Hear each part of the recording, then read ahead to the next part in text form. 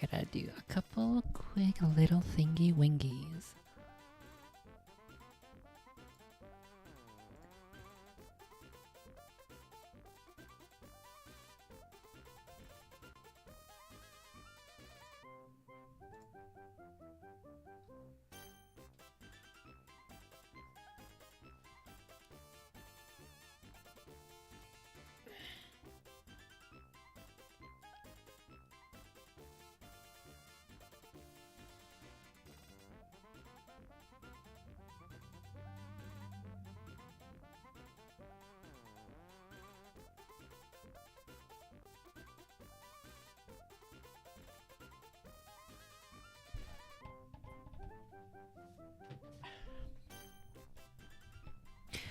It was a little spooky earlier. There was this bug. It's like a beetle in one of the cat tunnels that we have here.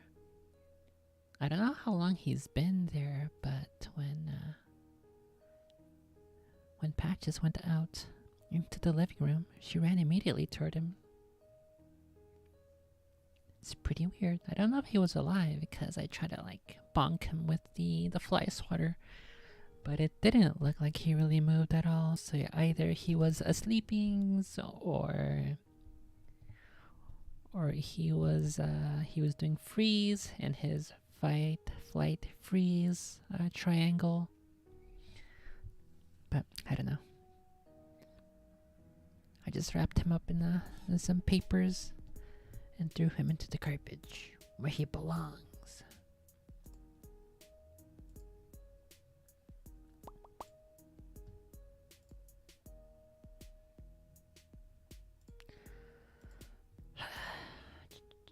Let's see.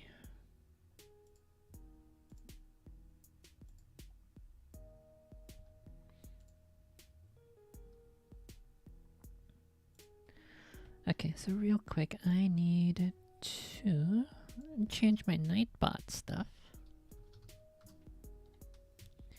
to say, to remind people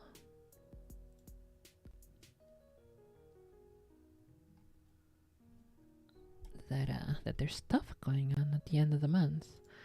Where are the timers? Here we go. Edit.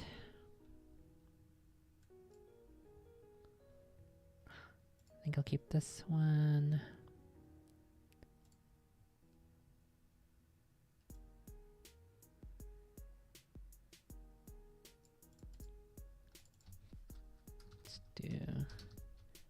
Let's title it birthday, and then it will be birthday is coming up at the end of the month.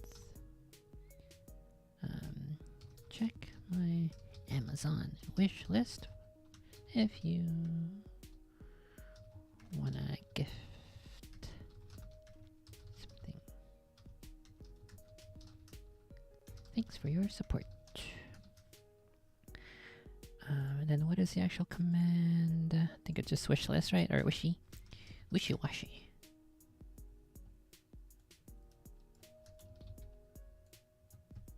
No! Fuck!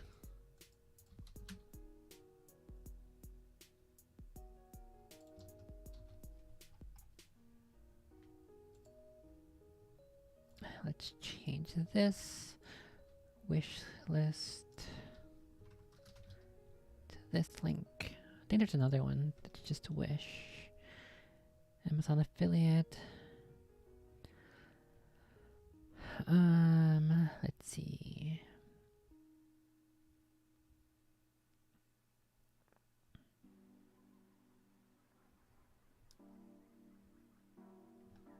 Okay, this looks good here.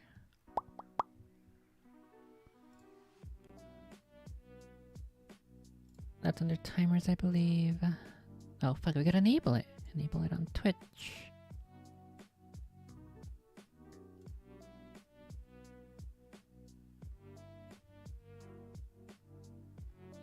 Okay, now YouTube's. Where is the YouTube's? Got a Nightbot.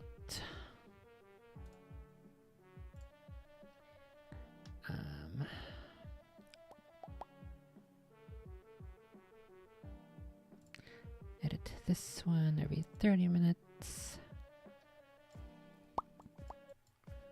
Go. Oh, fuck. The birthday is coming up at the end of the month. If you want to gift something,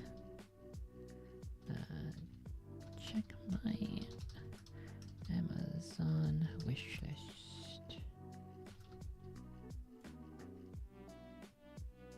I guess I should include the link there now.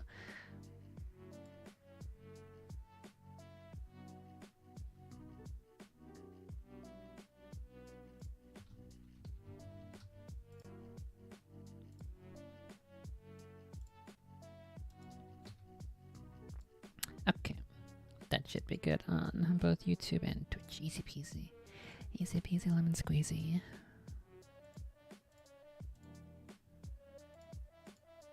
No! I killed one of my tabs.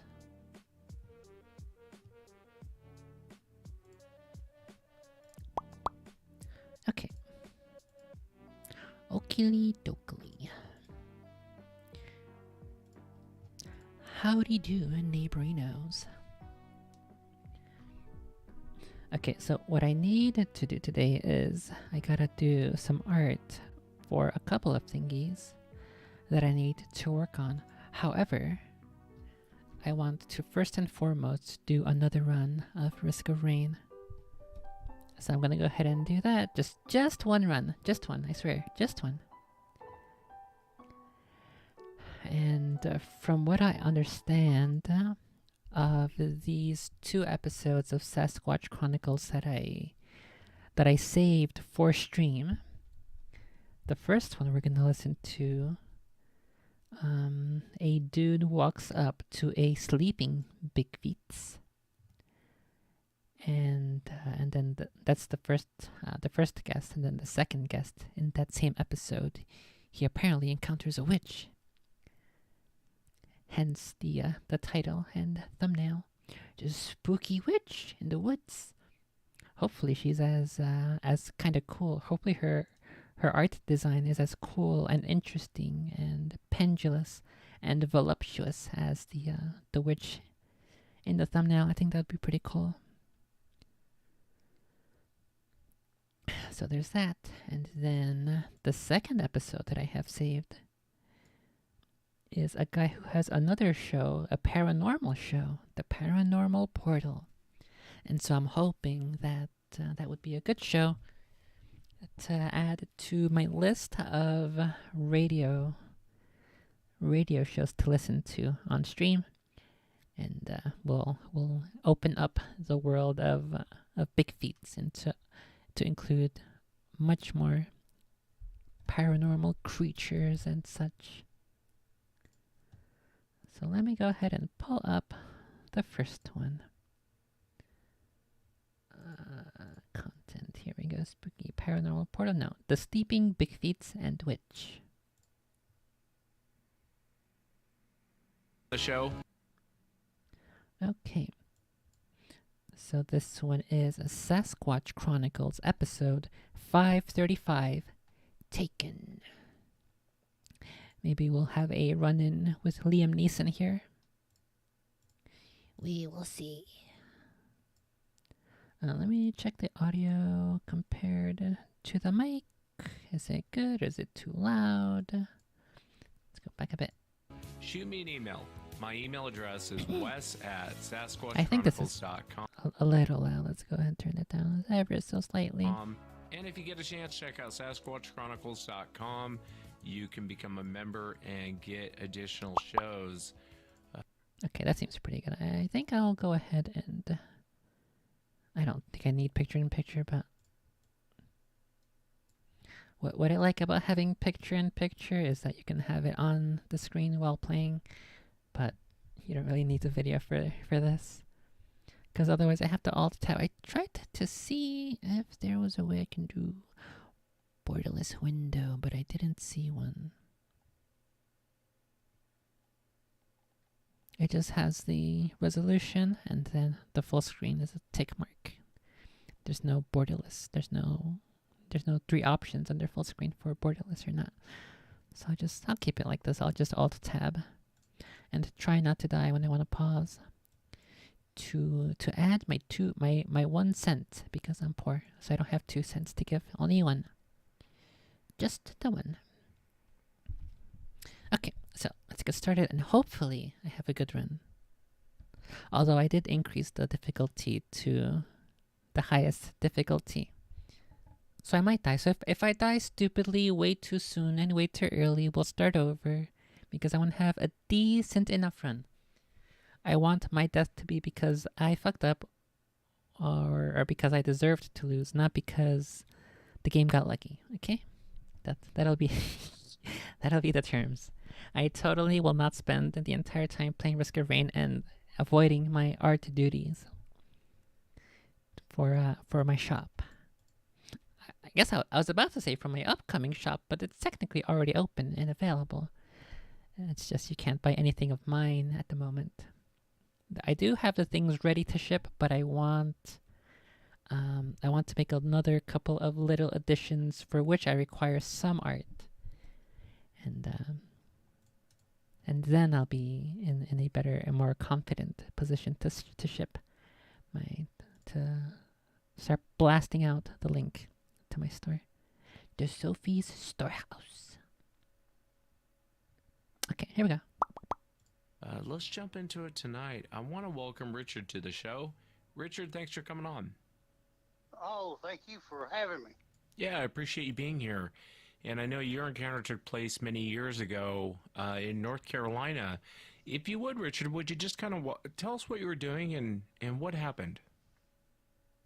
Well, this was my childhood home. We were located in the northwestern corner of North Carolina, near the Virginia line, and we lived in the foothills, and there was a forest behind our house. It was a vast expanse of just undeveloped woodlands, thousands of acres. I don't know exactly how big it was, but I started off with my father hunting when I was a little fella, and A little fella. I followed him around through the woods. He was an amazing father. He had more patience with me than I can tell. And one of his favorite guns as a young man was a little Ithaca 20 gauge side by side shotgun. And I got this as a present from him, by the time I was 10 years old.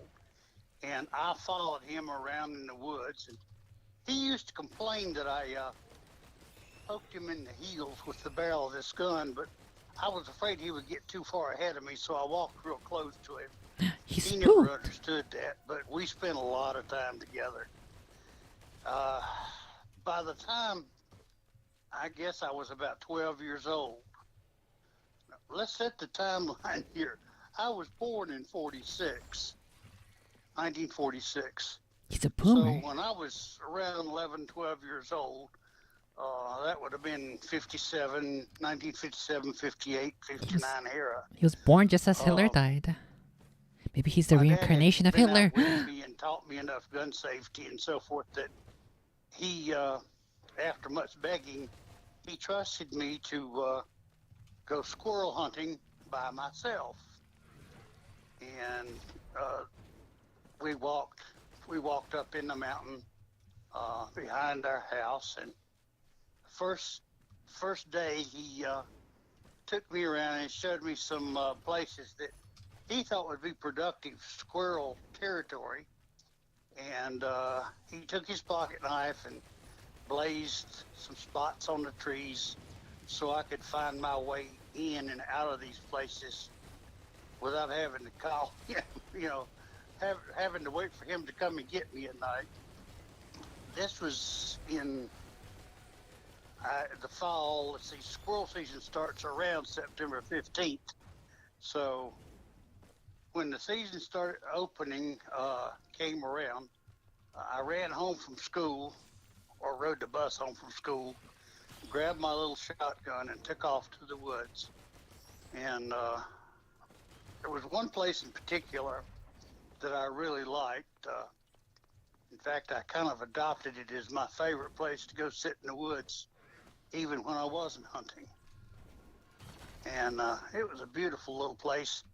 For some reason, the timber in there wasn't cut. There were huge beech trees, and they were, oh, I don't know, 15 inches through, in diameter, and I don't know how tall, really, really tall. And my path went down. I suspect that the reason why the timber wasn't cut there and why they were left to grow is because the woodworkers, the woodcutters, they got spooked off by some kind of a spooky monster. That's probably what it's gonna be, right?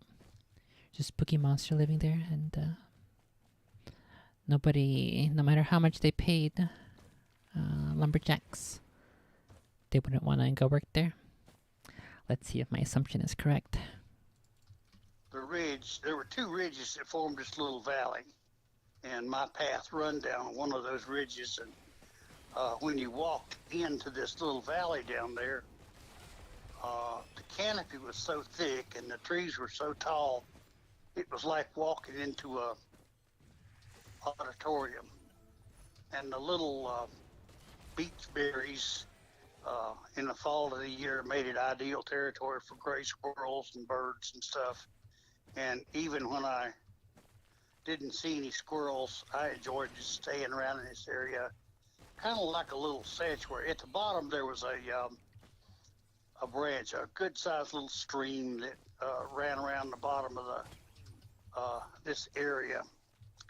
And in years gone by, there had been logging trails put in this area, and there was a bridge across the little brook that crossed over into a different area that had been cut over. I typically like the soldier syringe up there. There's a 3D printer for it, and I love that item on this character. However, I have so many good items here. I like the tri-tipped dagger and the teddy bear and the crowbar. So I don't want to chance those. Unfortunately, there's no scrap. No scrap thingy. To guarantee that I only lose the dog shit items. But it's unlucky. Ideally, I would have loved if there were a scrap machine, but there isn't. What I was also considering is picking up dog shit items and then going back immediately to the 3D printer, but that would have taken way too long to guarantee that I only convert my dog shit items to the good item. So we'll see if that's a worthwhile gamble that I'm doing right now. I'm sure it'll be okay. No biggie. Several years before, and it was quite a contrast because you go from the very, very tall trees into a field that had been cut over, and the underbrush had grown up real thick to the point you could hardly get through it.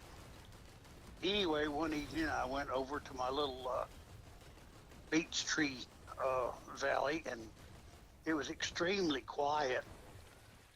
And after what I thought was a sufficient time standing around, walking around in this area, I decided to go across this little bridge into this territory that I wasn't that familiar with.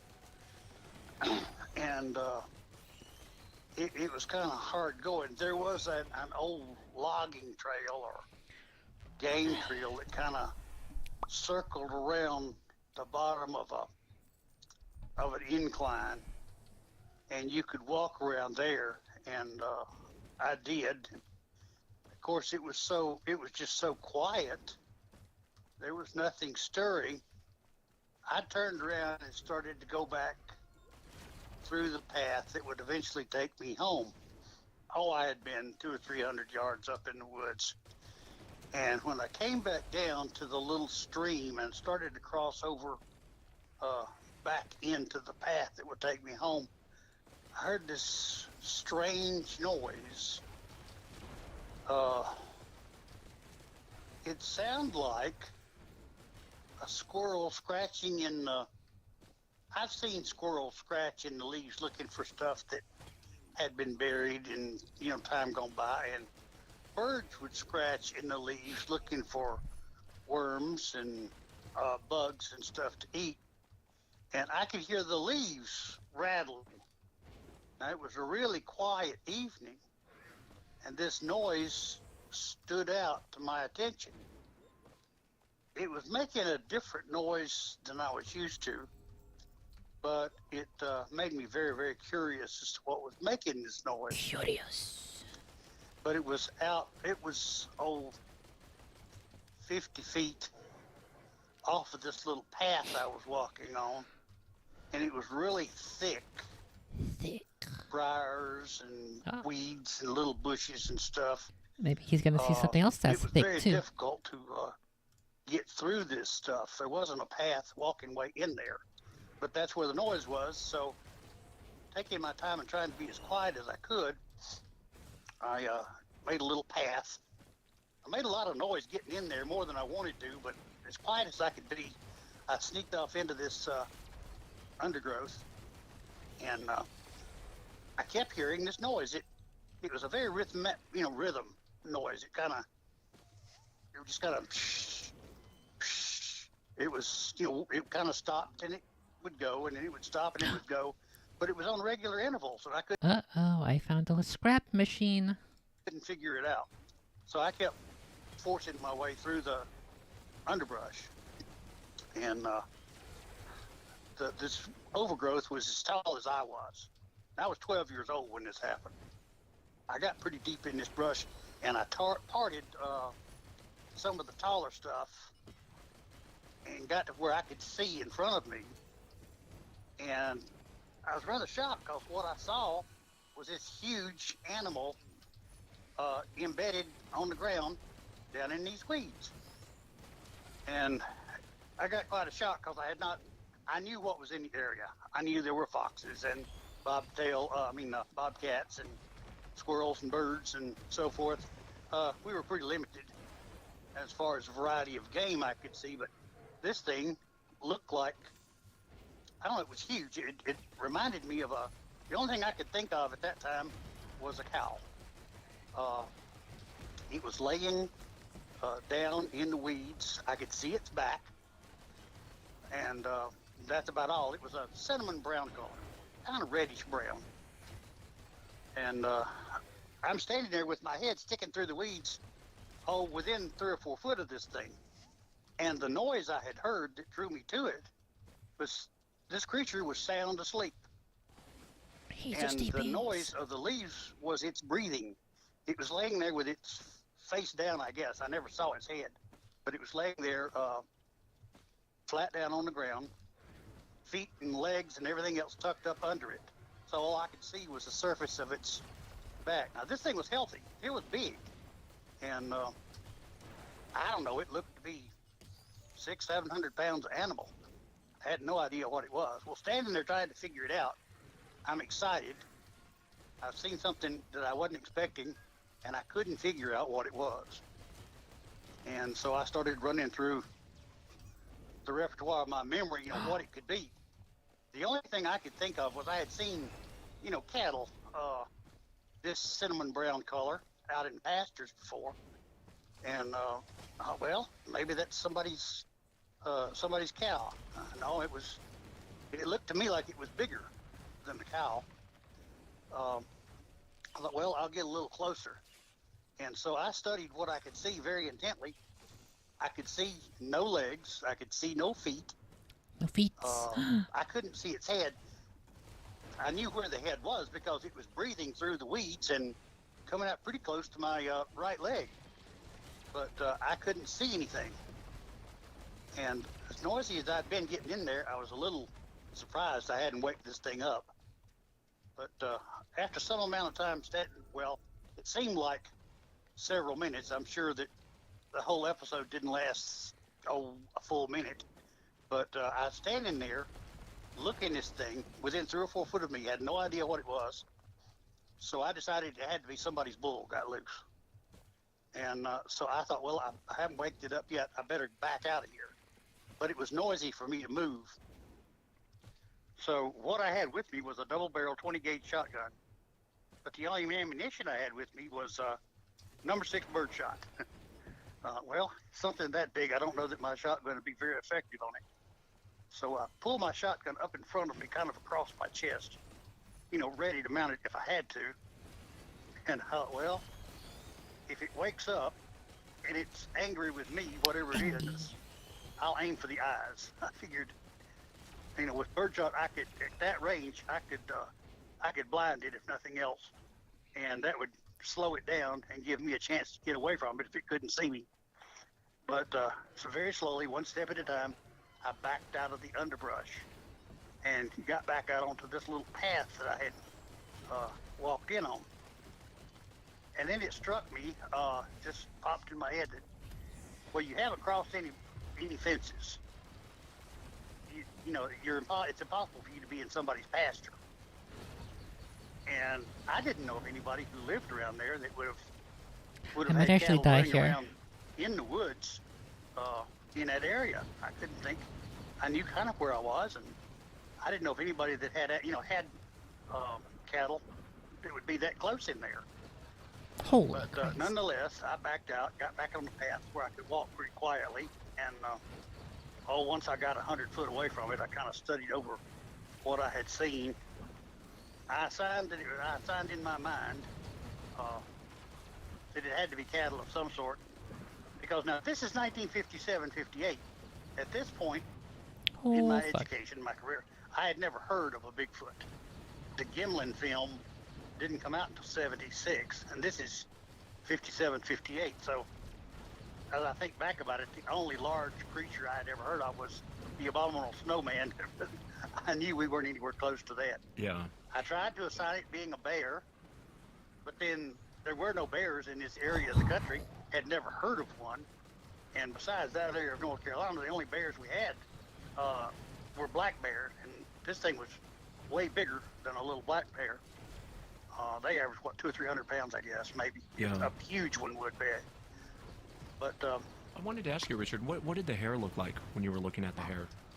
well, that's the one thing that kind of throws me, because it wasn't shaggy. It looked like a pretty smooth coat of hair. Now, all I could see was its back. That's all I could ever see. It was covered thoroughly. I could see no skin. It was just well, I can tell you the color. I later saw an orangutan in the zoo. You know that orangey brown color of an orangutan? Yeah. It was really close to that in color. And the hair was not as long as an orang. I guess it looked to be like inch and a half, fairly smooth coat of hair. But, based on the fact there was no cattle I knew of around there. But I figured somebody's bull got out, and I had found it wandering around in the woods. And then I thought, well, this thing was trying its best to hide. I looked to see how it got in there. I mean, it was just like if you dropped a rock in the middle of tall grass, there was no path in or out of this concealment spot it was in. And the brush and the briars and so forth were very, they were not they were not mashed down around it. The cover came right up to the edges of this thing. I couldn't see how it got in there. There was no path into it. I'm in here. I thought, well, Oh, fuck. cattle walking in there, you could see a path where it walked in, but I couldn't find that. So, Yeah, it's I just- fascinating. Makes you wonder what it was. It sounds like one of these things. I've heard of people, they come up on them and they're like in the fetal position and just in a lot of weird positions when they sleep. There was a guy in Texas, he stumbled across one. He accidentally woke it up, it roared at him and it took off running. But thank God this thing didn't get up, whatever it was, because that 22 wouldn't have done you wouldn't have been very much help. well, I wasn't frightened out of my mind, but my heart beat really fast because I was faced with something I didn't know what I was looking at. Uh, and Holy thank the Christ, good this is Lord. a Well, mess. my dad always told me that the good Lord looks after children and fools, and I probably fell in that category that day. If that thing had waked up No! and roared at me or challenged me, Fuck, I didn't see this portal. I could have gone. Well, actually, maybe it's not such a bad idea. Maybe it probably would have got me because that I would may have have been passed bad. out. I have no idea what would have happened, but I was just lucky. I got away from it and didn't wake up. I smelled no odors. I heard no noise other than this snoring. And on the way home, I thought, well, what am I going to do about this? Well, I was afraid, not afraid to tell my dad, but I knew if I told him, he would think I'd made it up. Or, if he knew of something that size in the woods, he would have told me about it. My dad, pretty smart fella, he knew what was going on. And he had never mentioned anything like this to me. So, it was kind of a damned if you do, damned if you don't situation. So Yeah. I thought, well, I'll have to be real quiet about this because if he thinks I got into something that I shouldn't have been, he might take my shotgun away from me. Well, that was my prized possession at that time. So I decided to be quiet about that.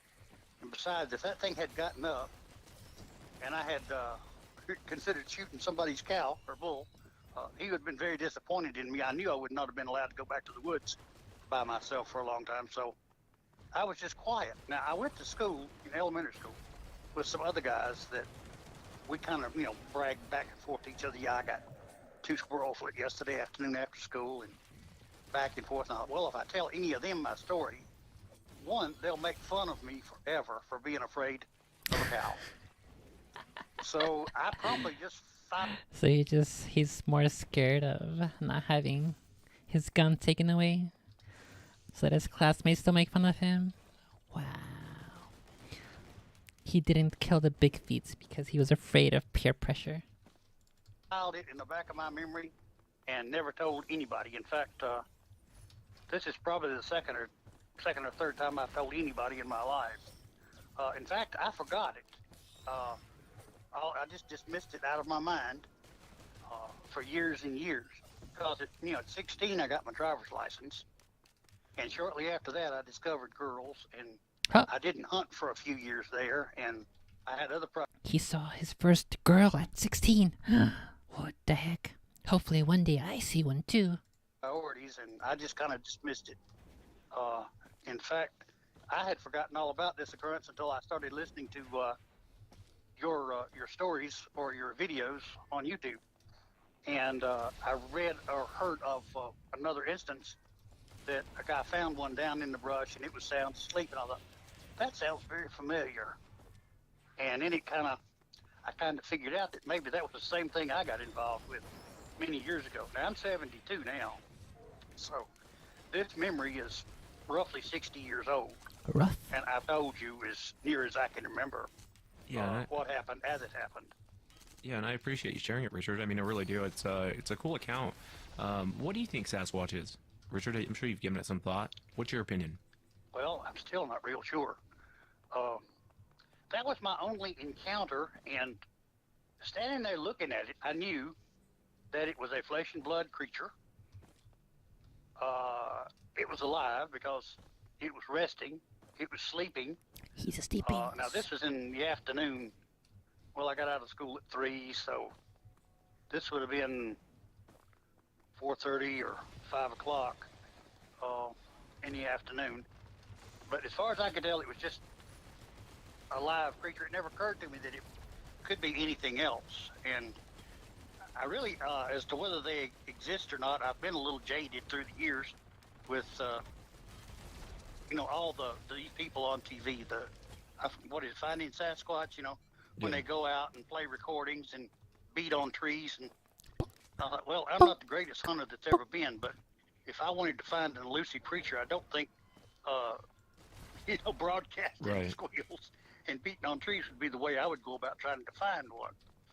It really is a mystery, and it would be nice to know what they are. And I know this is 60 years ago, but it's a very interesting account. It's not the first time I've heard of someone You know, and you would think something so elusive, you wouldn't be able to stumble up on it while it's sleeping. But I've heard many accounts like that. I mean, a handful of them where they've stumbled up on these things sleeping. And they're usually in areas how you describe. You know, a lot of brush around them, kind of hidden. You'd almost have to trek your way in to get to them. You know, they're so far in and buried down. And the way it was sleeping, too, I think you would have noticed if it would have been a cow. And I don't know if cows snore. I'm not a farmer, but Well, that was another thought. Now we didn't have cattle. My family didn't, but a lot of the guys I ran around with lived on a farm, and I was familiar with cows in their pasture. The only dangerous part I had been exposed to was some of the bull. Artificial insemination wasn't a big thing then that I knew of.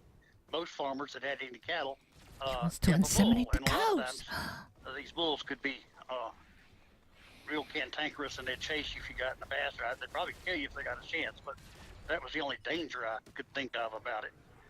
Uh, and two, that was a one-time experience. I've never been anywhere close to one since then that I know of. Well, there is one other thing. I guess it was about 1980. I had grown up and moved away. I got married and moved out of home. But I went by to see my dad, as I did quite often. And he said, I got something I want to tell you. And of course, I would listen to anything he said. Um, he had been back up in that same mountain, and he was exploring. He found things in that mountain that I never saw, but he was exploring very remote parts of that mountain. And he said, I started looking around where I was, and he used one of his famous sayings. I forgot what it was. He was in a Algomi holler, whatever that means. I think that's where you have to carry the sunshine in the bucket. It's so dark. He said, the thought occurred to me that there could be things in that mountain that I'd never heard of. And he had a little Colt Woodsman 22 pistol that he carried with him during most of these explorations. And he was very proficient with this weapon, but it was a 22 semi-automatic pistol. And he said he got pensive enough that he took that pistol out of his holster and carried it in his hand so it'd be easily accessed if he needed it. And he carried it in his hand on his trek back home. And my dad was he was my hero, but he was a he-man. He grew He, up rather poorly, and at least he wasn't a had three she-man. brothers. Well, usually what they ate for dinner was what my dad or one of his brothers brought home from the woods. And they lived kind of in the middle of we lived in the foothills, and they had a little house that was out in the woods, a good bit off, on a little dirt trail, wasn't on a highway. But what they went to the field and brought home, squirrels, rabbits, whatever it was, a lot of times was what they had to eat. So he was a pretty proficient woodsman and knew a lot about the woods. But for him to, I've never known him to be afraid of anything. The man was in World War II for 4 years, and he went through the worst battles in the Pacific. He was there at Midway and Iwo Jima and several other battles, and I've never known him to be afraid of much at all. But for him to get nervous enough to take that gun out of his holster and carry it, I didn't think much about it when he was telling me this. But afterwards, I thought, I wonder what that man saw. Something he saw, or something moved, and he didn't know what it was. Something happened to frighten him, to make him do that. And I never got to ask him what it was. This was in early 1980s, and I lost him in 1985. So I never got the chance to. I never got the chance to explore it with him after I woke up and realized what he was telling me. yeah, But, makes you wonder. Makes you wonder what he saw and what he experienced. He comes from that generation of guys to where not much shakes him up, not much. It was a different time, different generation. So it does make you wonder what he saw or what he heard that told him to pull that gun and walk his way out. But Well, he was pretty proficient with that little weapon. Yeah, I don't can know that imagine. he could have killed something Yeah. very large with it, but he was good with it. Yeah, I can imagine. Well, Richard, I appreciate you coming on and sharing the encounters. I really enjoyed talking with you. Well, now you understand. All I told you is the truth as best I can remember it. I can't tell you that I saw a Sasquatch, but I told you what happened. You can make up your own mind about what it was. I still wonder about it a lot of times. Yeah, I can imagine. I would too. Well, I appreciate it, sir.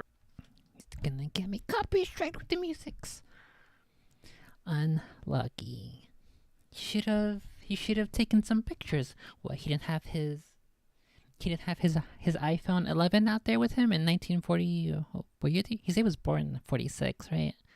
Well, he didn't have his iPhone in the 1950s or 60s.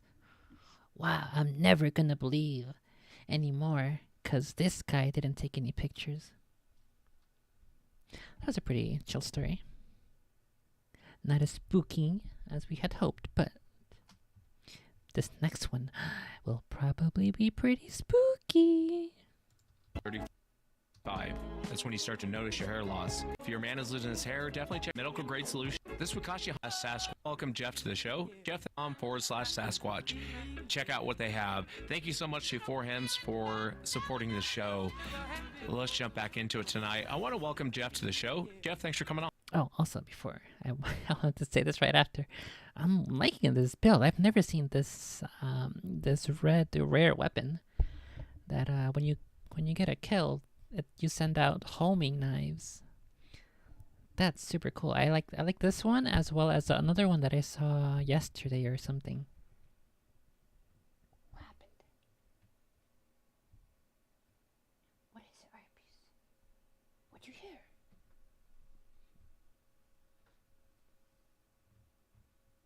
What is it? What do you smell? Man flesh. Where'd he go?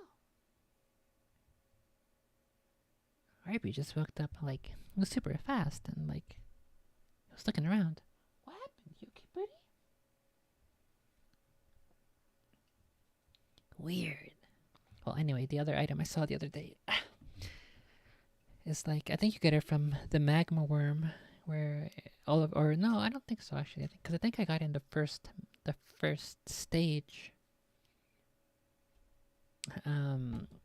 It's like this explosive ammo or something. Every bullet you fire does a little explosion and does AoE damage. That was super cool. I think I won with that item. I got that item the very first stage, so the entire run was way different than I would have otherwise expected it to be. So I like that one and I like this one with the knives. These are super cool. Okay, let's do this witch story. Let's go ahead and increase the volume since this one's going to be pretty different, apparently. On. Well, thank you for having me, Wes. It's an honor. Yeah, no, the honor's mine. And, I was thinking about us talking yesterday and some of the weird things that happened to you. I have so many questions, and I'm fascinated by it. If you would you just kind of start from the beginning? Tell us how all this started. I know there was an abduction when you were younger, but if you would, just kind of walk us into everything that happened to you. Well, it began when I was 5 years old. My mother was pregnant and about ready to deliver, and I woke up in the middle of the night, and there were 4 small men standing around my bed. I don't remember much about what they looked like other than they had large heads, and I was telepathically informed not to be afraid, and that they were going to teach me to fly. And I consented, and with that, they levitated me up. Somebody put some LSD in his water or something. What? Already calling bullshit on this one, but we'll see. We'll see how it progresses. They were at the 4 corners of my body, 4 corners of my shoulders and my feet, and I floated down the stairs, 2nd floor of the house, out onto the porch, and they said, now we're going to fly down the street. And there was a little hillock about a half a block away, and I was about 20 feet off the ground looking down, and we landed on this little grassy hillock. And then they said, now we're going to fly up.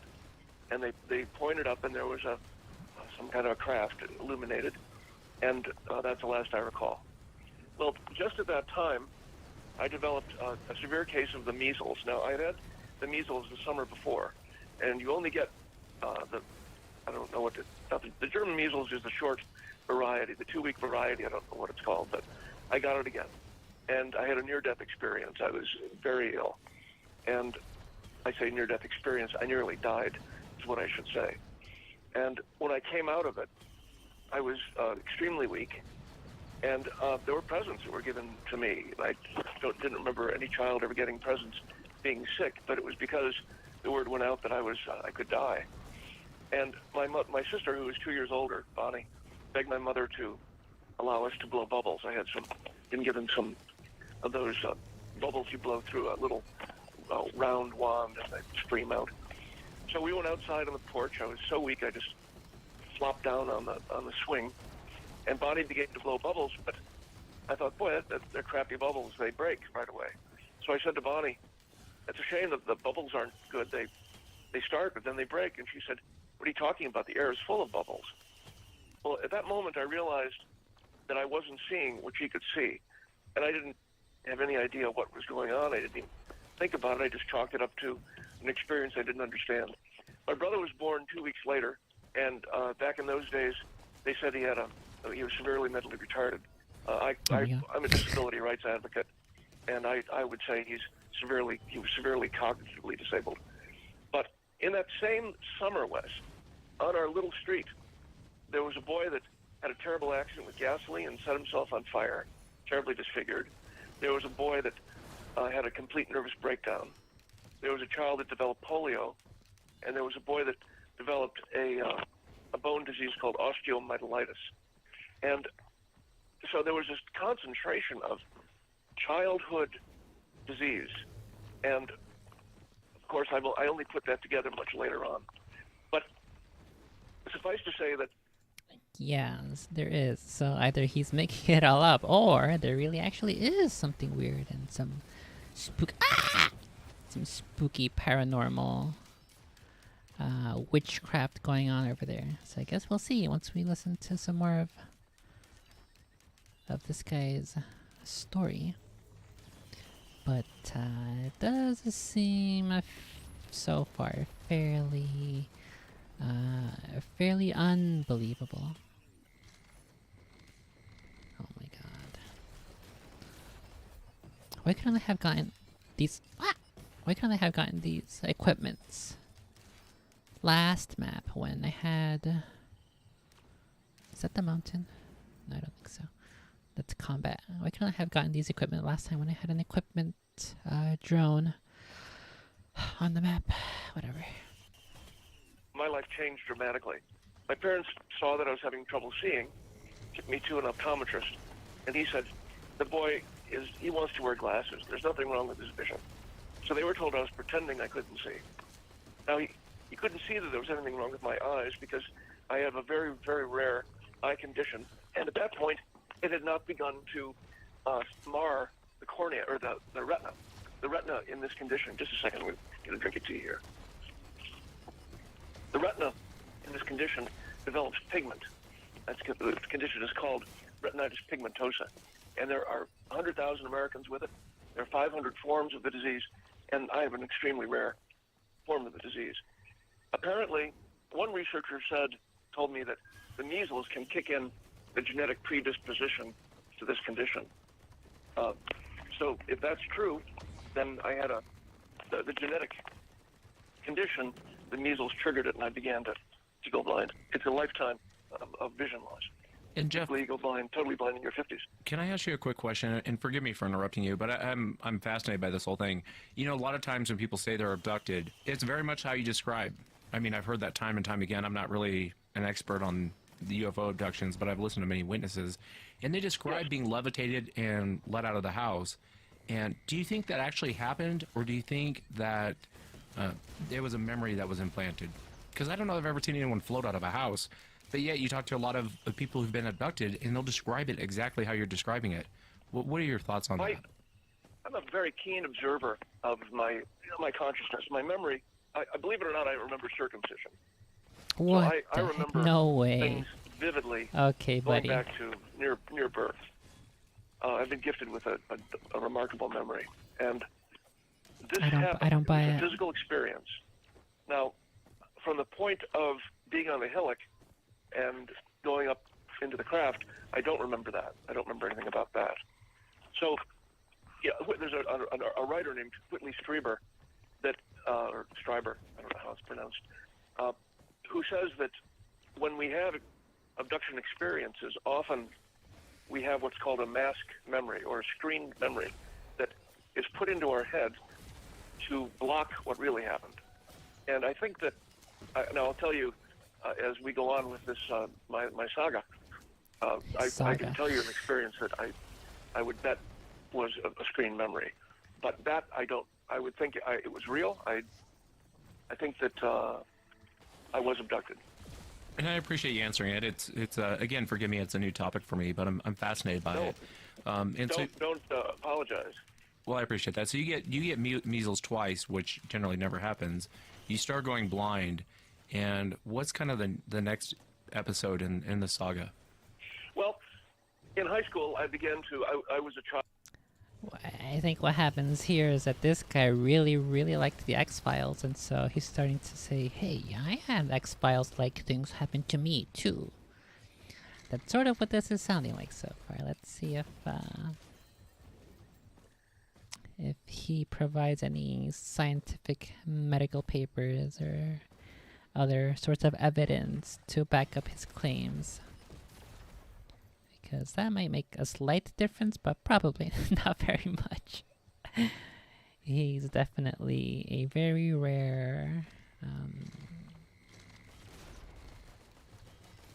very abnormal levels of paranormal activity around him, unless there's an equipment machine here. I think I'll go grab that. No, fuck, I gotta go get it now. I think I'll get the Jade one. The Jade armor. Massive armor for 8 seconds. That's super good. Okay, let's get back to the story. Child of the 60s, I was involved in civil rights. Blindness began to impact me in a positive way when I realized that I could play instruments by ear. I was taking piano lessons. The teacher again was told I was pretending, couldn't see. And when he realized a year and a half later that I'd been memorizing the music and playing it back, but not seeing the music, he refused to teach me from that point on. But I had that early experience, and it subliminally taught me that I could play by ear. So I began playing the ukulele and then the guitar, and I've taught myself to play 20 instruments. And I made my life as a musician for many years, developing materials for schools and families and hospice, and performing them and selling my materials and giving them away. But the next thing that happened was, as a teenager, involved in the counterculture in Cleveland in the 60s, I was introduced to a very simply prepared, stapled into a file folder, something called the Schropel lessons. Schropel. And they were lessons about telepathy, leaving your body, telekinesis, moving objects at a distance, and so forth. And I began really wanting to learn to do those things. I had been involved in the Christian church, been turned off by the hypocrisy of the church. Believed very much in Jesus, but not in the church. And my attention began to be turned based as fuck. Okay, I take it back. Everything toward paranormal. Every single thing he says is real. He's based. He's a based Chad, Catholic Church disliker, but still nonetheless Christ believer. Literally no other kinds of better people exist. Literally not a single one. Toward the tricks. And my intention was to learn to do that stuff. Well, I went to college for a couple of quarters. I was very discouraged by my life. My brother wound up being institutionalized at age 9 in a barbaric institution. I've spent much of my life, just not much of my life, as an adult, I developed a documentary about state institutions. I've written many songs about them, and I still am an advocate for the inclusion of people with disabilities into community life. So I felt like I was stuck. My parents, because of my brother's condition, became alcoholics. So in 1968, I climbed into a car with some friends, and off we went to California. And after a few days in the apartment of the friend where we wound up, I began hitchhiking alone with my backpack guitar. And I was seeking a psychic teacher. my intentions. One of the things I do want to say is that our intentions about everything in life are extraordinarily important.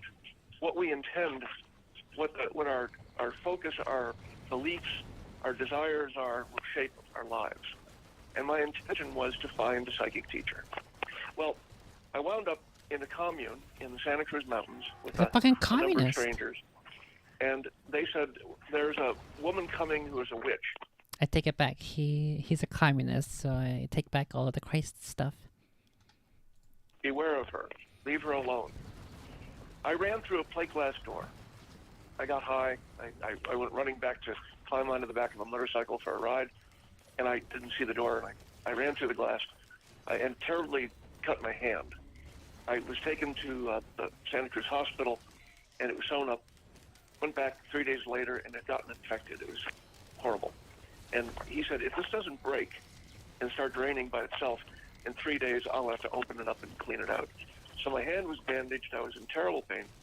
And in comes into this house Audrey, that's her name. Audrey Mars, like the planet. Well, I was told to stay away from her, but I had nowhere to go. I was just in the house, and I was wounded, so I was pretty laid up. Oh no, he was seduced by the witch. He's like, oh, I have nowhere else to go, so I'll just stay over here with the witch. With the witch named Audrey, who's also named after a planet. She seems cool. Maybe that's what I should have done for my last name. I should have named myself Mars. That would have been a cool last name. She said, what happened to your hand? I told her. She said, does it hurt? I said, it hurts terribly, yes. And she said, let me see it. She put her hands around. She's gonna be like, oh no, you poor baby. And then she's gonna put a curse on him. Oh no. He fell for the bait. Never trust a woman. All women are witches. Touch it. Closed her eyes. And the throbbing, it Oh, was the every throbbing? 10 seconds there was a throb of pain. Eased. He's throbbing every 10 Stop. seconds. There was no more pain. And I said, what did you do? She said, I healed you. That's simple. Well, I thought, this is pretty amazing. I don't know what she did, but I would like to know how to do what she did. And 2 nights later, I was you think going she's into Santa amazing? Cruz to hear one of the guys play guitar at a bar. And on the way back, driving in a truck, we came upon a deer that had been hit by the car in front of us. It was in the middle of the road. I got out. I wanted to help the deer and put it in the back of the truck and get it vetted. And, well, no one would help. And the deer, you could see its back legs were paralyzed. It scrabbled away from me. Well, they refused to help. I was helpless to do anything, so we went back to the house. Audrey came out of the room, her bedroom, and said, what's wrong? I said, what do you mean, what's wrong? She said, the light kept going on. I'm getting your name. What's wrong? Well, I told her about the deer. And she said, okay, let's go. Who else wants to help? There was a Native American woman that had given birth to a couple twins. She said, I'll help. So the 3 of us climbed into a car. And on the way to the deer, Audrey said, animals communicate telepathically. I'll send it pictures. When I say join me, then come up to the deer. So she got out of the car, put her hand up in her palm exposed, began talking to the deer, got to it, knelt down. The animal was completely quiet. She said, come now. We walked up, unrolled a sleeping bag, lifted the deer onto the sleeping bag, put it in the front seat of a car, drove it back to the house. She went in, and the same guys that wouldn't help carried the deer inside and put it on her bed. A German shepherd climbed up and lay next to the deer. A cat climbed up and lay next to the German shepherd. She's not a witch, she's a druid. And Audrey and I. There was a circle of the 5 beings. And as long as one of us was touching the deer, it was absolutely peaceful. It drank water. It was alert. It was watching us. And it began to quiet. At about 5:30, it died. 5:30 a.m. So the deer dies. We bury it. And she says, let me teach you about plants. So we go out, and she shows me about, you can put your hand behind a fern, and if your intention is love for the plant, the fern will move toward your hand. And I did that. She did it. I did it. I said, I want to know what she knows. So we went out for breakfast, and I went into the restroom, and I thought, oh, I haven't told her what I want. And I said, I focused. I want 2 eggs over easy, bacon, an English muffin, coffee, and orange juice. Came out. Okay, so so here is the tale, the series of events. He he's a Chad, Christ, man of Christ, but then he runs into this communist witch who, oh, stun. I think I'll take that stun. He runs into this communist witch, and then he's basically that meme with the Pepe is like, and what does this magical crystal do? And his desperate for pussy voice. That's literally exactly what's going on over here. I've literally, I literally found out the entire story. So I'm gonna have to go ahead and pull up that meme. I'm gonna have to change the thumbnail to be that meme, cause that's, there's literally no other scenario that's similar. He's just doing his desperate for pussy voice.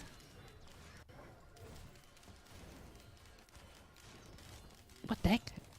I thought I pressed play.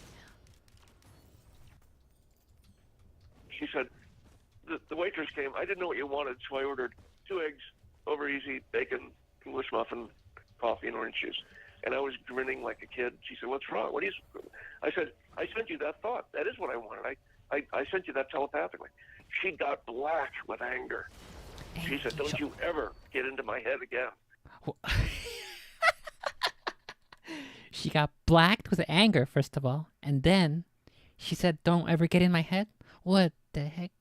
Everyone's gotta share that head. She's a communist, bro. What the heck? You gotta share everything.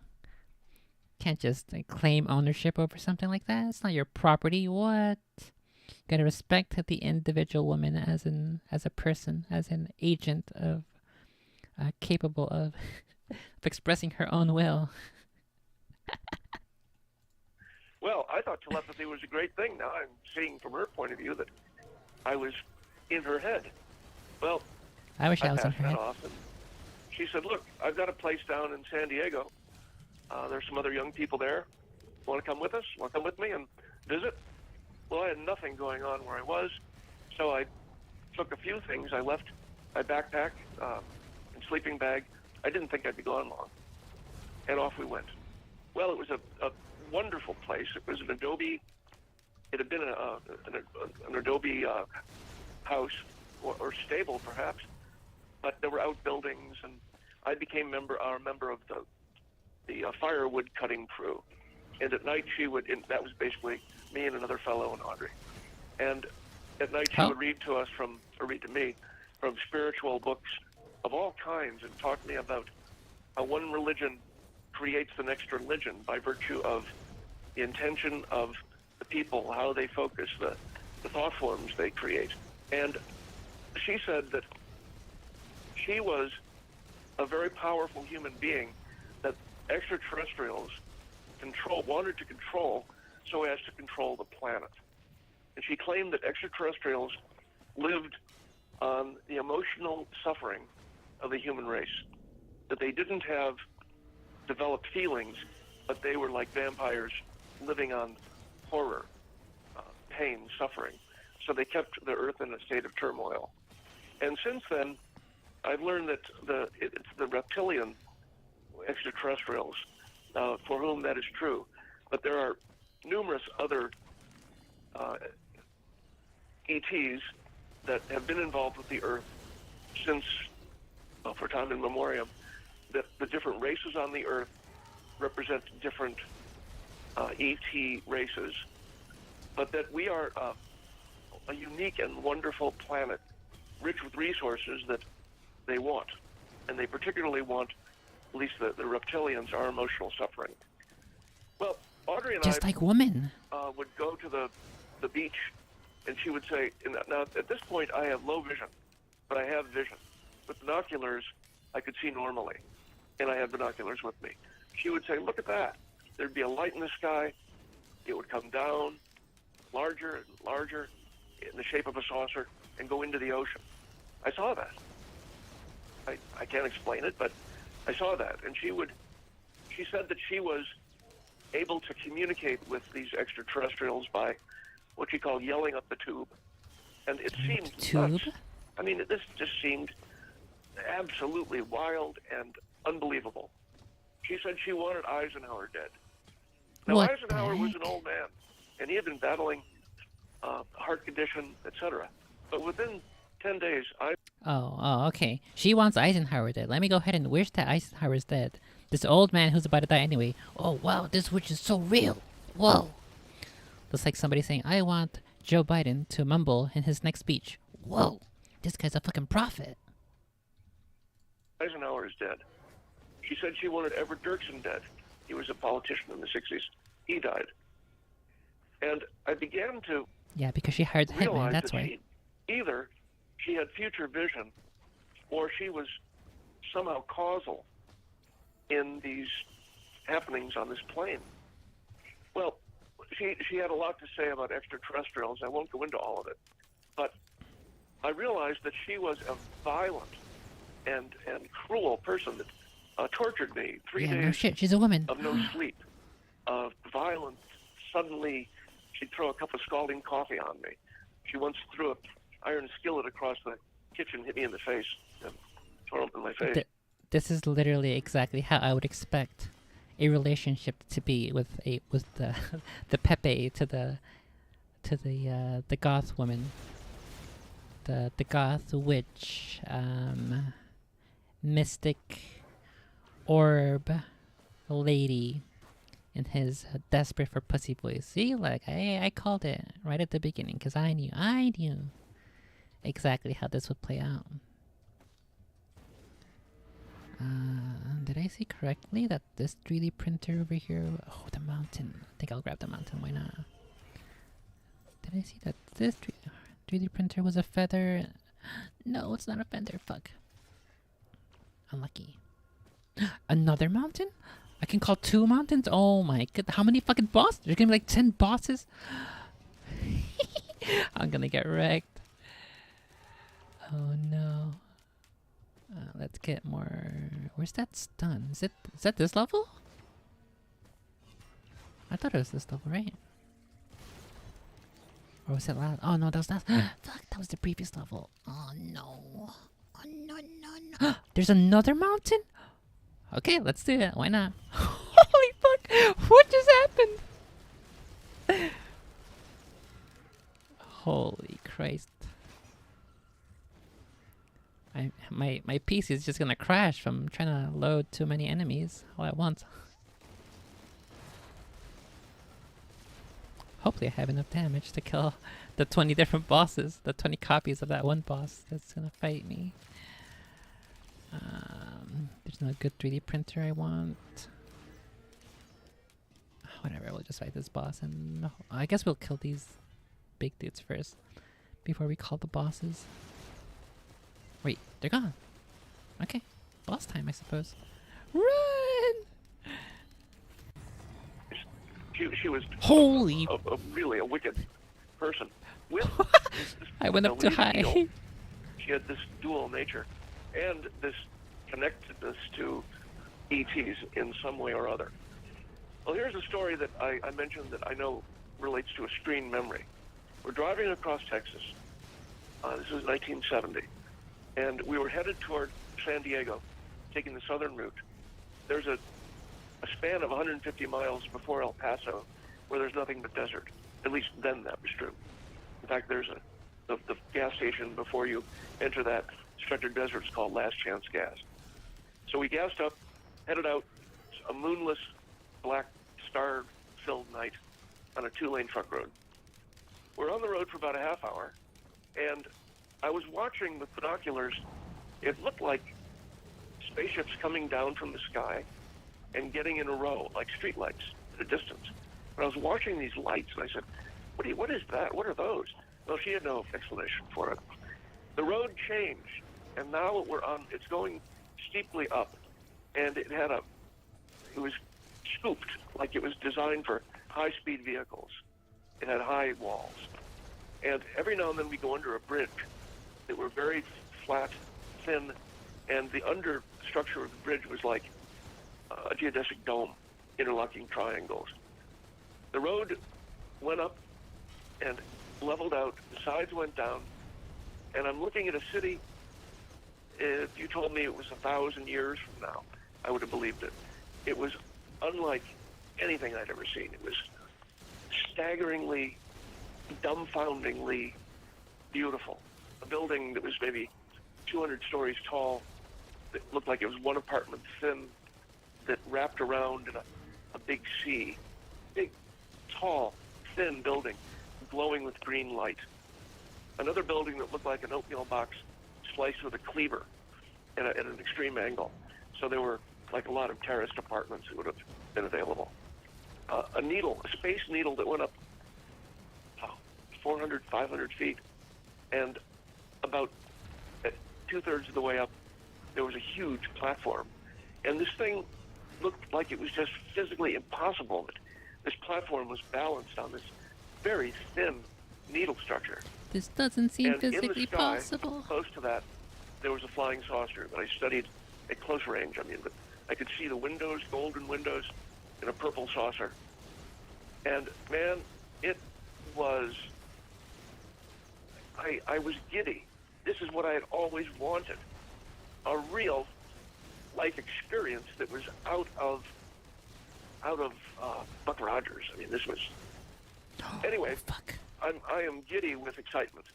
Audrey was frightened. I'd never seen her frightened before. And I said, "What's wrong?" And she said, "I don't know if we're going to be able to get back." She thought we had gone through a dimensional door, that we were in future time, and that we might not be able to get back. I was recording what I was seeing on a little reel-to-reel battery-powered tape recorder. I dropped the microphone, and I reached down and fished it out off the floor. And I looked back up, and we're on a 2-lane truck road. Just like that, it disappeared. And Jeff, do you think, I mean, and I know for the audience listening, they're going to think, well, this guy was on a bad acid trip, but I've heard weird things like this before, and it's usually people have been abducted, and they'll have some weird memory, and then they'll go get hypnotized, and it was completely different from what they remember. Do you think that's what was going on? Yes. Yeah, I think that it was a stream memory. What Whitley Strieber says is that when we are abducted, we are given a memory from their planet, from their life experience, that to cover what it was really going on. Now, I also remember from that trip, we had stopped looking at a map, and I remember bright lights and two beings walking toward us. One went to her, one came to me. And what I remember was he was a kind of a yokel policeman, almost like Barney Fife from the Andy Griffith Show. And he borrowed a cigarette, and we were smoking and talking, and well, that could have well been part of that whole experience of being abducted. But in the course of that experience in the desert with the city, there were a lost couple hours. That when we were back on the truck road, it was middle of the night as opposed to 9 o'clock at night when we started. And again, that's part of what is talked about. Another time, we were driving and we wound up on a corduroy road, bumping along on logs, very rough. And we came upon a log cabin that was straight out of Abe Lincoln on this corduroy road. And at that point, I think we were either gone through a time warp backwards or another abduction experience with her. But the City of the Future experience was so vividly physical. The feeling of the road underneath us, the perfectly smooth roadway. And, there was something along the side of the road. You remember in Close Encounters of the Third Kind, how the fellow kept building the mountain out of mashed potatoes and so forth? Well, I saw that's something that happened to me, that I'll find myself drawing with. He made he's drawing. He's trying to draw Audrey. He's so entranced by Audrey and her witchiness that he, even after she hit him with a pen, even after all that weird stuff, even after she said, "No, I don't want you inside my head." Oh my god. Okay. Well, I mean, I guess this is a good episode for fun and memes, but I suppose it could be real. However, I don't know too much about witches in the modern days. So, whether or not these events are real, or Audrey is real, or maybe his brain was just so messed up, and he found that the other person on the planet whose brain is also messed up, and then she says, "Whoa, I don't know if we're gonna be able to get back from this dimensional split." They're kind of perfect for each other, I suppose. Oh my god. My finger, this image of a disc, almost like a radar disc, with steel or metal going down to a point with a red light on the end. And these were along the roadway every mile or so. Who knows what they were, but they were part of the cityscape. And I have been hypnotized, and they couldn't get past that memory. Interesting. So this lady that you became friends with, Audrey, and before we go into any more experiences, do you think she was human? It seems like she's doing a lot of weird things that would make you kind of look at her and go, I don't know, she's from here. She's aliens. She was very human. She Oh. claimed she was a hermaphrodite. He knows she was very human. He tapped it, so I guess that's worth it. It's that other meme with the when you date an evil witch goth girl and you let her run her experiments on you, and you're just laying there on the pentagram and the drawn in chalk on the ground. She's very human, so like. Oh my god! Well, good for this guy. Good for this guy. I wish that were me. Hermaphrodite, both Oh. male and female. And Wait, I saw what? her seduce. Oh, wait. She's from here. She was very human. She claimed she was a hermaphrodite. Oh, okay. She claims. See, like she's just into futa. What the heck? What's wrong with that? She's the perfect witch goth girl, the evil interdimensional goth girl. Both male and female. And I saw her seduce women. Heterosexual women. Whoa! I saw a woman seduce a woman in the '60s. Whoa, that's so weird. Whoa. Yeah, she was very real, very physical. But I Huh? think she Oh, was see? plugged in She's very physical. to. I was just listening to a podcast talking about magic and how, with intention, people can create physical impact on the earth plane. So perhaps that's what she was using, was some kind of magic to cause the death of people. I don't know. I know that she was violent, and I came to see Hot. that she was operating out of a set of values extremely different than mine. And I began to A put up woman's values. barriers, boundaries. You may no longer strike me. You may no longer use violence against me. You don't need to yell at me. Speak normally. Speak quietly. That's literally what this is. This is when he discovered woman. This is his entire life story. Is this one woman who happens to be a witch, and then he calls, "Oh, you may not speak to me this way. You will not use violence against me." What the heck? That's literally all women, dude. Oh my god, this guy's just an incel. He's an incel simping for the goth witch in his desperate for pussy voice. And the more I exerted my own will, the greater I realized my capacity was to stand up for myself. Because she said she threatened my family.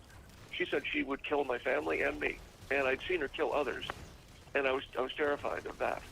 So she would say jump, and I'd say how high. I gotcha. Well, the final experience See, with desperate her for pussy. was she claimed that she called it the Casbah in Turkey. She said it was in Turkey. Was the center of extraterrestrial control on this planet, and she was. I've got another. I'll do this one first. She said turkey must fall, and she took a frozen turkey out of the freezer and put it on the floor. I thought he was fucking talking about the country turkey. What the heck? She had 17 cats, and these cats began attacking. You're just a cat lady. Oh. This guy's coming up with this whole entire story about how this woman's a witch, how she's evil and vile, and she bonked him on the head with a frying pan, and how they went into interdimensional futuristic worlds, and how she killed presidents, and she's connected with these extraterrestrials who say that they control the world. Bro, that's just a woman. Oh my god. Attacking the turkey. I mean, it was a really grisly thing to see, these 17 cats ripping into this turkey, especially as it became more defrosted. Well, representational magic. She was creating energy. She had intention. I don't know what else she did. But 12 hours later, there was a terrible earthquake in Turkey. 25,000 people were killed.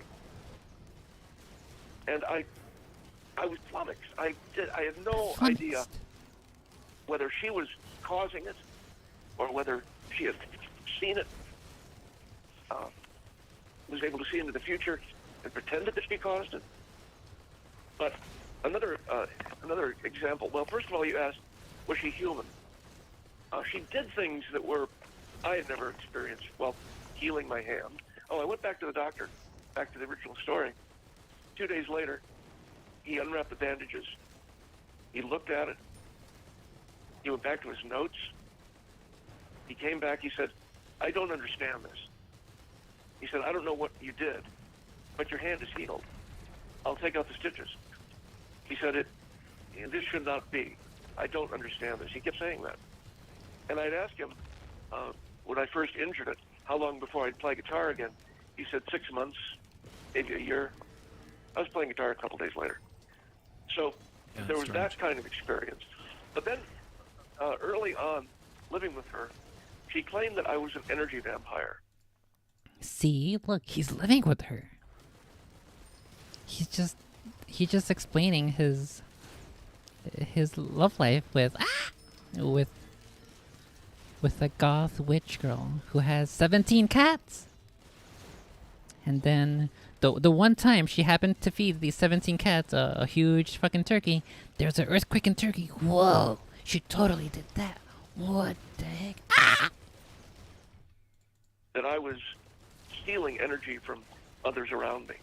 And I had no idea what that even meant. She's just gaslighting because she's a believe it. woman. I did not believe that such a thing was possible. Well, at one point she said to me, oh, you're sucking some energy from me, huh? Well, go ahead, take a big drink. She would talk in that. Take a big drink. Style. And I did feel, like when you have some couple espressos and you get that excitation, that feeling of kind of a little speed rush. I felt that. I had that experience of like, wow, this feels good, this additional energy, whatever it is. And for just he's sucking her, and he's like, oh, this I feels imagined good. that there was a line of energy between us, and that I was taking energy from her. I wish I could take energy from her. Okay, now I'm going to take it back. Oh, she's gonna take it back. Instantly, the good feeling stopped, and I began to feel weak. My stomach felt like it was filling up with blood, for lack of a better term. That's what I thought at the time. This horrible sensation of ghastly energy-sucking nausea. And my knees began to quake, and I fell to the floor. And I knew that whatever she was doing, if she kept doing it, I was going to die. I knew she could kill me. Oh, if she keeps sucking, if she keeps taking his energy, he's gonna die because it feels so good. And she stood over me, but she would just get, literally her face would get black with hatred and rage. And she got a mirror. Oh my god.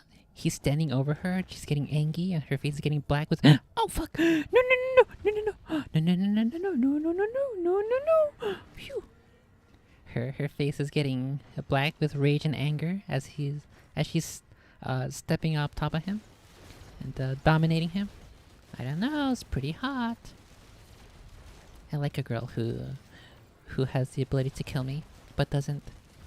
Pretty hot. Who can suck my energy and I can suck her energy. Pretty hot. her and held it up to me, and I looked like an 80-year-old man. My cheeks were sunken, my eyes were sunken, my lips were puckered, and I just looked aged. And she said, I'm going to give you enough energy back that you can live, but just that. Well, she did, and we went on. So she had parents. She did, and we went on. So I let her almost kill me, and we were still together. Yep. Totally worth it. God, I wish this guy was me. Sounds pretty hot. Paranormal power. Things happened around her that I can't explain, like that. Another time, we had lost our house. She hadn't paid the rent. And we were living in the woods near... Because she's a communist. She doesn't pay rent. Fuck landlords. Hashtag they don't do nothing. Hashtag when I am a communist. Ah! When I'm a communist, I'm gonna teach trans underwater basket weaving. And childhood exploratory things that I can't say on Twitch or YouTube. Anyone who knows Southern California, the Torrey Pine National Forest, these ancient trees as old as giant sequoias, but they're small, bent pine trees, they're gnarled, but they're 1,000 years old.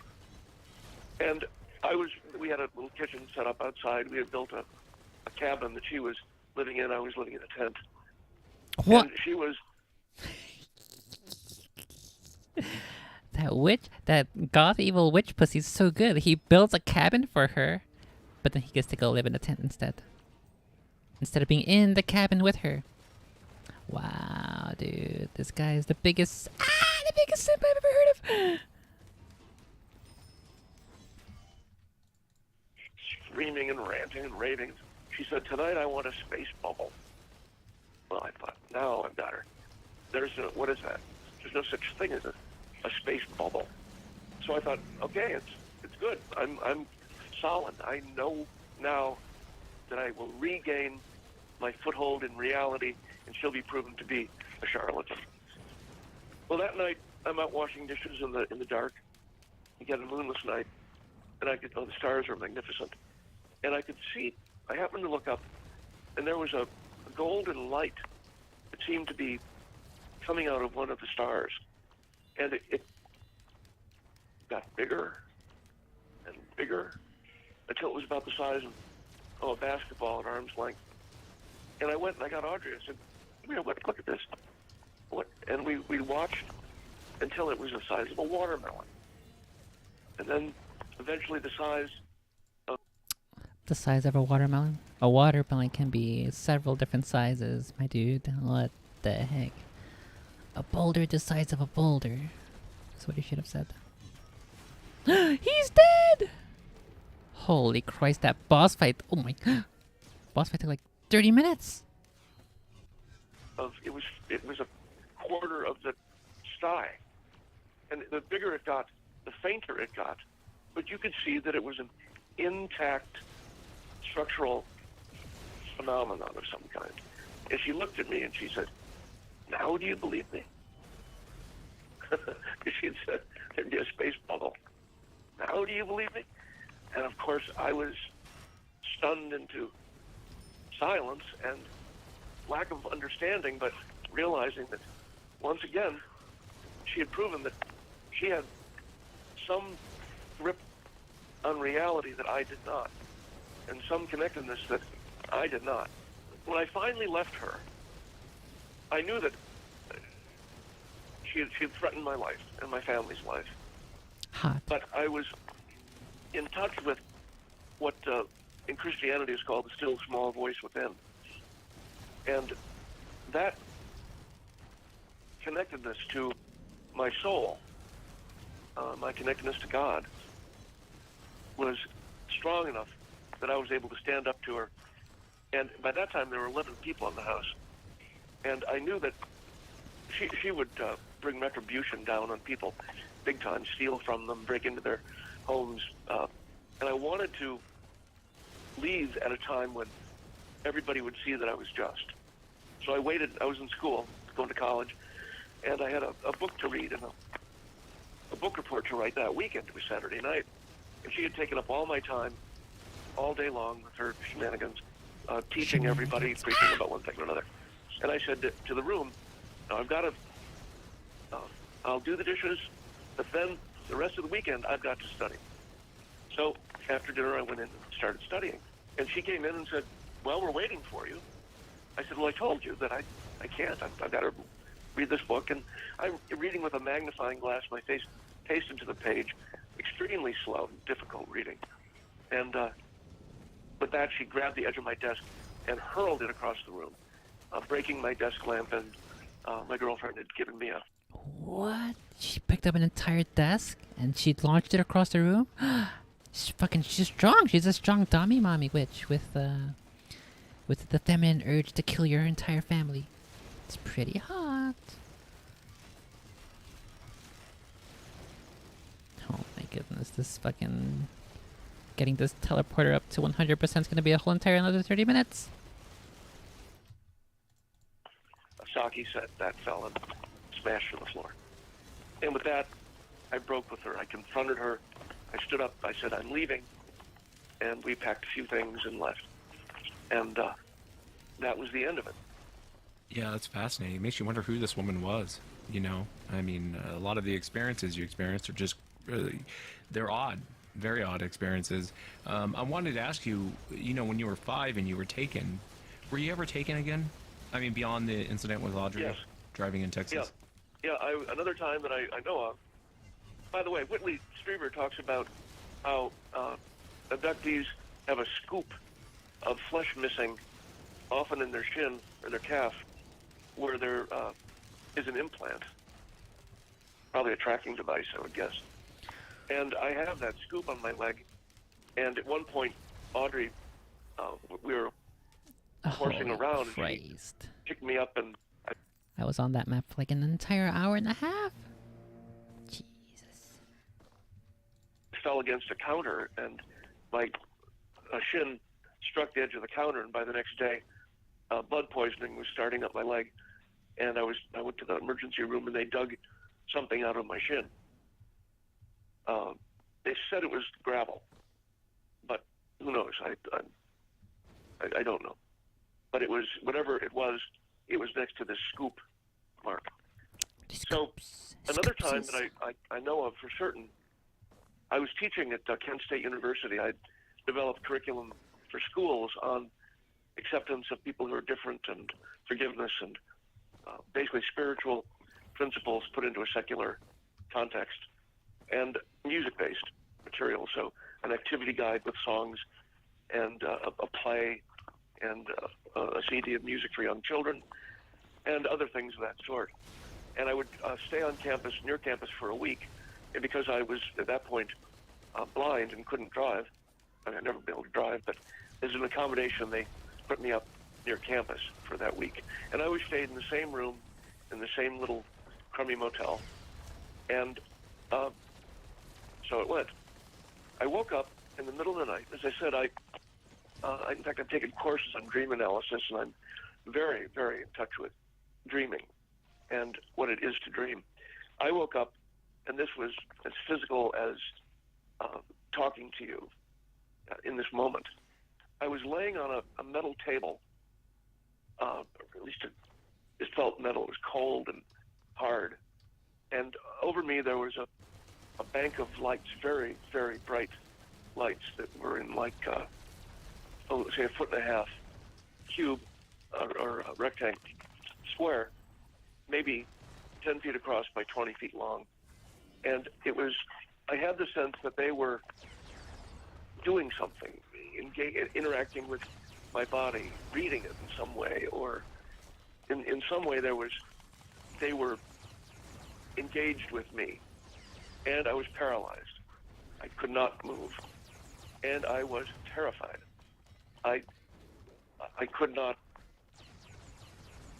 call out. I couldn't move any muscle in my body. And I knew that whatever was happening, I had no control. I passed out. And woke up Oh in the middle of the night back in my bed in the motel.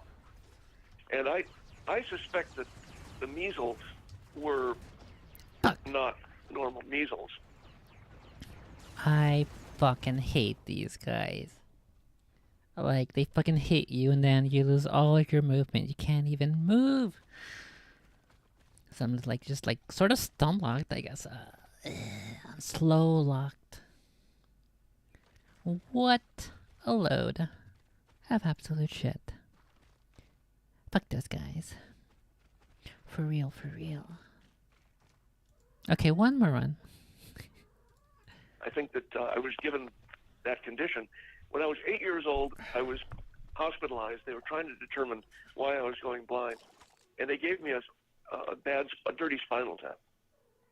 And from that, or at least I induced it was from that, but maybe not. Maybe this was part of the whole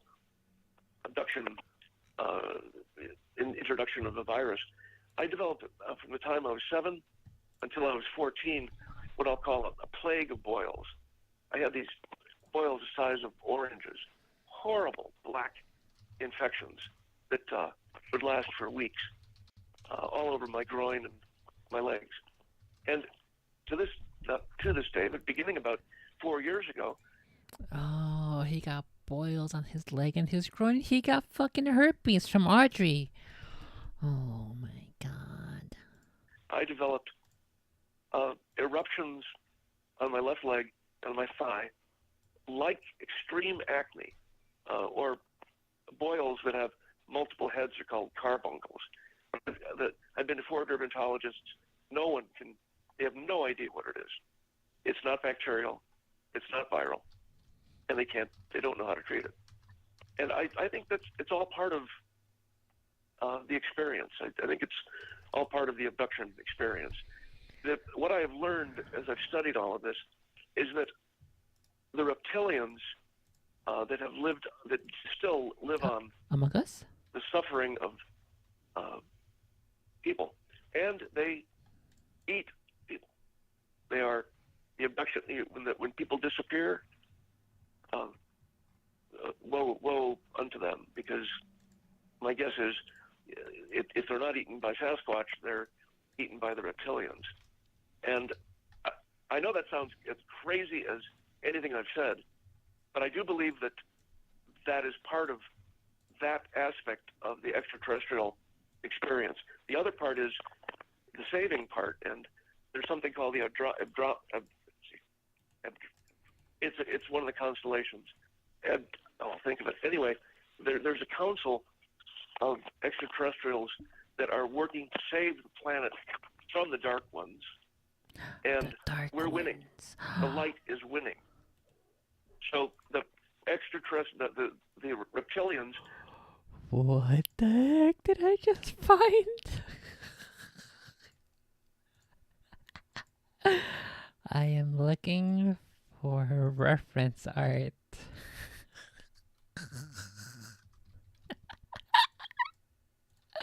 I'm looking for reference art for gargoyles, and I found this one here. That's not a fucking gargoyle. That's fucking Mike Wazowski with wings.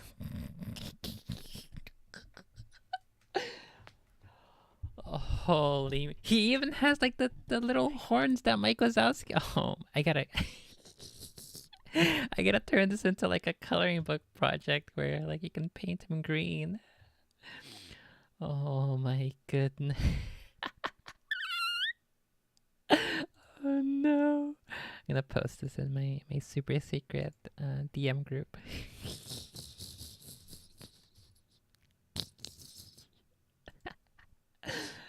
Oh no. Why is it like so funny? Oh fuck. Oh my goodness. I am glad that this picture exists. I am glad. I'm glad that I live in the same universe as this picture. I just heard a podcast about this. They had 15 undersea bases. And I told you I saw a spaceship go into the ocean. those have all been destroyed. And there was an underground base from Washington to Virginia. Do you remember when there was an earthquake in Washington a few years ago? A very strange thing, not earthquake country, but there was a significant earthquake in Washington, D.C. That was the destruction of that underground base. And there's still some reptilians in. Okay, this guy's just a schizo now. The evil murdering goth witch pussy was too good that it broke his mind. And then when she was sucking his energy, and he couldn't do anything about it, that she made him believe that he was so old, like an 80-year-old man, and that he only retained enough energy to live. And that with all of the LSD that his parents gave him as a child, all of that just shattered his entire understanding of reality, and so that's how he ultimately ended up being this schizo poster. Everything after his relationship with Audrey is just schizoid hours. Oh no. I'm gonna go ahead and read the comments in other too. smaller caverns deep underground that still are living on the torture, the suffering, and the physical bodies of humans, especially children. But You know, I know this is. I know when you and I were talking the first time, you're like, "This is crazy. I wouldn't believe it if I didn't hear it. You know, if it didn't happen to me, I wouldn't believe a word of this." And of course, what I found, honestly, sometimes the weirder things are closer to the truth than you might realize. The one question I want to ask you, and I'll definitely have you back, Jeff, for part two. But one question I want to ask you is, what do you think the aliens are? Do you think they're fallen angels? I know that's one theory. Do you think they're another life form from another universe? Do you think? What is your take on it? I think that first of all, that we've been visited. The Earth has been visited for thousands of years by extraterrestrials, and I think they come from different planets throughout the galaxy, throughout the universe, and that they're here because of, well, for different intentions. But the ones that are malevolent are here not only. They're here for Audrey. She summoned them because she wants some Elamau activity, some Elamau fun and activity. Fun. She wants some Elamau fun and games. That's why they're here. Because they want our suffering, but also they want the Earth's resources, and they're plundering the Earth's rare minerals because their crafts too are physical, and they, I think they are different species of beings that come throughout the universe. It's a fascinating take on the whole thing, you know, and I really appreciate you coming on and sharing this portion of it. I'm definitely going to have you back for some of the demonic encounters and some more of the paranormal stuff that you experienced. Absolutely, yes, that's a whole other element of it, Wes. And I think that it again goes back to intention, and I would just encourage.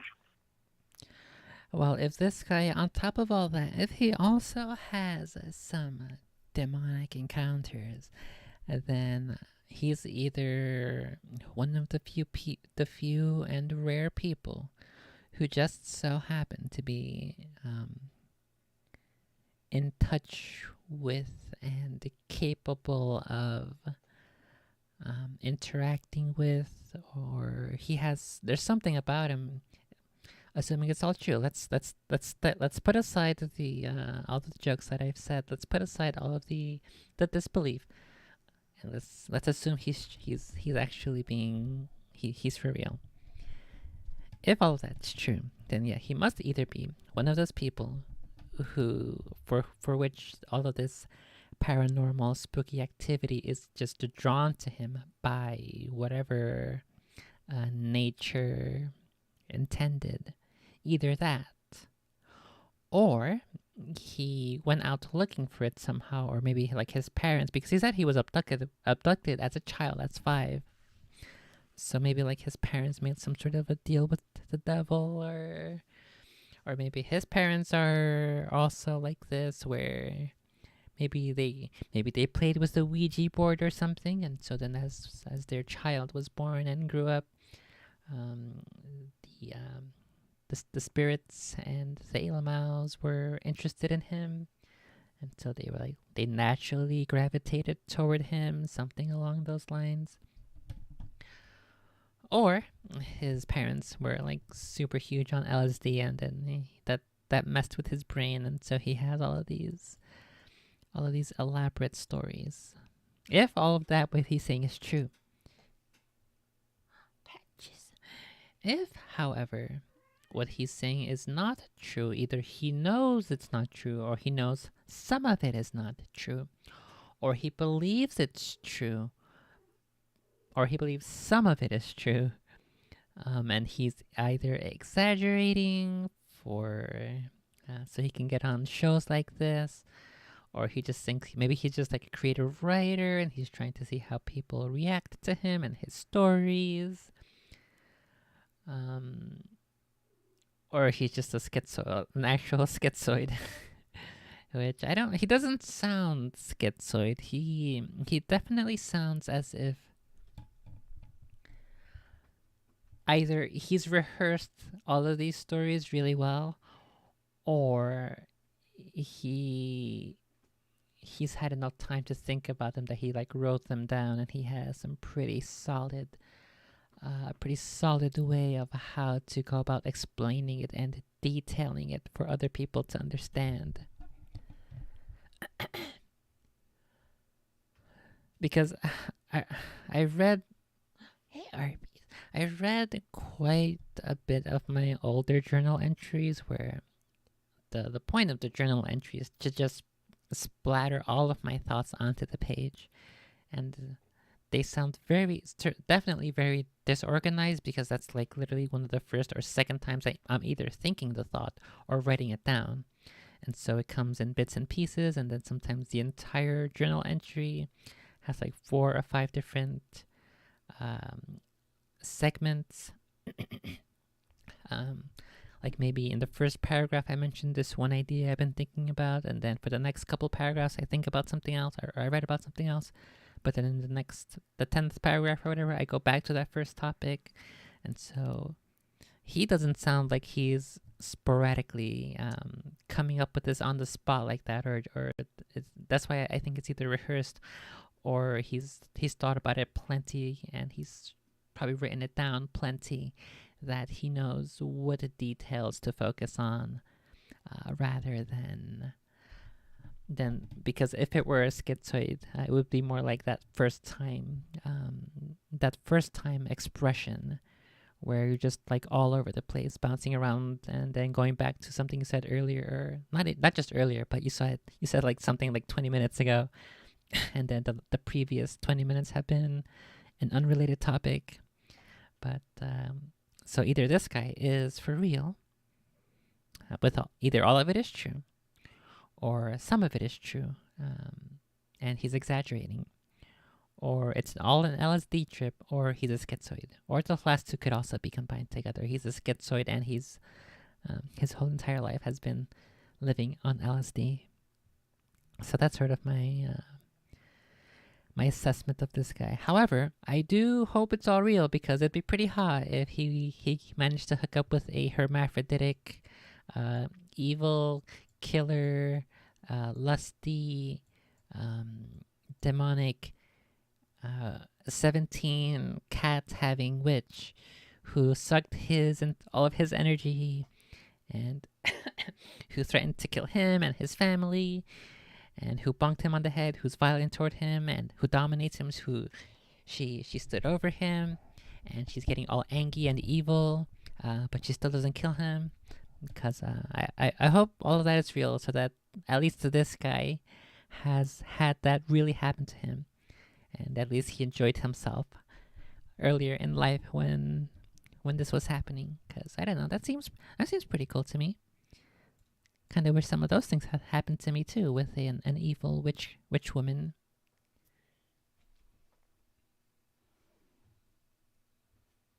What? You see something out there? Is it monsters? What happened, Harpies? Okay, let me go turn on the light, just in case there's some evil, spooky monsters that I can't see while the lights are off. And then we'll finish up this episode. This episode is about 6 minutes left. Let me go ahead and take a break. We'll finish up, and then we'll finish this episode up, and then I will continue doing my art here while we start the next story in the next episode, in which the guy from Paranormal Portal shows up and tells us what's up. So I will be right back. And try not to be abducted by an evil witch woman who threatens to kill you and dominate you. Good luck!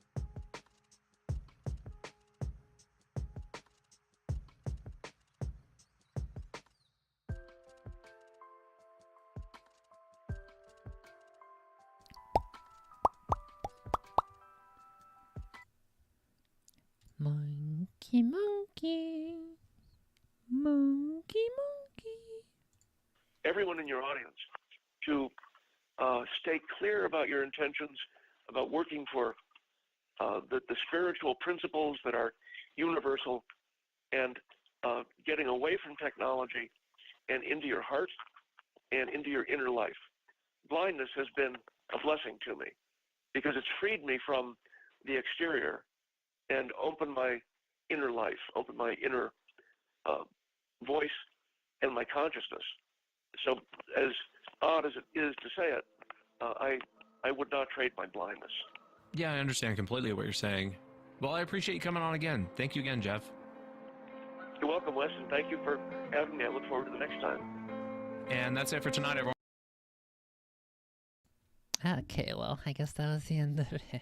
If I had just listened another couple seconds, then I would have seen there's another couple of minutes though on the video. He's just playing his music, the copyright music that's gonna get me taken off YouTube for literally the next 5 minutes.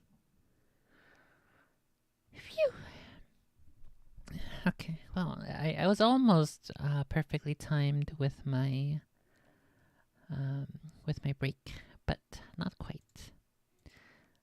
But I had to go pee really badly, so I think it is acceptable regardless. Okay. Don't forget you can support the stream with the donate, the tip button, the support button. I forget which of those commands it is. Also check out my affiliate links, my Amazon affiliate links, and soon I will have a store which is from where you can buy my stories. I don't have any spooky stories yet. I guess one of them is technically sort of a spooky story, but not really. But maybe I'll go ahead and I did have an idea for a spooky story at one point, where it was like an officer who is on a night shift at a prisoner, and then like I think the idea that I had was that he's like looking through this old abandoned part of the prison. I think he's by himself. Is the idea. He's like the lone night watchman, and he enters this condemned area that they don't use anymore. It hasn't been used for a while, and he's just he's a curious kitten. He's curious, and then the floor breaks beneath him, so he falls down into a lower part of the prison, and then his brain is all bunked up, so he doesn't remember where he is or why he's there, why it's so dark and spooky. So maybe I'll bring that back, but I don't think so. I think I could probably come up with a better concept, a better idea. So definitely listening to these these stories about the wild evil men in the woods is a pretty good research. Ouchie! It's a pretty good ideas to take in, so I have a better understanding of what works, what doesn't, what makes it interesting, what makes it compelling, and we'll see. Maybe I'll put in an evil witch who is a hot goth strong woman who can pick up the table with one arm and almost kill you and stand over you and dominate you. We'll see if I do that or not. Okay, for the next oh my god, what the heck? I'm dying. For the next story, we have the paranormal portal episode. My show and just share some of the weird things that happen to you. If you get a chance, Paranormal Portal, Brent Thomas from. I'm gonna get copy striked. Welcome to the show, everyone. Thanks for being here tonight. Got a great one planned for you tonight. We'll be talking to Brent Thomas from the Paranormal Portal. And this is a show I'm becoming a fan of. It's on YouTube. Just type in the Paranormal Portal, and Brent does a great job with it. Every night at 7 p.m. he goes live. That's Pacific Standard Time. But if you get a chance, check it out. It's a very cool show. And I was talking to Brent off the air, and I said, hey, man, would you be willing to come on my show and just share some of the weird things that happened to you? It doesn't have to be Bigfoot related. It could be anything. And he said, yeah, I'd love to. And so we have him here tonight, and I can't wait to chat with him about some of his different encounters. If you've had an encounter and you'd like to be on the show, shoot me an email. My email address is wes@sasquatchchronicles.com. And if you get a chance, check out sasquatchchronicles.com. You can become a member and get additional shows. Let's jump into it tonight. Brent, welcome to the show. Thanks so much for being here. After listening to that episode with the witch stuff, I think I'm gonna have to make a witch character for my store now. I got some pretty good ideas based off what that guy, all the fun things that guy did with Audrey. Maybe that's what I'll call her too. Oh man, this is a huge honor for me. Thanks for having me. Yeah, no, I appreciate you being here. It's an honor to have you on, man. I'm a huge fan of your show. I try and jump in there. If people go in, check out the Paranormal Portal, you'll probably catch me in chat. Very, very cool show. So thank you again for coming on. What made you start that show? You know, honest to God, my whole life, and this may be a little drawn out, so bear with me, but my whole life I've always been into the paranormal. It's like I've always been enthusiastic about the idea that, you know, we haven't got everything figured out. There's a lot of things in this world that still can be discovered. There's still mystery. There's still secrets. There's still things out there, and you know, it's just the idea that the world still has layers that we haven't even come to Has layers like onions or ogres. understand yet. So for me, it's always been a lifelong passion, and honestly, I never really thought about doing a show, but I befriended a man, and we're still great friends to this day, by the name of Chris Geo, and he has the Truth Frequency Radio Network, and I had been listening to Sasquatch Truth frequency. Oh my god, he's a conspiracy guy. Oh no, he's a QAnon dude. Chronicles forever, and honest to God, I would sit at my job, and I worked in marketing at the time, and I'd sit and with the earbuds in and just put, you know, just go through all of your episodes, and I was just a huge fan, and still am, of course, but I always really respected the way you did the show. It was the first time that I'd ever heard interviews where where the interviewees get to talk. You Yeah. know, you let people talk, you let people express themselves and share their ideas, and you know, you're not stomping on people. And I always thought that was really cool because it's like sitting around a fire, you know, a campfire, and just sharing ideas and sharing stories. And so like I said, I was always a big fan, but in getting to know Chris, I was like, you know, all of a sudden it just occurred to me, wait, I'd like to do a show too. And so, and it was funny because the show, for some reason, it was already like it was pre-formed in my head somewhere that I didn't realize. So I sat down with him and started talking. I came up with the name Paranormal Portal. I came up with the idea and what I wanted to do with it, just all on the fly. And he's like, cool, let's do it. And so we started doing it. And it's just been an amazing adventure ever since. Yeah, and most people don't realize I used to do live shows, and night after night after night, there's a lot of work that goes into those shows, and I don't think most people catch on to that. You know how much work and effort actually goes into not only putting on a good show, or not only putting on a show, but putting on a good show night after night after night. You know, and you're so open to, you know, people come on and be like, say the craziest thing, and you're like, go on. And I think, man, what has this guy seen and what has this guy experienced? Because you don't flinch one bit at Yeah. the weird stuff, you know. And tell me about growing up in the haunted home. I'd love to hear about this. Well, it wasn't what I didn't grow up in it. I was already an adult, and I owned a home in Minnesota, in southern Minnesota, right on the Mississippi River.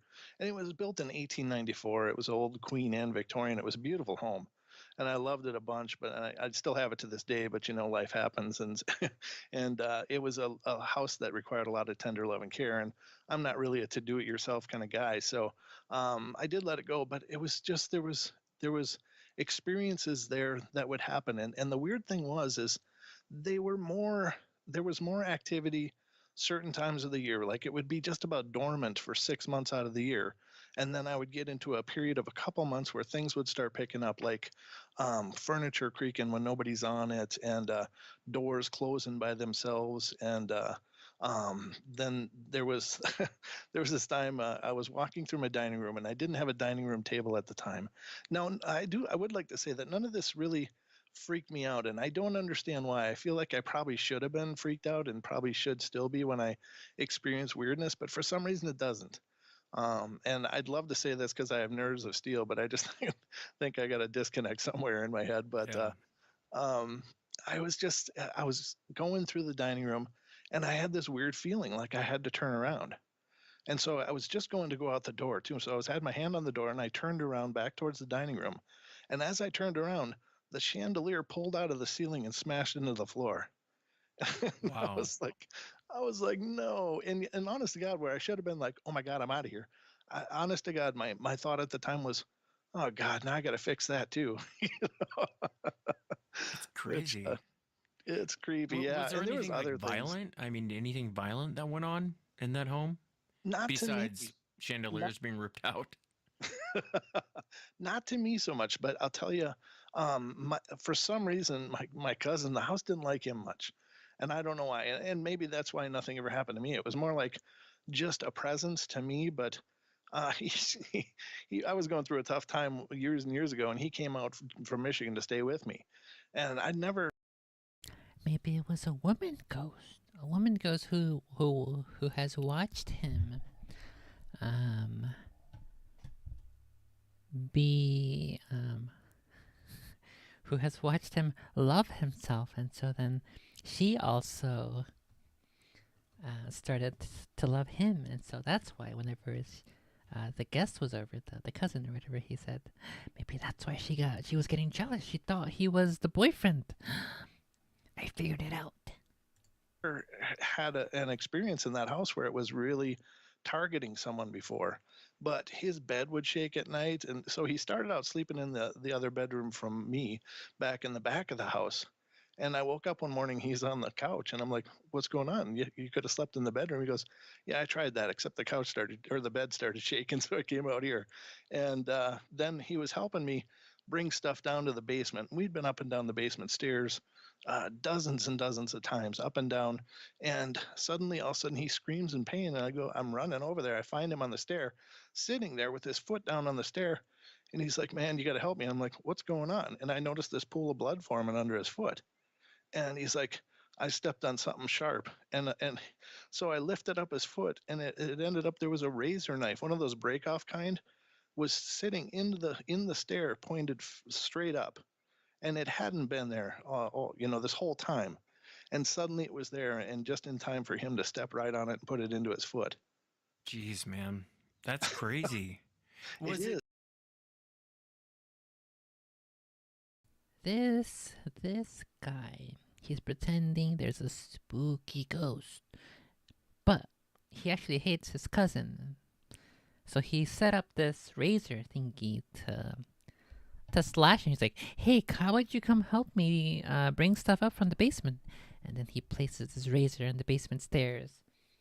Wow, dude, what a dick! It is, right? did you ever see an apparition or voices or anything like that in the home? I did sometimes hear what I thought was mumbling, but it was a house that was in the town area, so it wasn't like I was out in the rural area where everything's quiet. So I just attributed to could be someone outside, could be there's all kinds of ambient noise, and it's not a huge metropolis. It's actually kind of a small town, but it still wasn't for sure that I was hearing voices. But I thought on a few occasions that I was, but I never really saw an apparition until one night. I'm going to get all personal here, but it's Oh, see, he was loving himself, and then he saw the woman ghost appear to him.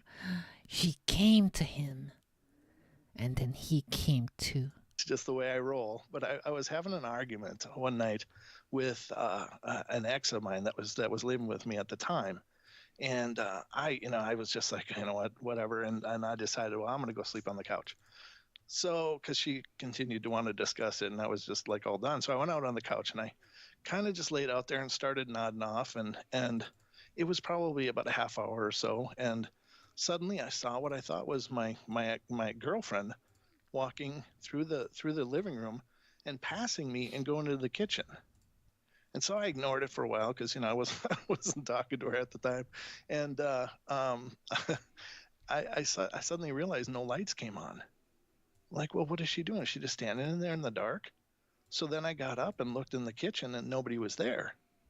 I'm like, what the hell's going on? So then I go out of the kitchen, go back to the bedroom, and she was fast asleep. It was not her. One thing I wanted to ask you because you're into this more than I am, and you know more about it than I do. Did you ever find out? Sometimes with hauntings or paranormal experiences like that, it's always a person that lived 100 years ago in the home, or not always, but you know what I mean. Sometimes there's some sort of correlation. Did you ever find out about the spirit that was there? I never really did, but I assumed. Well, I mean, I did catch that apparition, and I can tell you it was a woman. But all I know about the history of the house is it was built by a wealthy family for their two spinster daughters, and they lived out the remainder of their years there until they eventually passed. And so, I just think they liked it and stuck around. Yeah, Zach, did this experience kind of get you into? I know you do. Well, I don't know if you do it, Brent. I hear you talking about on your show a lot, ghost hunting, that sort of thing. Did you ever go and do a ghost hunt? I don't know if I'm using the right verbiage or not, but you know what I mean. Like, go do an investigation. I guess is better than it saying ghost hunt, but you know what I mean.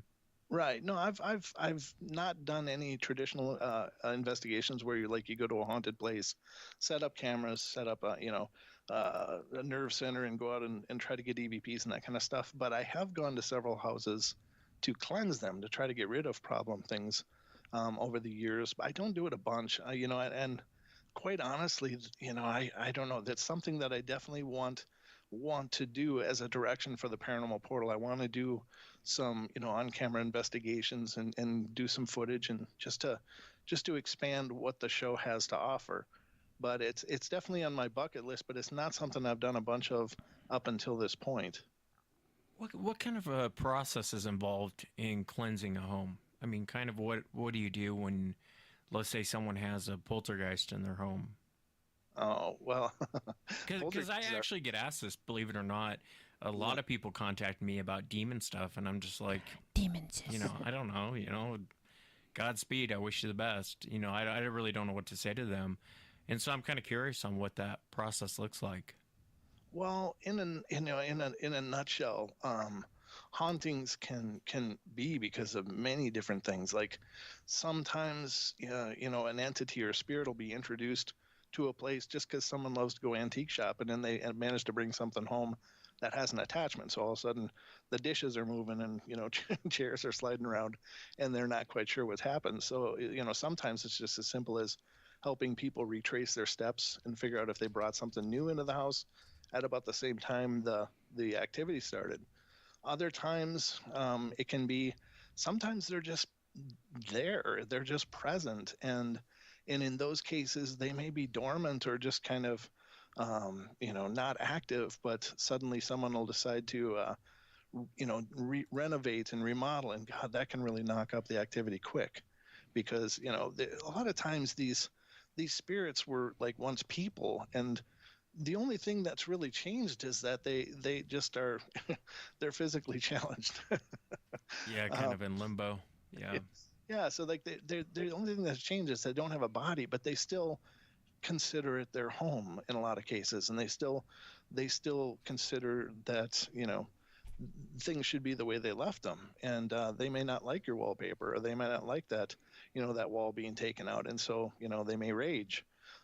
Sometimes they can be just truly dark and demonic attachments. Now, in many cases, it has a lot to do with the person's faith. And I don't mean necessarily just Christian faith. I just mean whatever they believe in is what is going to resonate the most strongly for them to get something out of their house. So, in other words, if somebody's an atheist, picking up a Bible and starting to spout verses probably isn't going to do them a whole lot of good, because they don't have any faith in it. They don't really believe that, and it's not going to be powerful because, in my opinion, and this is just me, but I think, faith is the power of faith comes from the faith of the believer. It's how you resonate your energy into those symbols or into those ideas, and that's what makes them powerful. And so, Yes. Fem chat, a lot of yes. times you have to align what you're doing with the spirituality of the people living there. But oftentimes it can have, you can include holy water and Bible verses, and hanging religious insignias and stuff around the house that resonate to that faith. Other times could just be sage, could be crystals, could be Tibetan singing bowls, could be frankincense, and drawing cleansing the house, and then drawing a perimeter of salt around the foundation of the outside to keep it as a barrier. There's ideas that olive oil across the thresholds of doors and stuff will keep evil out. Native American beliefs are like cedar boughs hung over the doors will keep evil out and will keep evil from staying, and so things like that. But the idea is basically you just want to change the energy of the house. You want to change it so that it's charged towards the positive, and that may push it out. Now, there's two different types of hauntings, and one of which is called an intelligent haunt, and one of which is called a residual haunt. And basically, a residual haunt is like something happened at some point, and it left like I don't know, for lack of a better term, like a psychic impression on the place. And so every once in a while, the weird activities will repeat. Like every Thursday at 2 a.m. you can hear somebody walking up up in the attic, and it doesn't make any sense that somebody's up in the attic, but it may be a residual thing that had happened, or some emotional event that happened to a person that was living there that left some kind of event that will just replay like a tape recorder. Now, an intelligent haunting will be directed and interacting in some level with the people that are present. So, in other words, one person always has things happening to them, and it doesn't seem to have other people. So it's very intelligently targeting one person. Or, if you say something, you'll get this real, response like, "Get out of my house," and all of a sudden something smashes. It's like that's a very intelligent reaction because something understood what was said. It's just the spooky ghost wants to smash you. That's why it's smashing something. It's gonna try to find the road of least the road of least spookiness, and so it just smashes the wall or a vase. Said and reacted to it, and so there's not any, as a friend of mine, Sean, who's a psychic, says, there's no one size fits all for this kind of stuff, but you just have to try to play it towards the person's belief and things that are powerful to them, because ultimately when somebody goes into a house to clear it, it's going to be fine for a while, but if the people inside don't resonate to that, it's going to come back, or something else is going to replace it. I gotcha. It makes sense. Not really. There's not really a quick answer to. It depends on the situation. I get what you're saying. That actually makes a lot of sense. One time I was telling in your on your show in your chat room, there's a guy who he's a I don't know. Is ghost hunter an appropriate term, or ghost investigator? Paranormal investigator, but there are ghost hunters too. It's just the amount of technique involved is what changes the meaning. I gotcha. Well, paranormal investigator, and he was out in Texas, and he was in this area where it was, there was a lot of bad things that happened, and according to him, he could hear people screaming at night in the woods. It used to be an old town; it's abandoned now. You can hear a saw going and people screaming, and I had never heard any of that. And he was talking about this EVP thing, where you asked I guess the spirit's a question, they answer it, and somehow it comes through their voice in the box. Hmm. I have no clue what I'm talking about, as you can see. Uh, Great. and I was just being a wise ass, and I said, "Well, ask him if there's any Bigfoot around." And so he He's, did, and it came back he's just obsessed with the big feet. and answered him, and the answer was yes, they're very destructive. And it was creepy. I mean, I was creeped out when I heard it. It's strange when you really start looking into spirits and demons. I don't know why they creep me out, but they do. Mhm. What's the strangest encounter you've heard as far as a spirit encounter, a ghost or a demon? What's the strangest one you've ever heard? Well, ooh, that's a good question. God, there's hundreds of them going through my head. I think any of them that involve children to me are the hardest. There's stories of you often hear these, and I can't really paraphrase one story for you, but I can tell you that the ones that are hardest for me to wrap my head around and to deal with are the ones that involve children, because I don't understand that.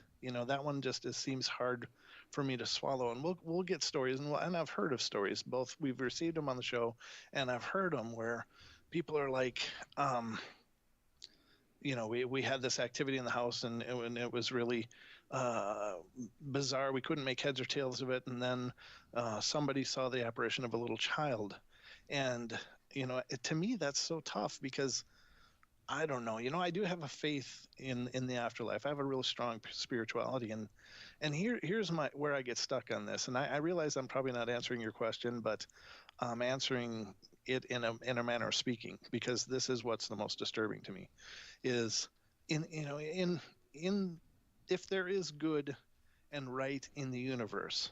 And I believe there is. I think there is. I think there's, whatever you want to call it is up to you and it's up to your paradigm. But if there's something right and good, then when a child falls for whatever reason, that someone would bring the child home. It's hard for me to think that they would just be left to wander and figure things out. Now, I will say though, as an addendum to that I think oftentimes dark things masquerade as children, and the reason why is that for any Yes, I believe that is true. I believe that children are evil. I agree with this guy. That is 100% true. And just like that previous story where dark things masquerade as a woman. anything that is a predator, it uses a method of predation that causes the least amount of resistance. And so for things like demons and other nefarious entities appearing like a child, any normal person, any normal adult is just almost biologically programmed to want to help a child. You just open right up, it's like, oh my god, and so it often I guess the way the wings are here right now, it looks more like a pigeon.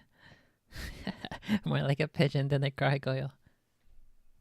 Well, we'll do a couple passes, see what works, what doesn't.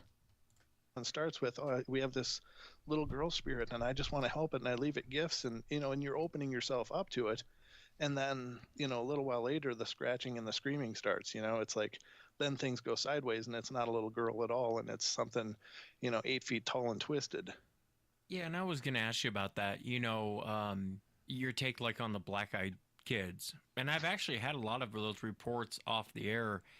And I don't. It just sounds like demons presenting themselves as kids. What's your take on?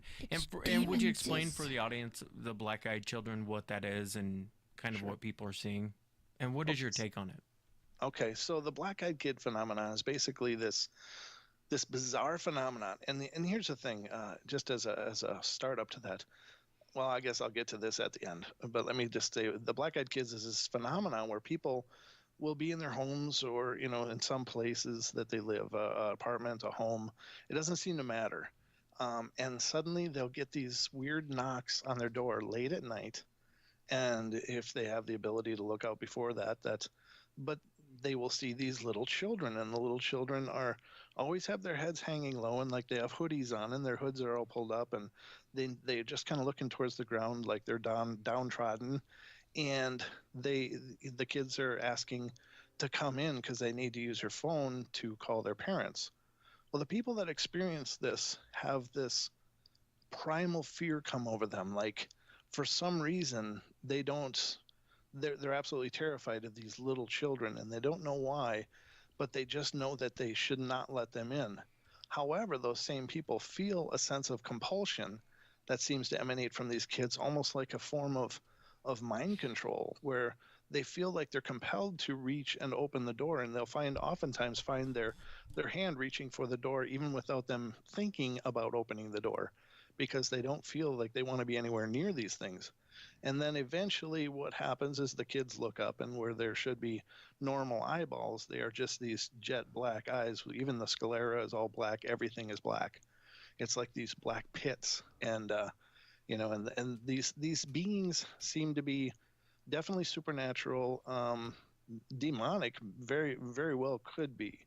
I don't know if they're what it seems to me, and this is an idea I had a few years ago, but I've heard other people parrot this, and I'm not saying they got it from me, but apparently some other researchers have come to this conclusion too, that it seems to be a very very old phenomena. And while the term black-eyed kids is pretty new, it's like from the 90s, in I think in Portland, Oregon, is where the term came from, when a reporter was out in his car in a movie at a movie theater, but he was trying to pay his water bill or something, and he was sitting in his car writing out the check with the window cracked just a little bit, and two kids came up. Their faces were kind of shadowed under the hoods and stuff. One was about 11, the other one looked to be about 7 or 8, and said, "Hey, mister, will you give us a ride home?" And he said that immediately he was gripped with fear, and I can't remember the gentleman's name right now, but he just knew he didn't want to do anything with these kids. He didn't want anything to do with them. It was this just base reaction, like no, no, no, no, no. But he said that he No, caught no, himself no, no. reaching Wait, wait, to wait, wind wait. the window down and then to open the door, and it took a lot of self-control not to do that. And apparently, as he kept refusing, they got more and more demanding, like, let us in now, you need to let us in, we need to ride home. And he finally drove away, but he's the one that coined the phrase black-eyed kids, because when they did look up, of course their eyes were black. I think honestly, either there's some kind of, you know, carryover from the whole Nosferatu legend, because they seem to need permission. Like, they can't come in. They can't come in on their own. They seem to need permission to come in. And so that would definitely put them into almost a vampiric kind of thing. But, I don't know. It seems hard to wrap your head around the idea that there could be like these vampire things around, but I don't know. It's definitely a phenomenon that many, many people have experienced. And I guess either a demon or some kind of whatever the Nosferatu legend is based off of. It could be those could be the real things. I don't know. What is that legend you're talking about? I'm not familiar with that. Well, it's basically the vampire legends. The old legends from Romania or wherever they may come from, and actually around the world they've had these legends of these beings that could compel people and would drink of their life force. And so basically the idea of what became known as Dracula, that he couldn't Oh, I enter got you. without permission, and things like he didn't have a reflection. And I don't know if the black-eyed kids have reflections or not, but people have allegedly observed them doing superhuman feats, like suddenly being on a balcony 3 stories off the ground, knocking on a sliding glass door, and in the next moment they're up on the roof looking at the person who's watching them across the way. The rough. So they seem to have some kind of supernatural abilities, whatever they are. Yeah, I had a listener one time contact me, and she was talking about she lived on a Native American reservation. She grew up on one, and I guess they had come to her door a couple times, and Mm. her mother, kind of an older, Native American woman, she was like, shut the door. She's like, don't interact with them, don't look at them, don't talk to them. And I'd asked the lady, I said, well, were they physical?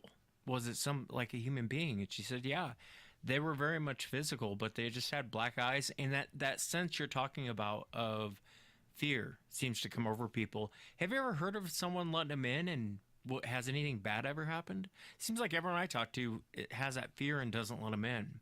Yeah, well, there's a couple stories that I've heard, and I can't verify them at all. They're just out there. But there's one that's kind of a heartbreaker, and was a mother was going to a convenience store and left her 8-year-old kid in the back of the car, ran in, and when she came back out, like maybe 15 minutes later, there was another strange little boy in the back seat with them. And she said immediately when she saw this kid, she was gripped with fear and absolutely panicked and terrified. And then apparently the kid looked up at her and she saw the black eyes. And in the next moment, he had just disappeared, was gone. And she said, how did he get in the car? How did he get in? And the little boy said, well, I thought it would be fun if he could come over and play, you know? And then apparently this little boy got deathly sick. I don't know. I don't know for sure if he passed away from this or if he just got really sick.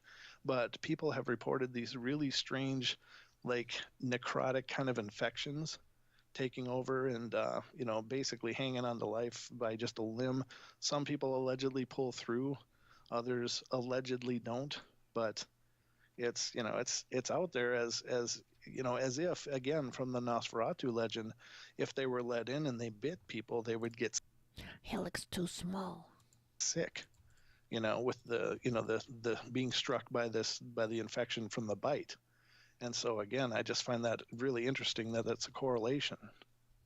Yeah, it is. It's very interesting, and it's interesting too. They present themselves as kids. I've had eyewitnesses on that have run into adult. Usually, it's women that run into some sort of female, usually an older woman, and has black eyes, and seems to roam around and doesn't really seem to be from here.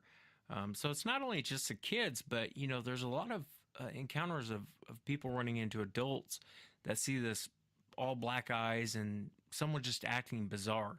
You know what I mean? Very demonic like. Yeah, I've heard of a few stories like that, and one of them came out of New Orleans, of all places, and it was a court reporter, and allegedly, again, uh, there's so many things out there, and Yeah. and I can't claim that they're fact or not, but I can tell you that there's an allegation out there that this was the case. But she was working in the court, and this attorney came in, and he was just all dressed to the nines, looked normal and stuff, and she found him just amazingly attractive, and she kept finding herself distracted just looking at the guy, like he was, she just felt compelled to take him in, and she felt so Oh attracted no. that She's entranced by his demonic fake beauty. during a break in the court proceedings, she went down to, I guess, smoke outside, and she saw that the guy was out there outside of the door but talking on his. The way this story is starting out here right now is reminding me of there was an interview between Michael Knowles and then this priest guy who was apparently an exorcist. And so he mentioned that um, that they might appear, a demons might appear like a successful person, and then they might like try to lure you in, um, and try to offer you something that you want. And I think he was specifically mentioning, like in terms of media, like people who want to become a major star or something like that.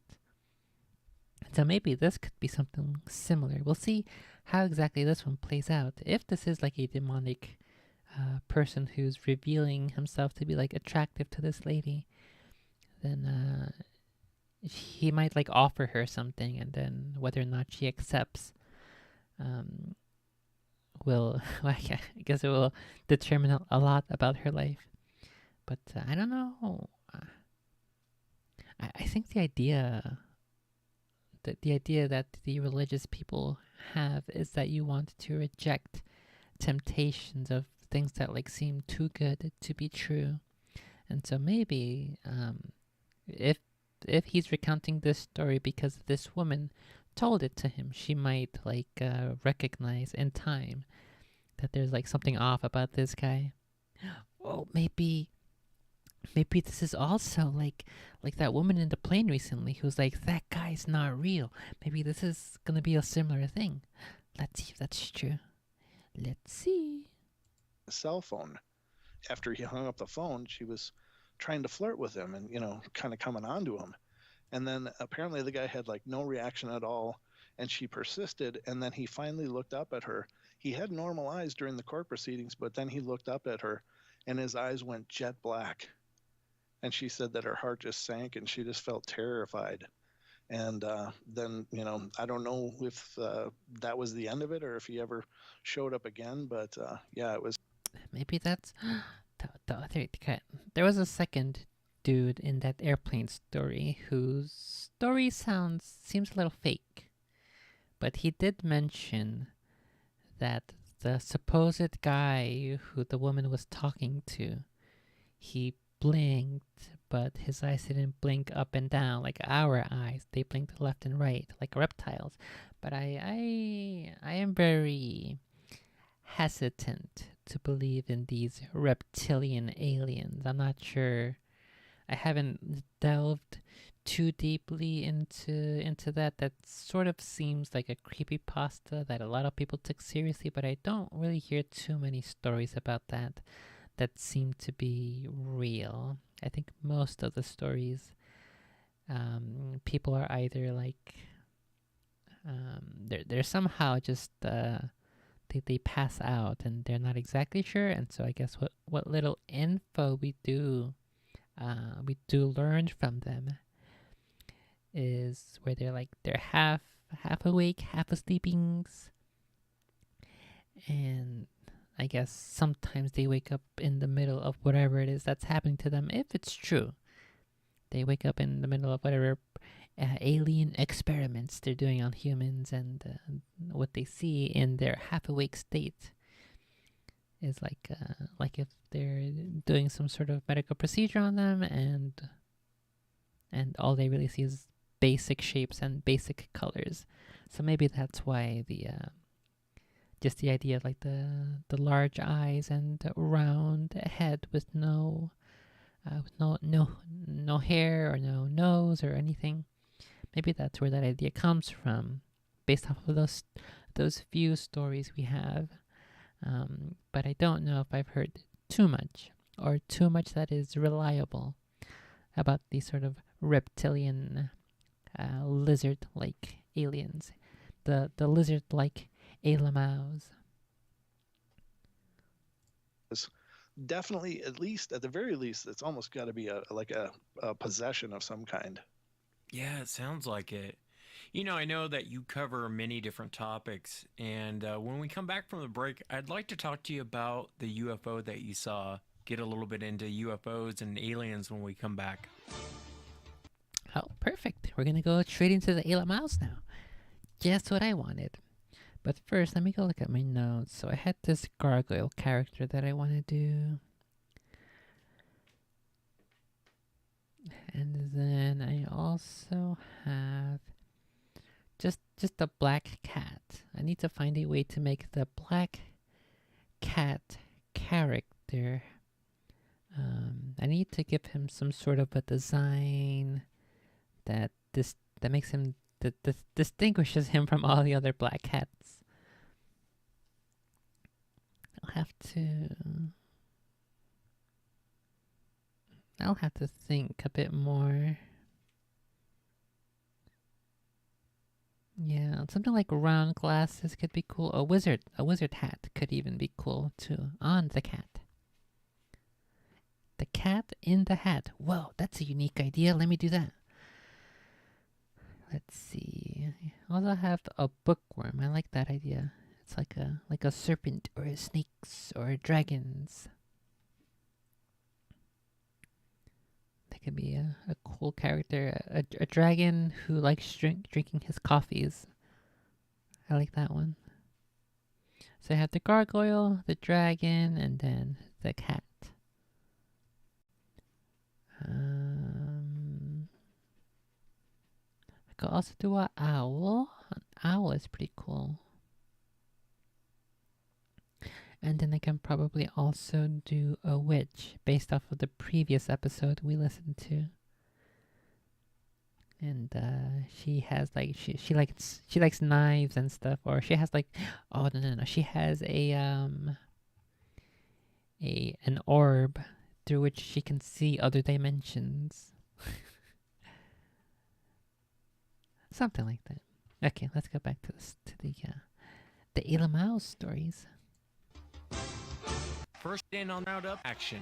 My bookie has been in business for the past 7 I Pacific Standard. Back on the show from the Paranormal Portal.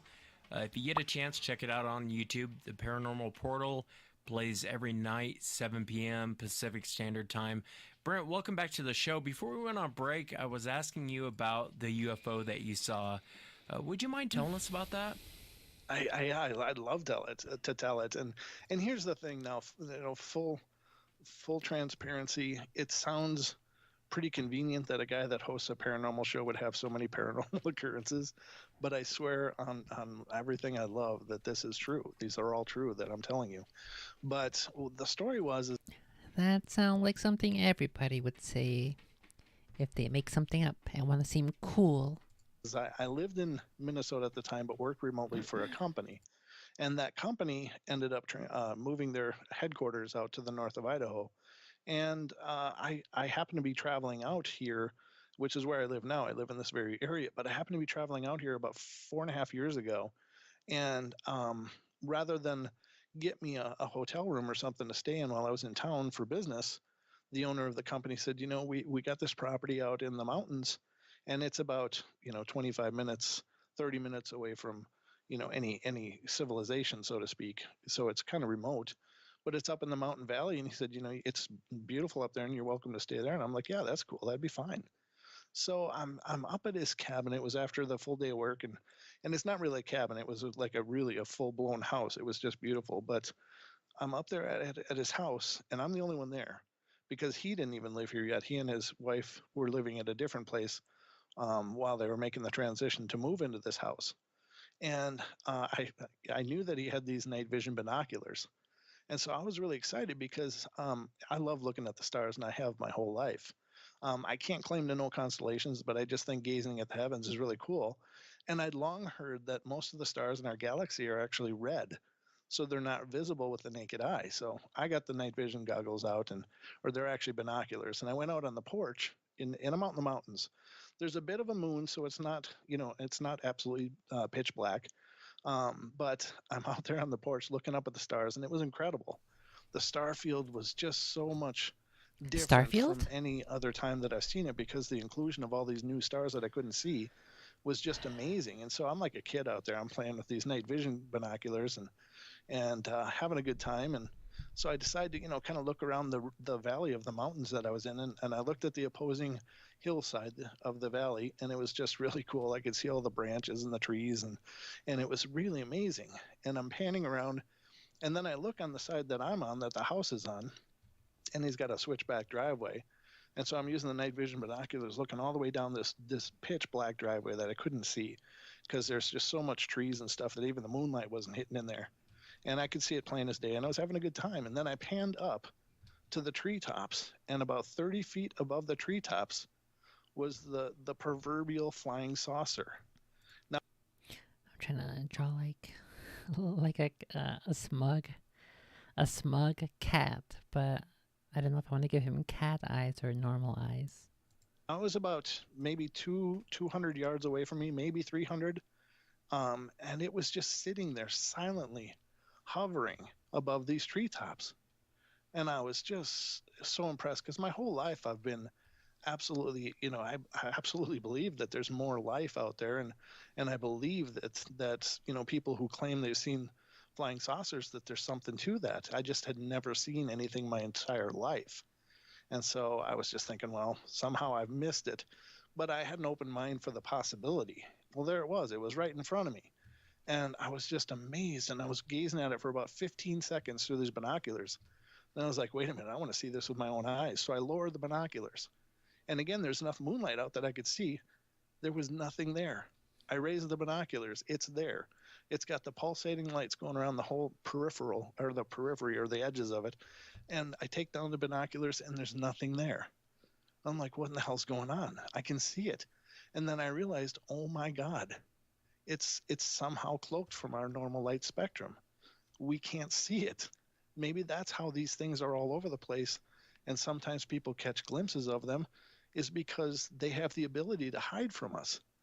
And so I'm just sitting there and I'm just beside myself. This is like, not only am I sure beyond a shadow of a doubt now that there are UFOs, but I'm seeing it. It's there, and I'm just beside myself. And then I'm watching it maybe a minute, minute and a half, but then then the realization dawned on me. It's like, wait a minute, I'm looking at them, and they're just above that tree.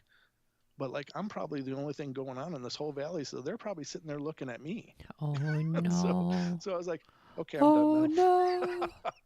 Because I didn't want any, I didn't want to Run. progress our relationship anymore at that point. So I Yeah, no went kidding. inside and shut the doors and locked them and sat on the bed for several hours, just my head reeling. Yeah, I don't want to end up like Travis Walton. That does sound interesting. That uh, maybe that's a possibility, if true, that they do have some technology available to them that they use uh, to stealth, but we can somehow still see them with the proper tools. However, actually no.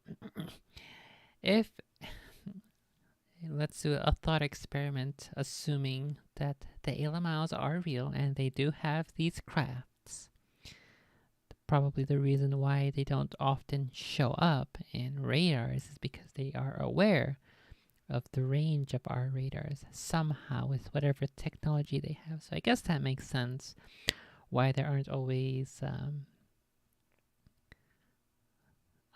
blips in air radars around airfields or military bases, or if they do, then they just don't.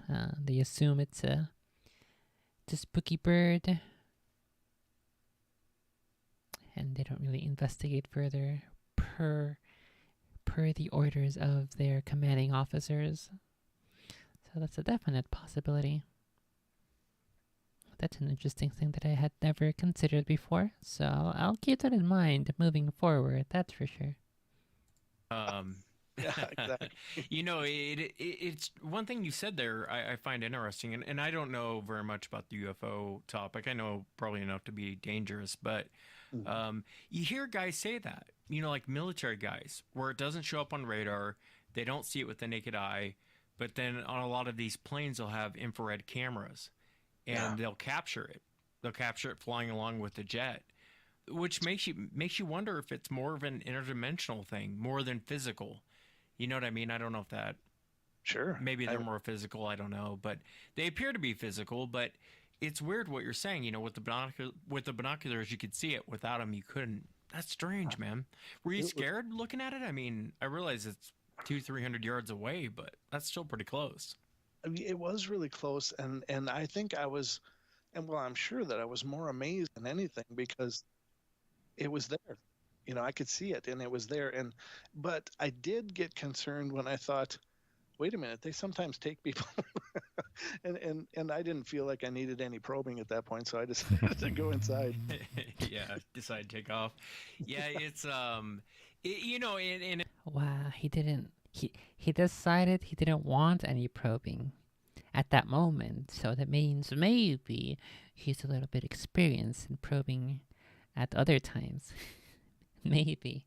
it doesn't shock me that you've had these experiences. A lot of people who come on the show and they talk about their Sasquatch encounter. A lot of times they'll also talk about, off there, they'll be like, hey, I want to tell you this, but I don't really want to talk about it on the air. I also saw a ghost, or I also saw a UFO, or, A spooky all. ghost. So I think sometimes when you have an experience, I don't know if you're more sensitive to it, but it seems like someone who's had one experience usually will have two or three others they don't want to tell you about, Oh, because it sounds kind of, you made that comment of like, oh, it's strange. I run the paranormal portal and I've had all these experiences, but it's not that strange, man. A lot of people usually have a Bigfoot encounter. Will tell you about a UFO encounter, or running into lights in the forest, or something else too as well. And I don't know if if it's because we become more sensitive to stuff like that, I don't think it's luck. You know what I mean? Right. It's like you almost become polarized for it or something like that. That suddenly, a veil is lifted and you can see more clearly now. And maybe maybe it's just the acknowledgement that something's there helps us to be more perceptive. Maybe it's something as simple as that. But you're right. It is almost a resonance. Like all of a sudden, boom. Like so, for instance, I saw the UFO, and now I've seen never something that's close and profound, but I've seen other things that I'm pretty sure are UFOs as well. Now, I don't claim to know the full extent of our, quote unquote black projects and stuff. There's stories out there that, we can do amazing stuff with this, reverse engineered stuff. And I suppose that's possible. But all I can say is it is indeed UFOs. They're unidentified to me. So I can say, without a doubt. Now, Okay, he doesn't look too smug right now. He looks more like he's sleeping, so he's laying down. I'm gonna have to work on the smug cat. the only thing that really clinched it for me was the fact that I couldn't see it with my naked eyes. And it was like, okay, this isn't something we made. This is well beyond what we're able to do as far as I know. And the other incidences, were they lights? Is that what you saw? Is that Yep. what you're referring to? So I've got some footage actually too, but and I use it on the middle break of the Paranormal Portal, the UFO break. Actually, it's the first one. There's some footage in that first break that I play, and I got the DoD footage on there that shows their stuff that they captured from their aircraft and stuff. But there's some green footage, night vision green, and that's what I recorded with my night vision binoculars because I went and got a pair after I saw that UFO. I was like, no way, because I just occurred to me they could always be around, and so you can't see them without that night vision. They're always so among I us. got a pair. But I rigged it up with a GoPro and go outside, and the footage that's on that break of the night vision green footage was right outside my house here, standing on my back porch. Really? I didn't know that. I remember watching that during your break. Yeah.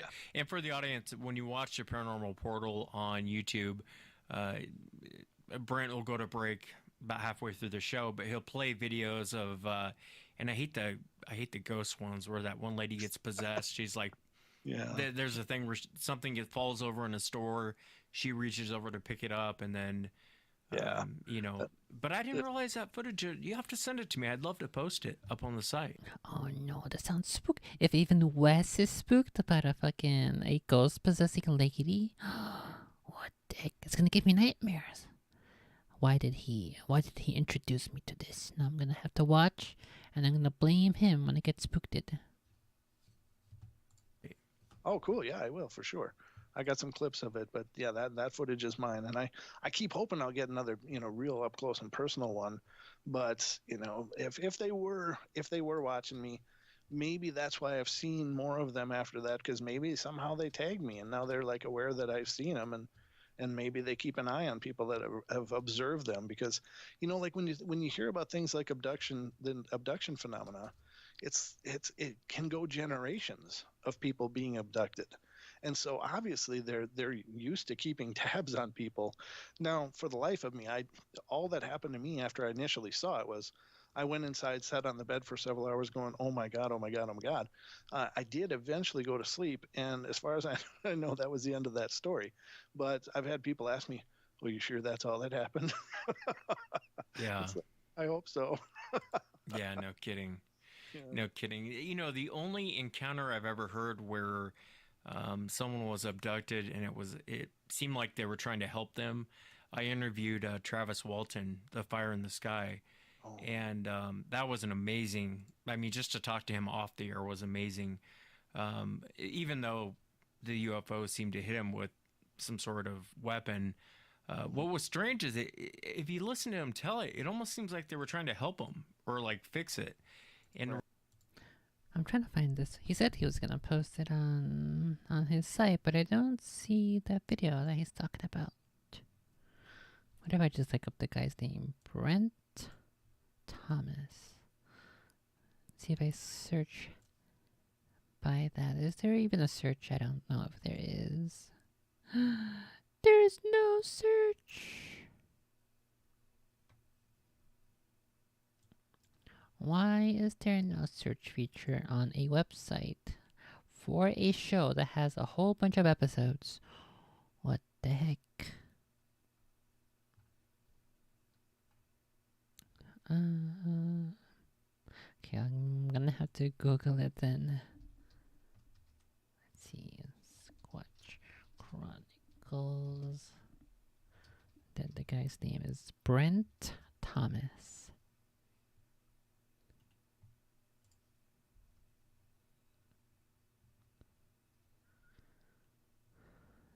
No, not this one. Where's his UFO footage? I want to see it.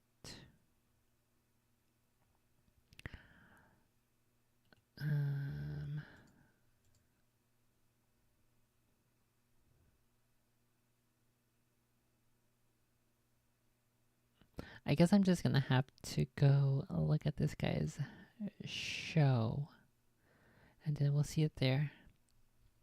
What if I look up just Brent on YouTube now? Brent Thomas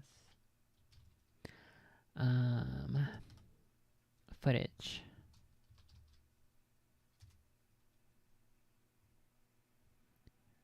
Brent Thomas UFO footage.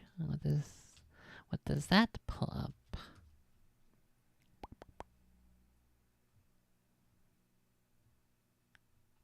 It doesn't show up here, just the footage on its own. I guess I'll go check out his site later. His show later. And we'll see if I can pull that up. Jamie, pull that shit up. Okay, well, for now, we'll just keep listening to this. Rarely do you get that in a lot of abduction stories. It seems like. Also, I'm still not really sure.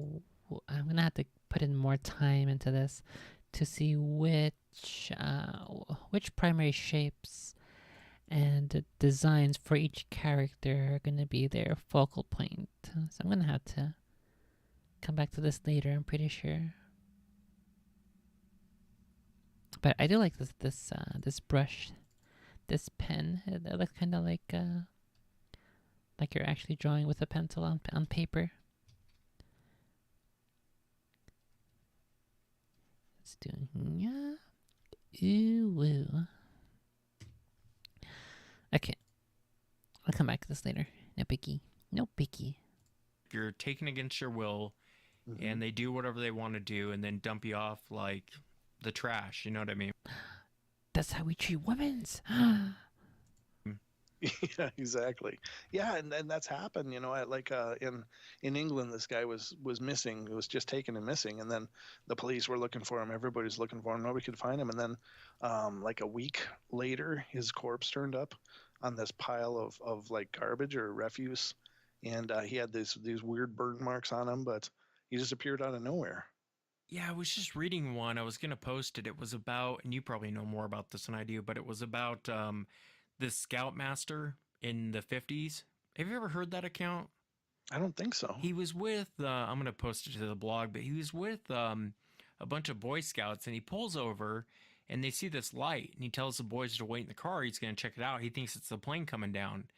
And so when he goes out there to check it out, I probably should have read the story before I ran my mouth. But anyway, he ended up with burn marks. His skin was on fire.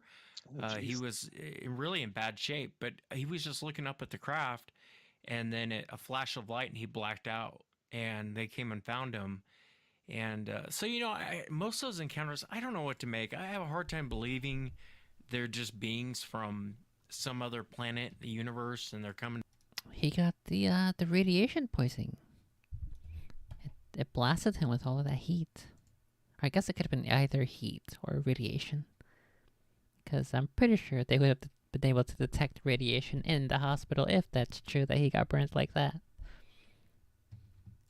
To hang out, you know what I mean? I feel like there's more to it than, you know, whether someone's a Christian and they think they're fallen angels or whatever people think.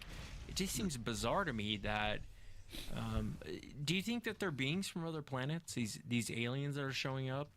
Mouse. So I think that they're like both. They're probably transdimensional and interplanetary as well. But I think that I think that that probably means pretty close to the same thing when you get when we learn enough about the physics that interdimensional and interplanetary are probably not that not that different. So I think that they're both that we're used to thinking of in terms of a linear space, but perhaps there's a way to bridge gaps by just folding space in a transdimensional way, and as we learn more, I'm sure, I believe that we'll understand what that means.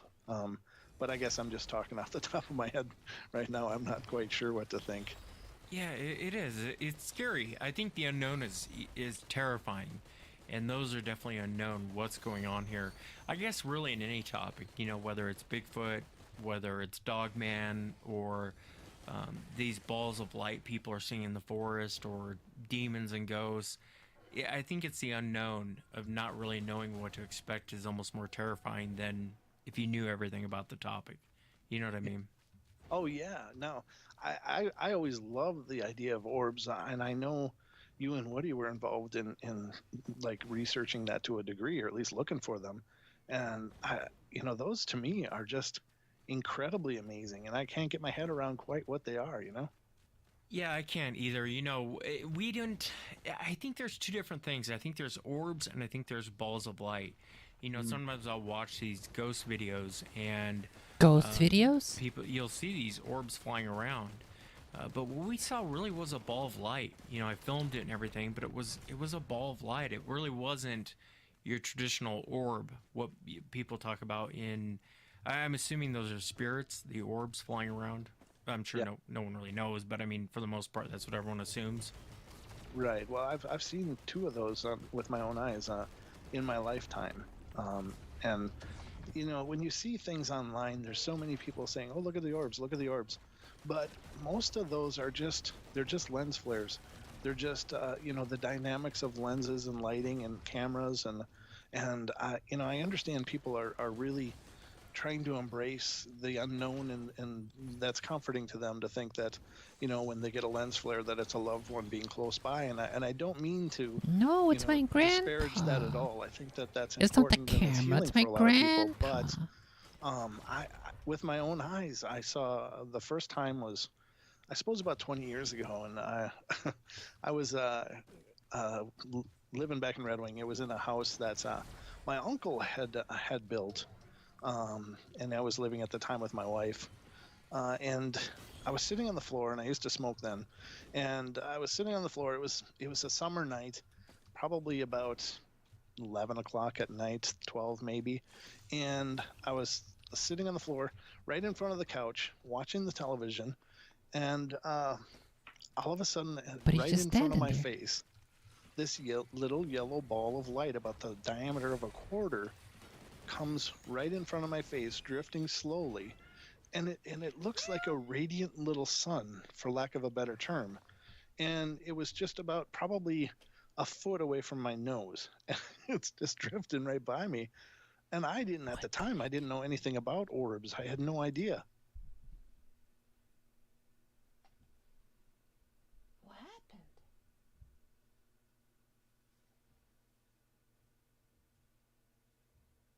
Wow. Oh my, you're acting so weird for. Oh my god. The fucking kitty just spooked me. She like ran out of the room toward the living room as if somebody opened the front door. And then she started looking back at me, back at where she was sleeping, like if there was a spooky ghost there.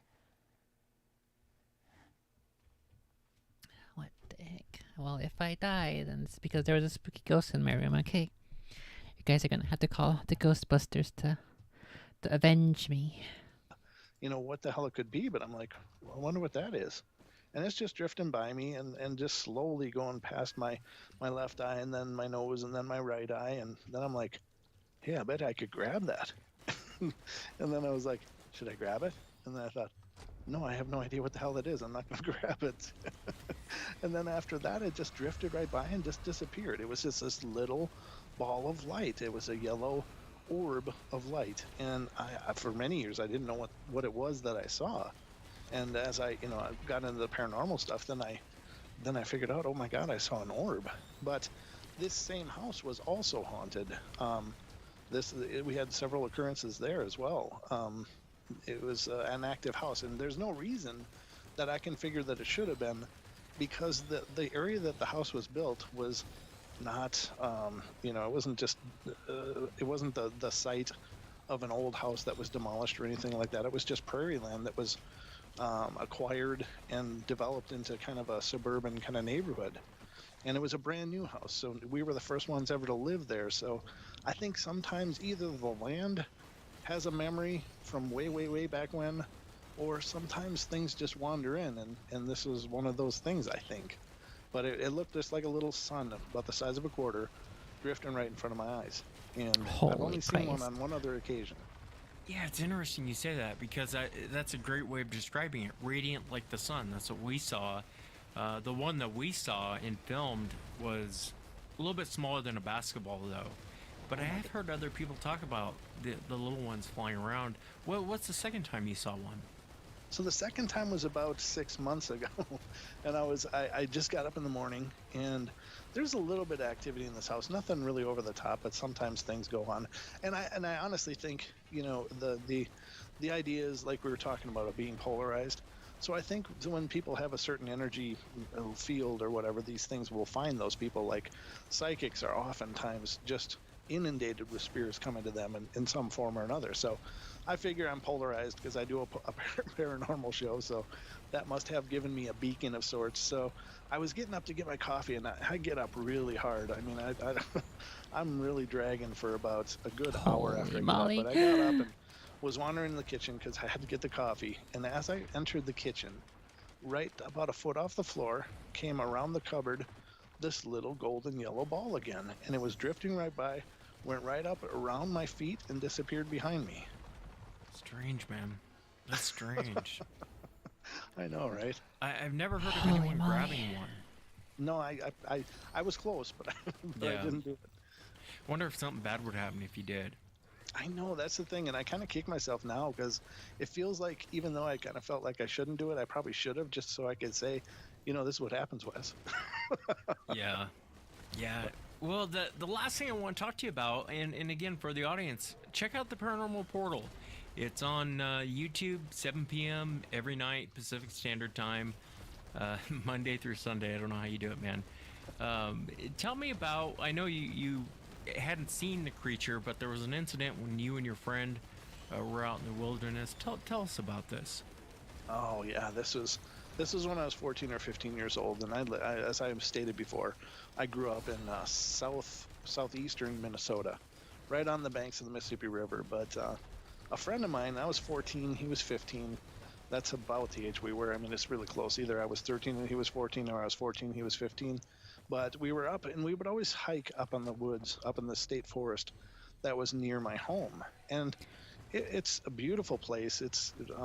But I leveled 4 times during that fight. Holy Christ.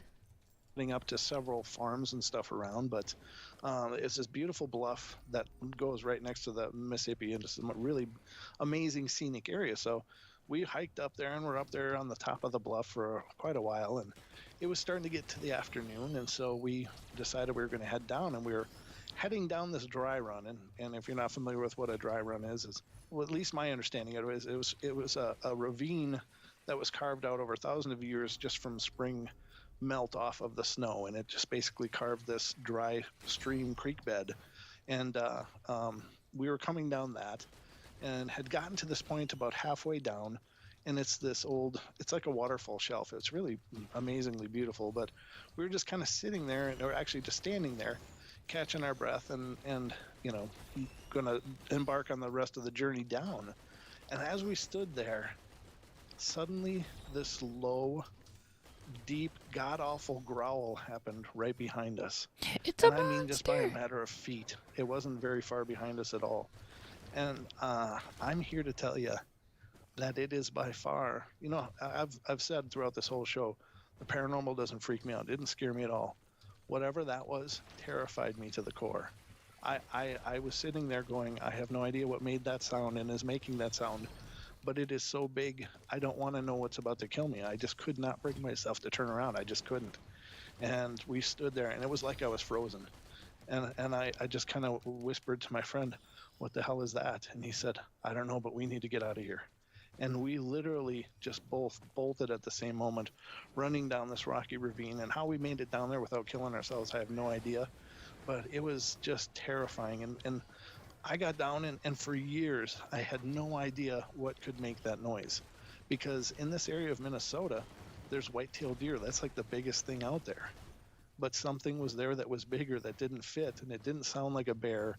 It didn't sound like anything that I'd ever heard. And it wasn't until the Jurassic Park movie came out, the first one, and that T-Rex He heard a growl. dinosaur. That was the first time I ever heard something that was close to that. And I got chills through my whole body. It was like, my God, that's kind of like what it was. But what was it? Because I know it wasn't a T-Rex. I mean, that just wasn't happening. But a little while after that, I started getting interested in Bigfoot. And as a kid, I was interested in Bigfoot. But as far as I knew, what Leonard Nimoy told me on In Search of was that he was in the Pacific Northwest. There was nothing like that anywhere else. It was I keep hearing this thing where Leonard Nimoy apparently has a Bigfoot story, so I'm gonna have to go ahead and look that up right after this, because that sounds interesting. I was unaware until I started listening to these past few episodes that Leonard Nimoy is a Bigfooter, or I guess was a Bigfooter, because he has a story. So we'll go check that out in a second. just out there. So I had no idea what it was. Yeah, you hear that a lot. Well, I hear that a lot. You know, people like on the East Coast, they'll say, "Well, you know, I didn't think it was Bigfoot because it's a Washington, Oregon, California problem. It's not a New York or Connecticut or Maine problem. It's your guys' problem." And it's like, no, they're pretty much everywhere. That's terrifying, man, especially when something growls at you, because if an animal's going to growl at you from a few feet away, it's going to attack. Especially if you guys take off running, it's going to attack. It's going to run you down most of the time. But what's weird with Sasquatch is they don't really seem to do that. I mean, sometimes they do, but for the most part, it's growling, people run, and then it's kind of over with. You know what I mean? Right. Yeah, this was weird, and you know, I had no idea. I suppose running was probably the stupidest thing we could have done. Another But it beetle was the only queen. thing that we could think of, because I was sure that if we stood there, we were going to die. I mean, it was just like that moment where it's fight or flight, and I knew that fighting was out of the question. Yeah, what do you think Sasquatch is, Brent? What's your opinion? You know, I'm almost convinced that well, I mean, clearly there are so many variations and such, and this is something that you and I talked about, but I think that I don't think they're an ape. I think that they're just some relic hominid that's still out there and has managed to get by being smarter than us in the woods. I don't think it's an animal. I don't think that it's a man by our definition, but I think he's pretty closely related. Yeah, I mean, I understand what you're saying. There's moments to where I'll think it's an animal. There's other moments where I'll think it's more than an animal, and then there's moments where I'll think it's something interdimensional. It's something that, you know, isn't really physical.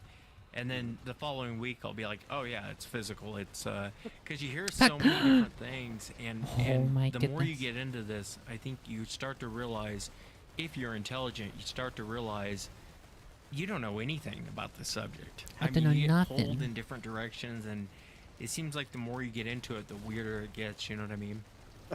Yeah, I do, and I think that that's true for all of the paranormal. And I suppose, you know, there's no reason that the cryptid field wouldn't be the same. But, you know, it just occurs to me that there's some of those reports out there are just, it's so ape-like. It just looks like a big ape, and then others are, God, it look just like a person, just with a lot of hair. And so I don't know, you know, other than the types, how to explain that is maybe there's different versions of that bloodline around, and you know, because it's hard to believe that they're all seeing the exact same thing, but coming up with just such variations on what they're seeing.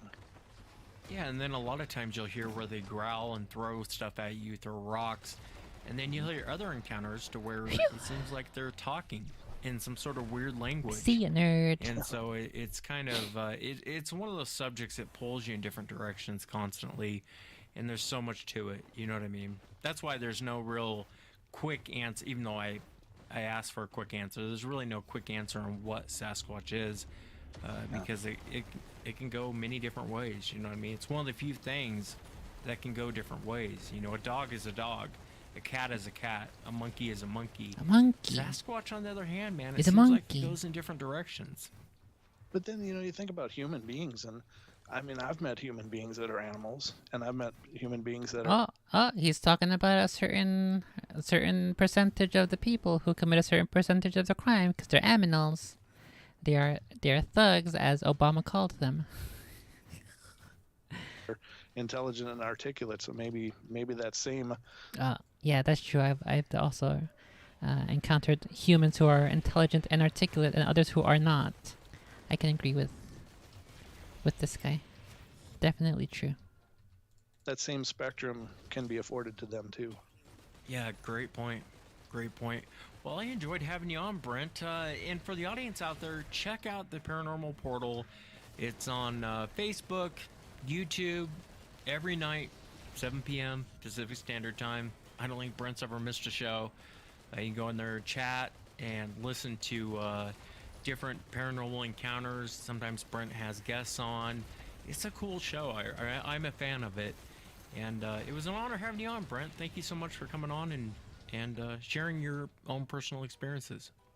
Well, brother, thank you, and it's just been a huge thrill for me. I can't tell you how honored I am to be here. The honor was mine. Thanks again, Brent. And that's it for tonight, everyone. Remember, if you've had an encounter, shoot me an email. My email address is wes@sasquatchchronicles.com. If you get a chance, check out sasquatchchronicles.com. You can become a member and get additional shows. We'll close out tonight with a band from the UK. Oh, okay. I thought he was gonna say with a spooky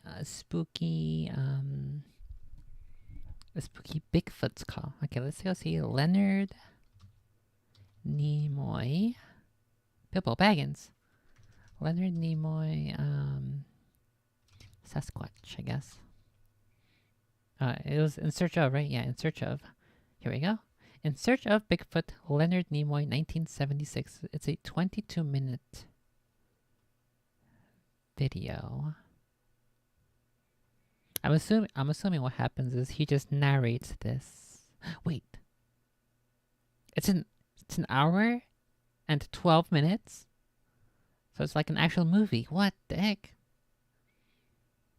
Should I...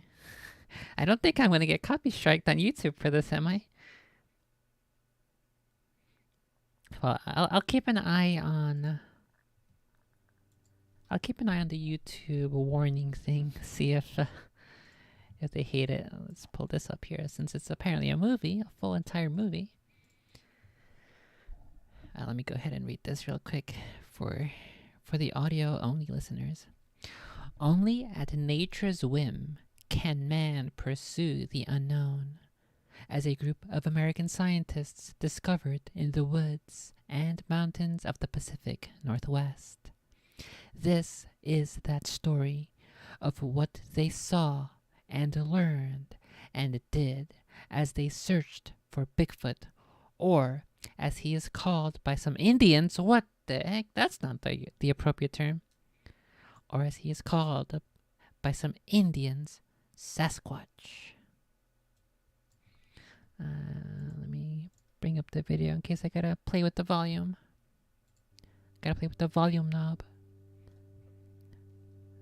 I gotta constantly touch this knob throughout the course of the stream to make sure it's working properly. Why does it sound so spooky already?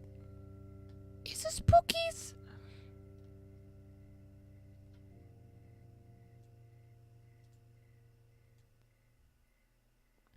Is a moose. A mooses. Oh, I can't even hear it. Like the music is way louder than Leonard Nimoy's narration is. Okay, we're gonna have to play with this for a little bit here before I go back to my gameplay.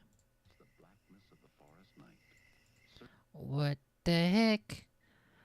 It's only a right ear enjoyers movie? Tell me somebody fixed this. Somebody must have a better version, right? Leonard Nimoy in search of Bigfoot.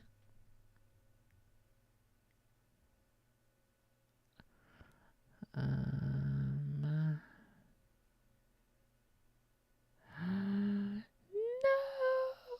Oh, fuck. Fuck.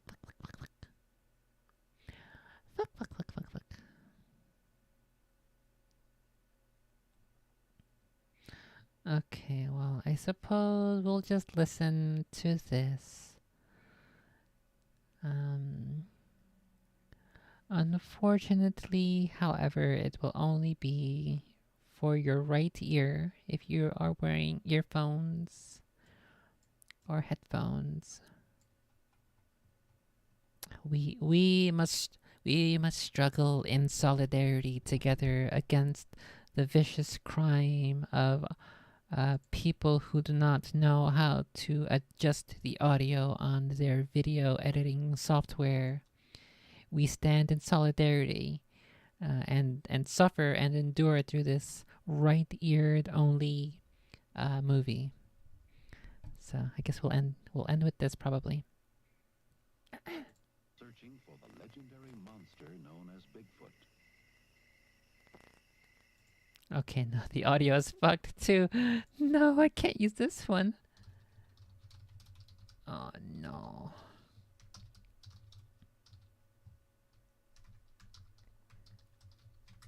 This is no good.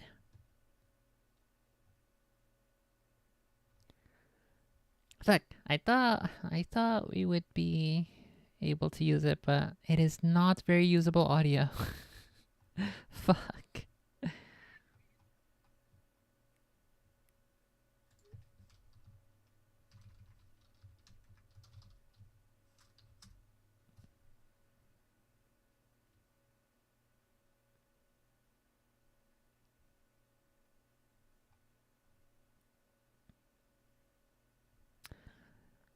No,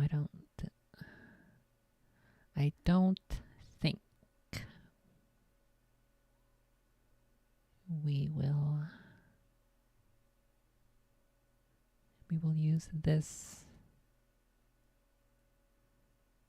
There are some other uploads, but it's not this hour and a half long thing. That's like 20 minutes. Let me try this one. It's just 20 minutes instead of the hour and 20 minutes. So maybe it's just like the best parts. Let's hope that's the case. And let's also hope that the audio works properly. But however, it will also be loud because I just turned up the audio on the previous video to the very max volume. And so this might fuck up your ears. So close your ears real quick. Okay, I got it in time. On the 17th of July, 1978, there appeared along the timberline of Mount Hood, Oregon, 3 creatures never before filmed. Okay, come on. This is clearly a reenactment. If it's not a reenactment, then these are clearly dudes who are yanking your Bigfoot. They are the monsters of the Northwest. Those are clearly dudes. The Indians call them Sasquatch. The white man, Bigfoot. The white man. These primal-looking figures are human beings, dressed in costumes for a motion picture. See? In every detail, they are duplicates of the part man, part ape, described by a variety of reliable eyewitnesses. Oh my god. I've never heard a more 80s sounding music than this.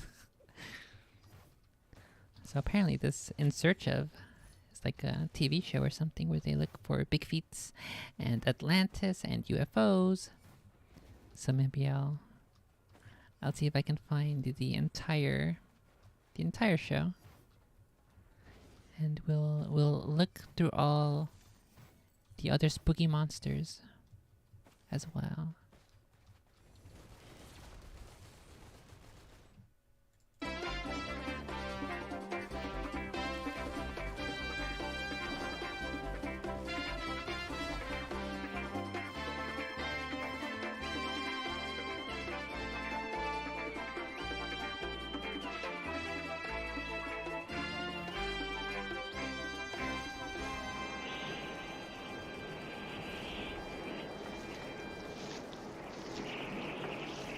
They're camping. Arch Buckley has no doubt about the existence of the monster known as Bigfoot. The monster.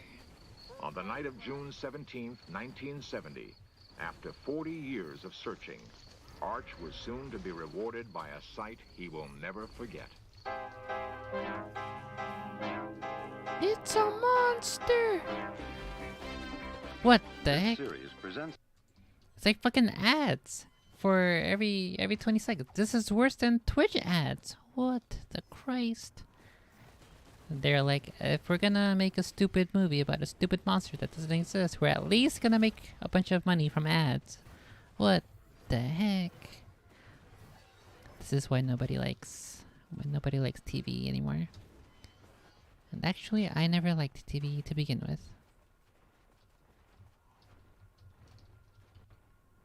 information based in part on theory and conjecture. The producer's Theory and purpose is conjecture? to suggest some possible explanation, but not necessarily the only ones to the mysteries we will examine.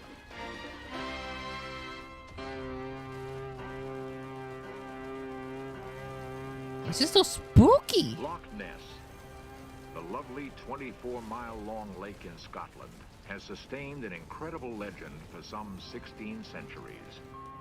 That living somewhere beneath its placid surface is a giant prehistoric monster. It's a monster.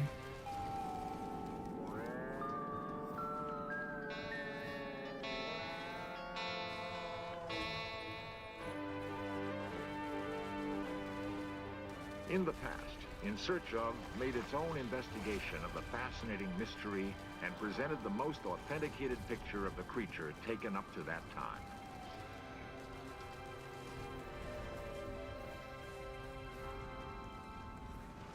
Interesting is what's come out. Two well-known investigators bring us up to date. Peter Byrne, whose specialty is Bigfoot and the abominable snowman, interviewed Tim Dimsdale, considered a leading expert Tim on Dim? the Loch Ness Monster. And incidentally, what is new? What's been discovered in this last 6 months or so? Well, there's been some very exciting new developments. Last summer, surface photography, there was some 2 color stills in 35 shot at about 100 yards of a head and neck out of the water. And this is very exciting stuff. What do you really think these creatures at Loch That's Ness just like a are? fucking I think the most exciting, rubber toy in the dramatic, water. Probably the most likely theory, in my humble view, is that it is a survival, an evolved species of plesiosaur. These were the marine saurians that used to live at sea in the Cretaceous period 70 million years ago, which means they've had a long time to adapt and get bigger. They've got bigger. If this is a plesiosaur, it's got much bigger. And of course, if that's the case, it's enormously exciting. It's very exciting anyway. How could they have existed all this time and survived in a place like Loch Ness? Well, we have the classic case. How could they have survived? The classic case of the coelacanth, archaic species of fish, which was supposed to have conked out at the same time, incidentally, in the Cretaceous. And they found them off Madagascar. It didn't. Crocodiles are saurians. They haven't changed at all. It's not impossible that this thing has continued to survive in the sea, and that Loch Ness used to be connected to the sea quite recently. Land rose, it got cut off. So it's not impossible. It's unlikely, but it's not impossible. The fact of the matter is that these animals are real. Whatever they are, they exist. Like your Bigfoot. Like your brain. That's what I thought he was gonna say. Like your dick. Thousands of miles away, It's real. off It the exists. Like your foggy pee-pee, even northern if you can't see California it. coast, a unique group of men carry on the search for Bigfoot. They are not hunters in the usual sense. They wield no guns. They spend months each year tracing every available clue, hoping to make contact with the creature they know exists and is endangered by man.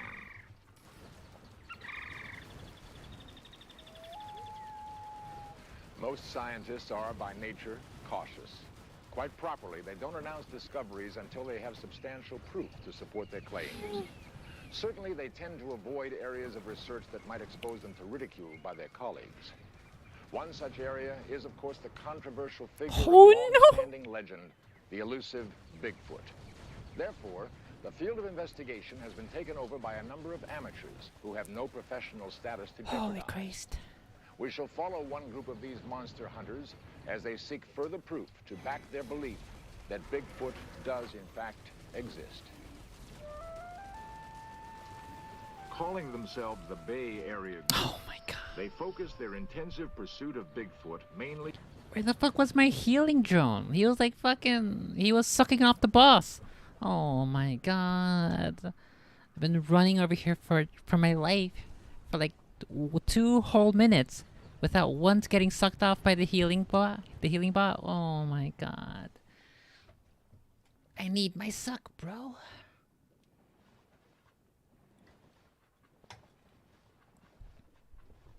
Maybe that was a communist healing drone who doesn't want to work.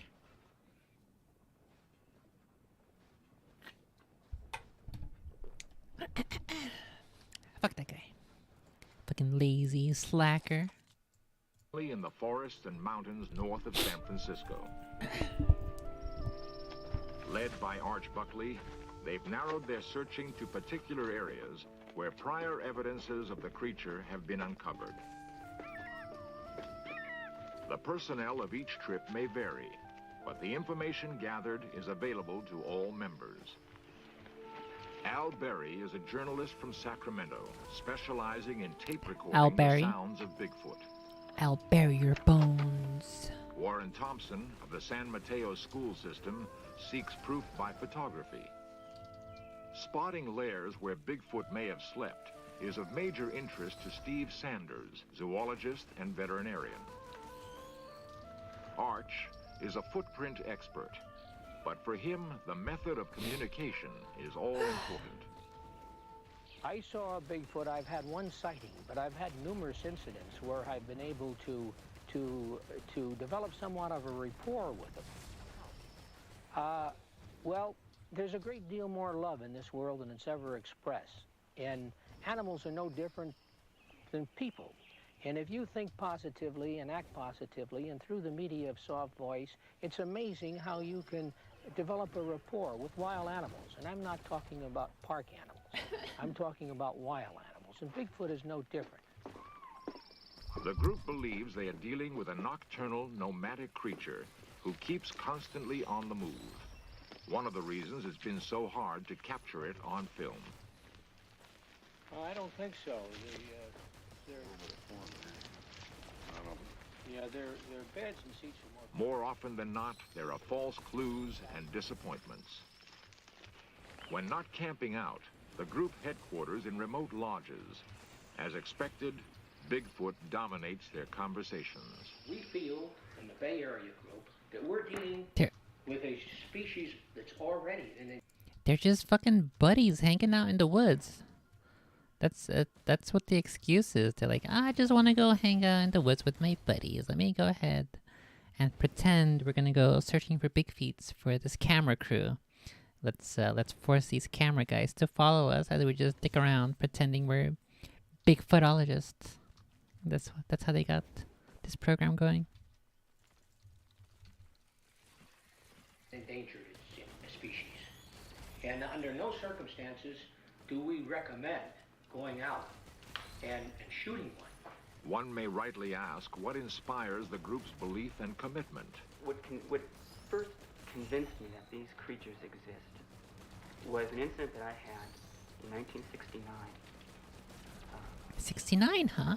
Camping about 20 miles north of the confluence of the Klamath and Trinity Rivers in Northern California, when one of these creatures, about 4 in the morning, walked by the side of the tent into the campground, and we were awakened. A commotion from the inside of the tent startled the creature, and it ran off into the brush. And when it became light enough to go out and see, the trail of prints that it had left, 16-inch prints, very human in appearance, with a stride of 56 to 60 inches between them, is what made a believer out of me. Footprints, bits of hair that defy classification, all intriguing evidence that an unusual creature inhabits the woods have been found at one time or another. Also, a unique sound has been heard. It was a remote, high mountain area, and I was aware that there had been some strange goings-on in this area from accounts of other people who had been there. And it was a long hike in, and I got in there in the late afternoon. I set my tape recorder up. I put my mic all this taped spooky into a music. tree, a little ways away from where I'd be bedding down, and then proceeded to wait along and see what developed.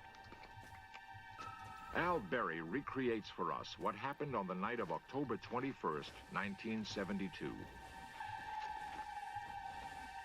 What do you got? This fucking spooky music. I'm gonna have nightmares. Oh my god, he's a fucking teepee. Look at him. He's a fucking Indian now.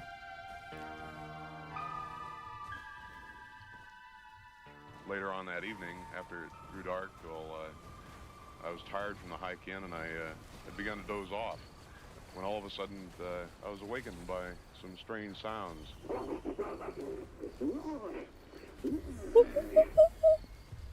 It's a monkey.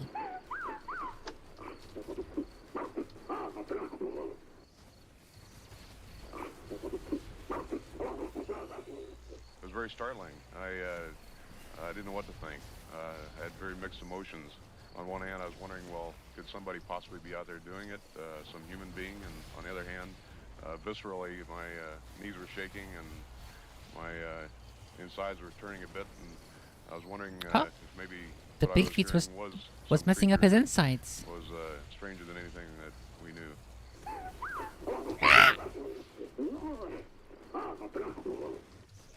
We've had the sounds analyzed since then, and at the University of Wyoming by a professor of electrical engineering there, and the results are the sounds could.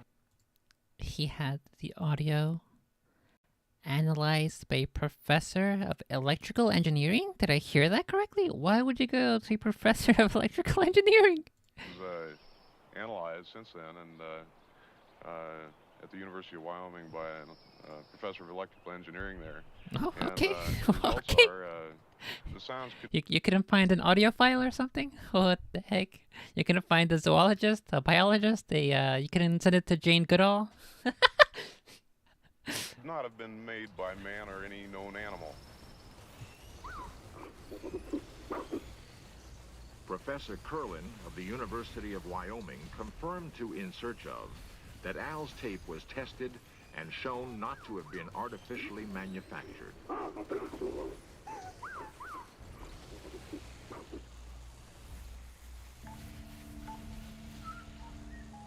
As you know, for centuries, we've had reports of large, man-like creatures coming from the Pacific Northwest. Reports from reputable individuals from all walks of life. And in investigating these, I've been struck by the consistency of the reports, the physical appearance, the behavior patterns, and by the sincerity of the people that I've talked to. All these people can't be lying. The What Oregon if they Regional are, Primate though? Center in Portland seemed a It's a logical monkey. place to inquire into the possibility of Bigfoot's existence Monkeys. and of his being a distant relative of man.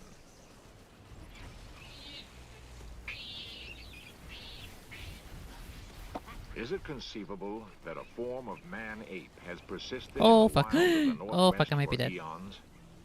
And if it does exist, I how lived! could it elude capture by scientists or killing by hunters? The questions were put to the center's director, the distinguished zoologist, biologist, and primatologist, Dr. William Montagna. The elements that would make me believe the existence of such creatures would be, for example, artifacts.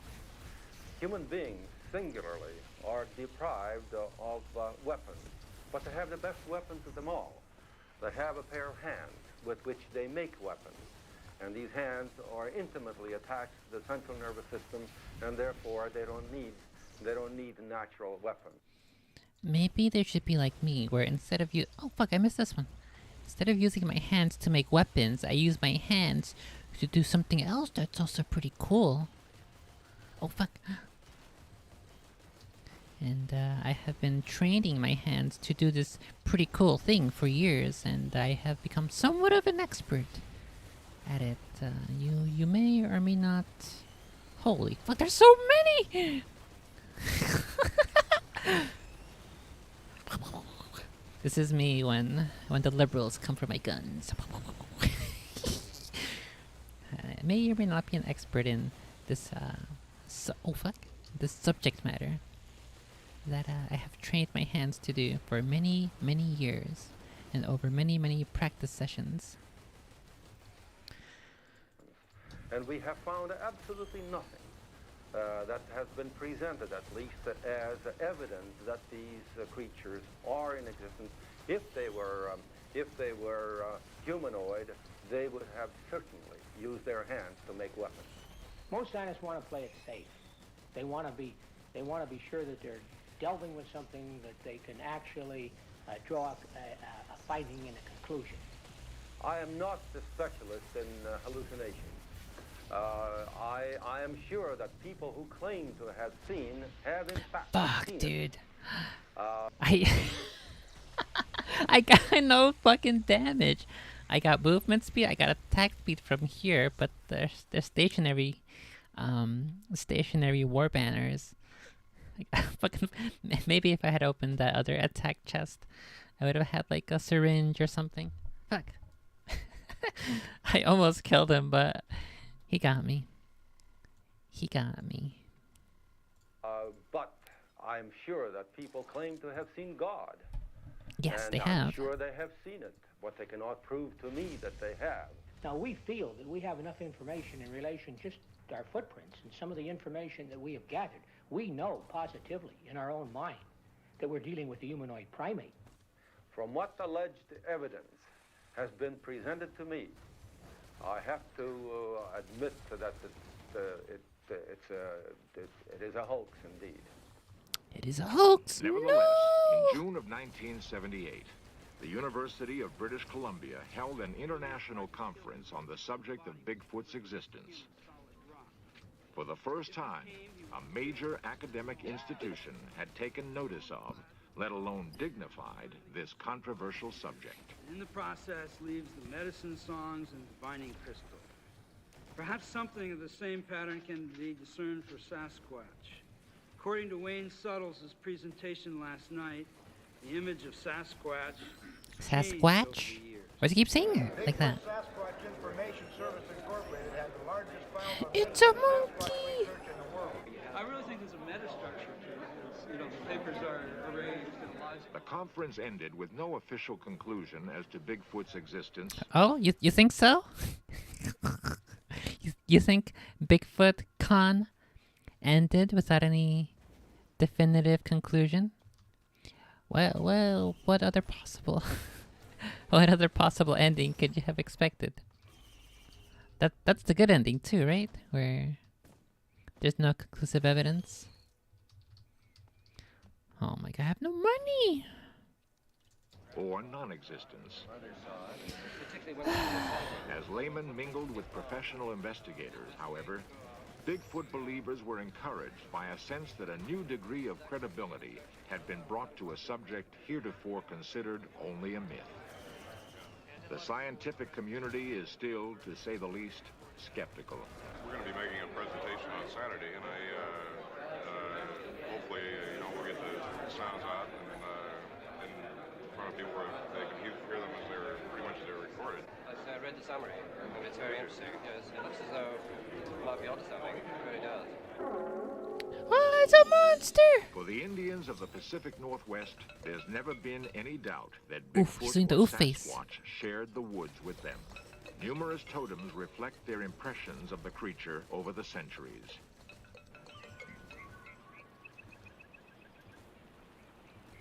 Despite Indian lore and much inexplicable evidence, Indian Bigfoot lore. has yet to be proven a fact of nature.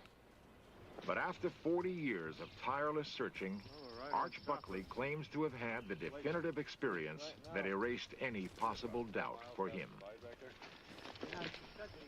But in our particular technique, we knew that this particular group of big feet were in a specific Big area. feet.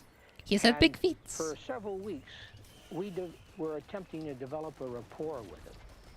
I think we were successful because one day I was able to bring Bigfoot down from the wilderness area to where I had established my base camp on the fringe of the wilderness area. Arch reenacted For In Search Of what happened starting on a late afternoon in June 1970.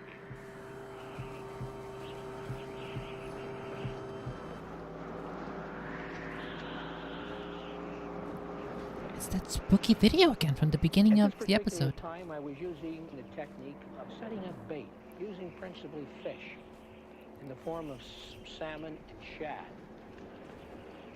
Several times during the course of developing this rapport, Bigfoot had come into my campsite and taken my bait.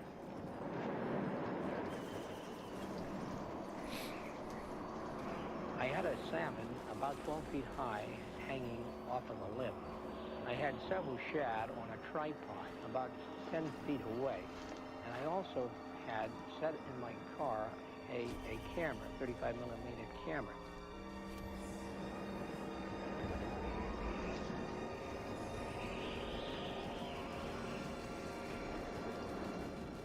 During the course of the night, Holy Christ. it was sort of a cat and mouse Oh game. no! I No, tried no, to no, induce him to come into my campsite. Oh my. Who go, friend? Oh, buck, friend, Oak. I used the word ook. Alright It's a then. word that I picked up Alright then. a number of years ago. Just for you, Oak. Come on, old friend. Fish. Fish. I knew that he was close by. He was no more than maybe about 30 yards away from me. Who go, friend? Oh, buck, friend, Oak. It sounds like he's talking to like a cat or something. Who go, friend? Oh, buck, friend, Oak. Something about the music that they're using throughout this entire thing, especially this one, makes me feel so old. Why is the 90s music for all this like exploration and like aliens and science fiction stuff, why is all the music basically the same? It's like a mixture of trying to be both creepy as well as mysterious, but the fact that they're most of the sounds are like it's called like a synth thingy, right? I think the fact that most of the sounds are of that similar sound, that similar instrument or format. I'm not really sure what to call it. It just makes me feel as if a 30-year-old man with a mustache living in the 80s and 90s and and there's no internet. That's what it makes me feel like. I realized that I couldn't induce him to come in. So I thought, well, maybe I'll get in my car. Maybe this would have a change of effect on him. I was hoping that he would take the bait and maybe I could get a shot of him with my 35 millimeter camera. He swung around and I caught him. I caught him from about the waist on up. I was so impressed with the luminous glare of his eyes. He was looking right at me. He was very... Is this supposed to be the actual footage he has, or is this also a reenactment? I could get a shot of him with my 35 millimeter camera. He swung around and I caught him. I caught him from about the waist on up. I was so impressed with the luminous glare of his eyes. Okay, well this definitely looks like it's supposed to be a reenactment. I highly doubt this is the actual footage he captured, and even then, the quality of the actual footage of the show back then is too dog shit to really see anything. He was looking right at me. He was very He's coming right for us. powerfully built.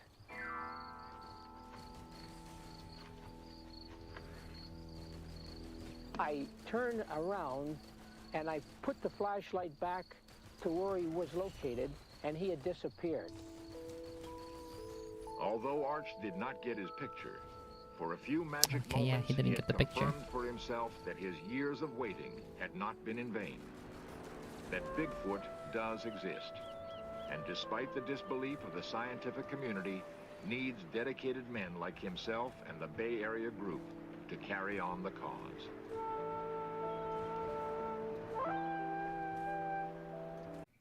Fuck you mean? OBS died. No, it's fine now. I don't... Why the fuck does it keep doing that? It says OBS disconnects, but the internet doesn't die. OBS just disconnects. What in the Christ? OBS is a spooky monster sometimes. To face with Bigfoot after decades of diligent searching was obviously a precious highlight in Arch Buckley's life. But he insists that as important to him is the hope that when and if Bigfoot is proven to all to exist, legislation will be passed to declare and protect it as an endangered species. Undoubtedly, his hope can't be realized until science takes a more serious look at this persistent phenomenon. In the meantime, Arch and the Bay Area group are passing on their considerable store of information to interested young students, with the expectation they will enter the scientific world with an open mind on the subject. Students like Donald Rube. You're enrolling at the University of California. Well, I'm planning to study behavioral and evolutionary anthropology. Because, like you said, I'd like to understand the behavior of their existence, how they act. You know, where do they go during the day, and what do they do? And with this kind of They go to your mom's house, bro. understand Okay. the behavior patterns that I observe in the field. And then also with the evolutionary aspect, I'd like to find out where they fit in man's evolution. Are they on a parallel In your branch, mom's or house, are they that's where. directly our ancestors? I doubt that, but it's possible. And how do they fit in? I'm curious. Well, this is what George They and fit I in had pretty well mind with when we lube. organized our Bay Area group, and it's going to be. It appears that the Bay Area group's wish to preserve both belief in and compassion for Bigfoot will be fulfilled.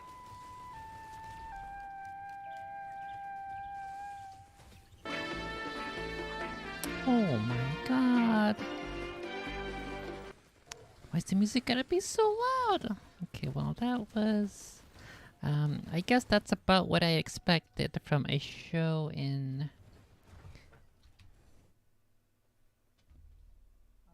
What happened? What'd you guys see? Is there a monster out there?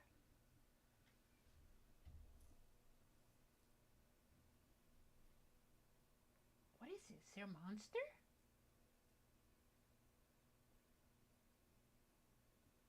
What the heck? These kitties are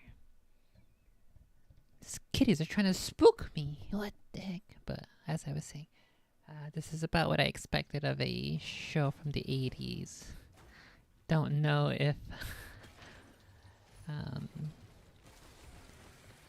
if my expectations should have been this high as to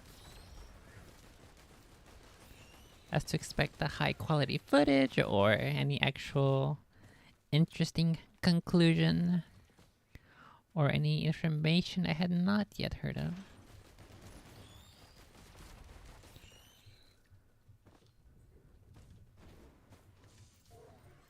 What the heck are you guys doing? RB. I think Patches is coaxing Arby to play, and then he starts chasing her, but she's too spooked, so she runs super fast under the bed. And it just sort of seems like she's running away from a monster, but it's not a monster, it's just Arby.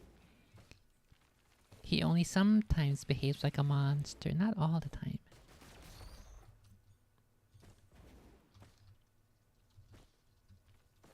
Okay, let's grab this guy. A beetle queen.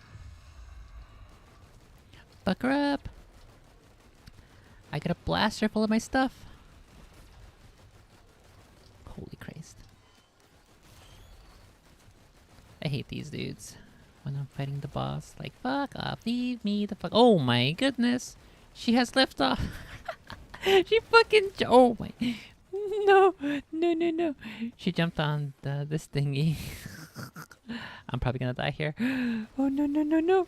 Wait, wait, wait, wait. No, no, no, no. Oh my god, this guy won't leave me alone. Okay, nope, nope. I gotta get that out of here real quick. Jesus.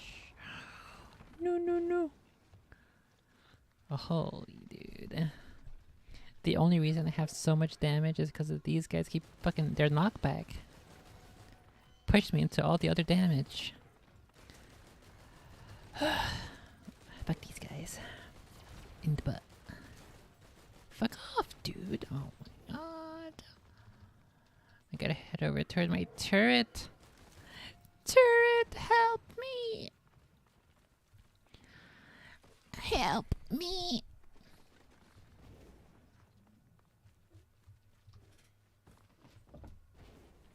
Yo, chill. What the heck? Okay. Blast the shit out of them, bruh. Can I hit her from here? I think I can. Oh shit, I can heal too. I forgot about the fungus. If I stand still, I get the heals. Okay, this is the perfect use of this turret so I can heal up. No!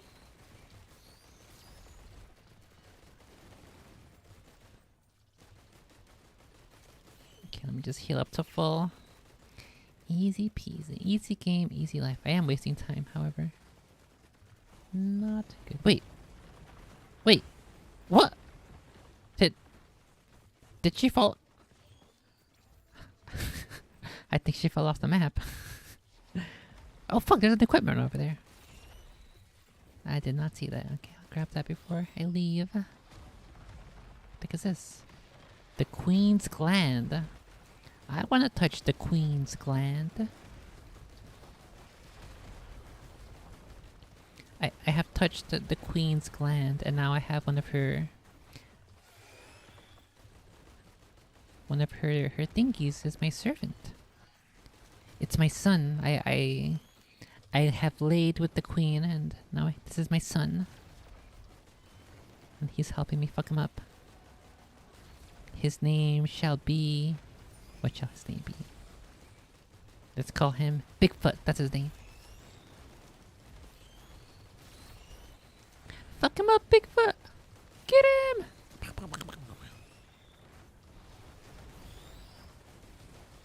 Now I just gotta find some... Oh my god.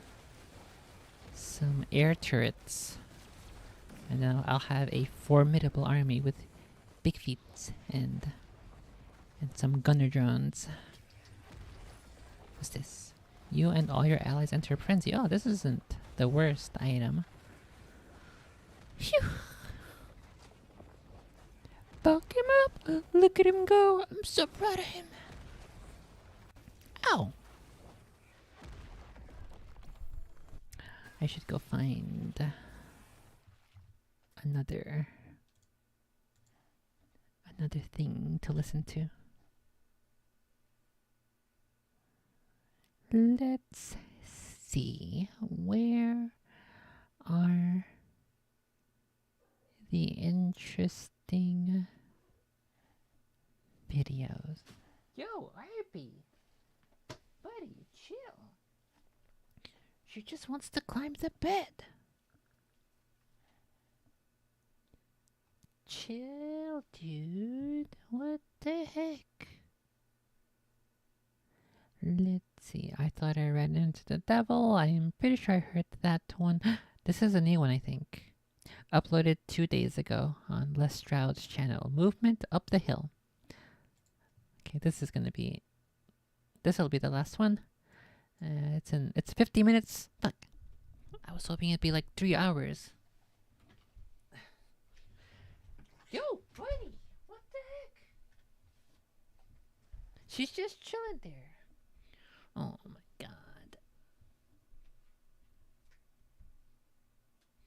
do that again, I'm just gonna have to lock you outside, okay? Fucking kitties being all weird. Okay, yeah, so this will be the last thing we'll listen to today. And, we will end,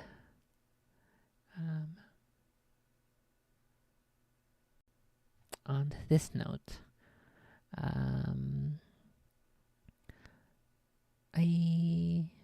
This is Sasquatch Chronicles episode 897, Movement Up the Hill. Screaming at each other. Rick, and back in the mid-90s with Rick. And welcome to the show, everyone. Thanks for being here tonight. Got a great show planned for you. We're going to be chatting with Rick. And Rick is a 22-year military veteran. He served our country. Thank you so much for your service, Rick. And back in the mid-90s, he had an encounter at Fort Lewis. It's a pretty fascinating account. I'll let Rick go into it. If you've had an encounter and you'd like to be on the show, shoot me an email. My email address is wes@sasquatchchronicles.com. And if you get a chance, check out sasquatchchronicles.com. You can become a member and get additional shows. And if you're... What the heck? Look at him go! He's running toward... Big Feet is running toward all the enemies like he's a fucking dog or something. He's just like... Just fucking running straight at them. Oh my god. Oh, no! Don't hit him! He's my son. I fucked the Beetle Queen and he is my son. I don't have enough money for this. What?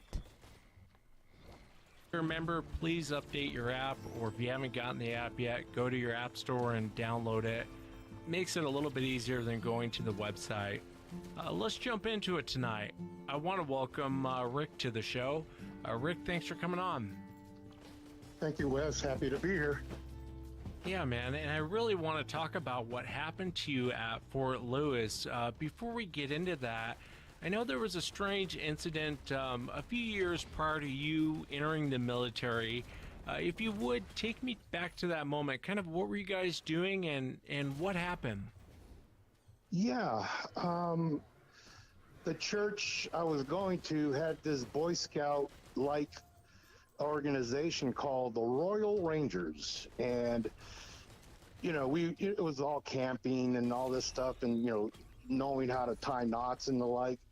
And, you know, one of the trips that we took was up to Northern California to Mount Shasta.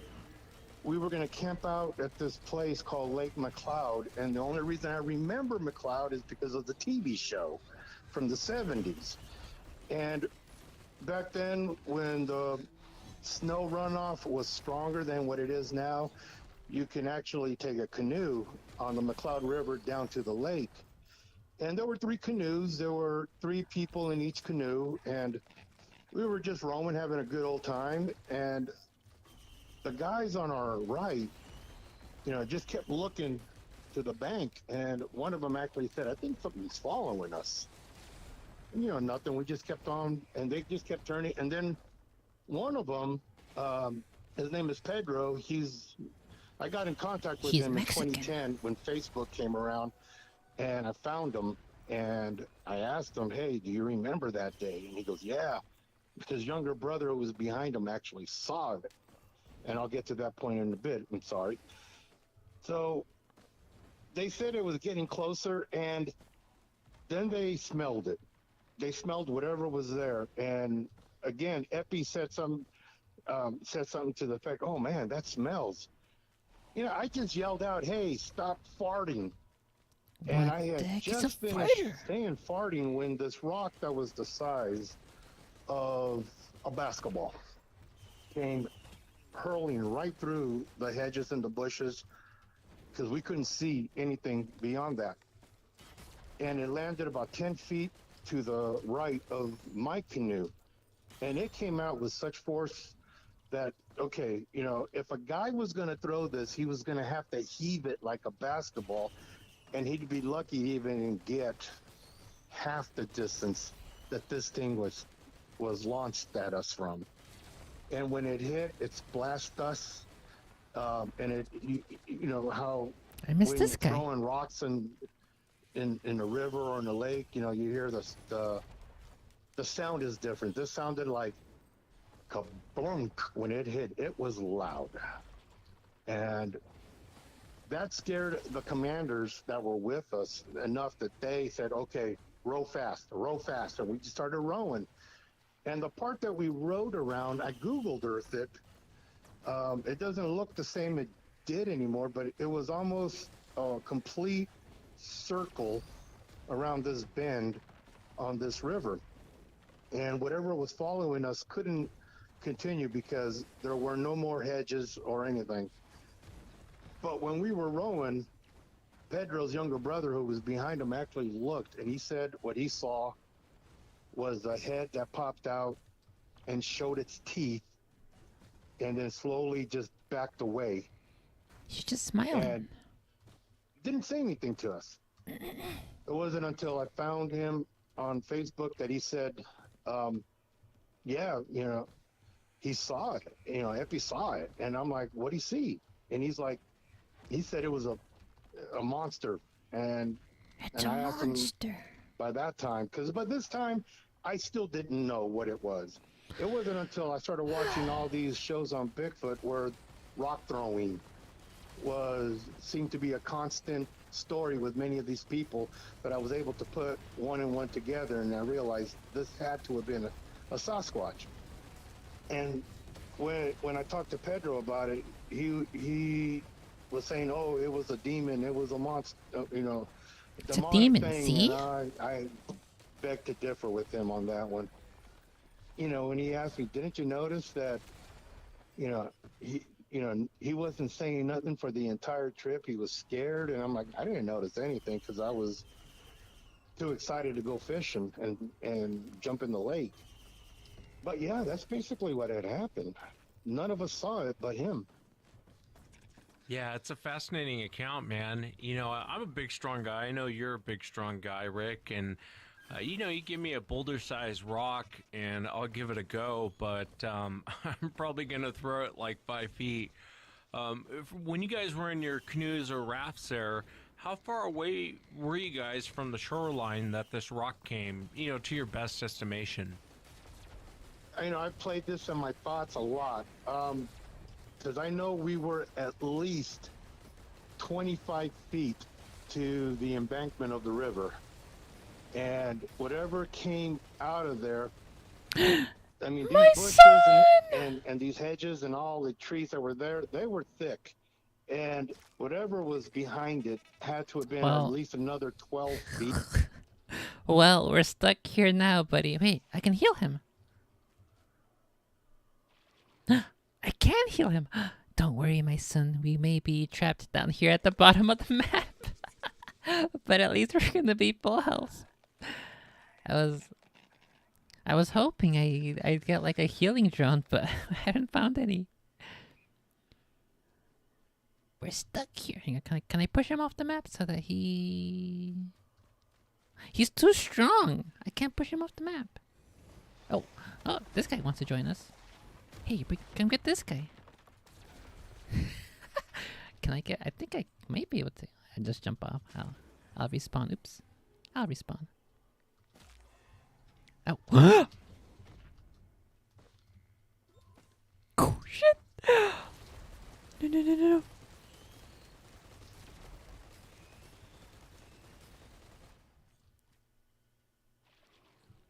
Oh my, I literally almost died to the most stupid, pointless enemies in the whole entire game. Wait a second, is that an actual area over there? It might be. Is there secret items over there? I gotta go check. Is the secret Big Feet's items? Feet? Because anything other than that would have been probably would have been visible, or to some degree. And this thing, so it had to have gone about 40 feet. And there's just no way a man can do this. Yeah, what did you think it was, Rick? I mean, I know we're going back, 29, almost 30 years ago, and this rock comes out, and the guy that saw it never spoke about it till many years later. But at the time, I can't imagine like Bigfoot's probably in your mind at that time. I mean, what did you think it was? So just a people messing with you, or? Jokingly, I said it was Bigfoot. I literally never. I didn't know this was here. It's like a little secret tunnel. Where does this lead? It's spooky. What the heck?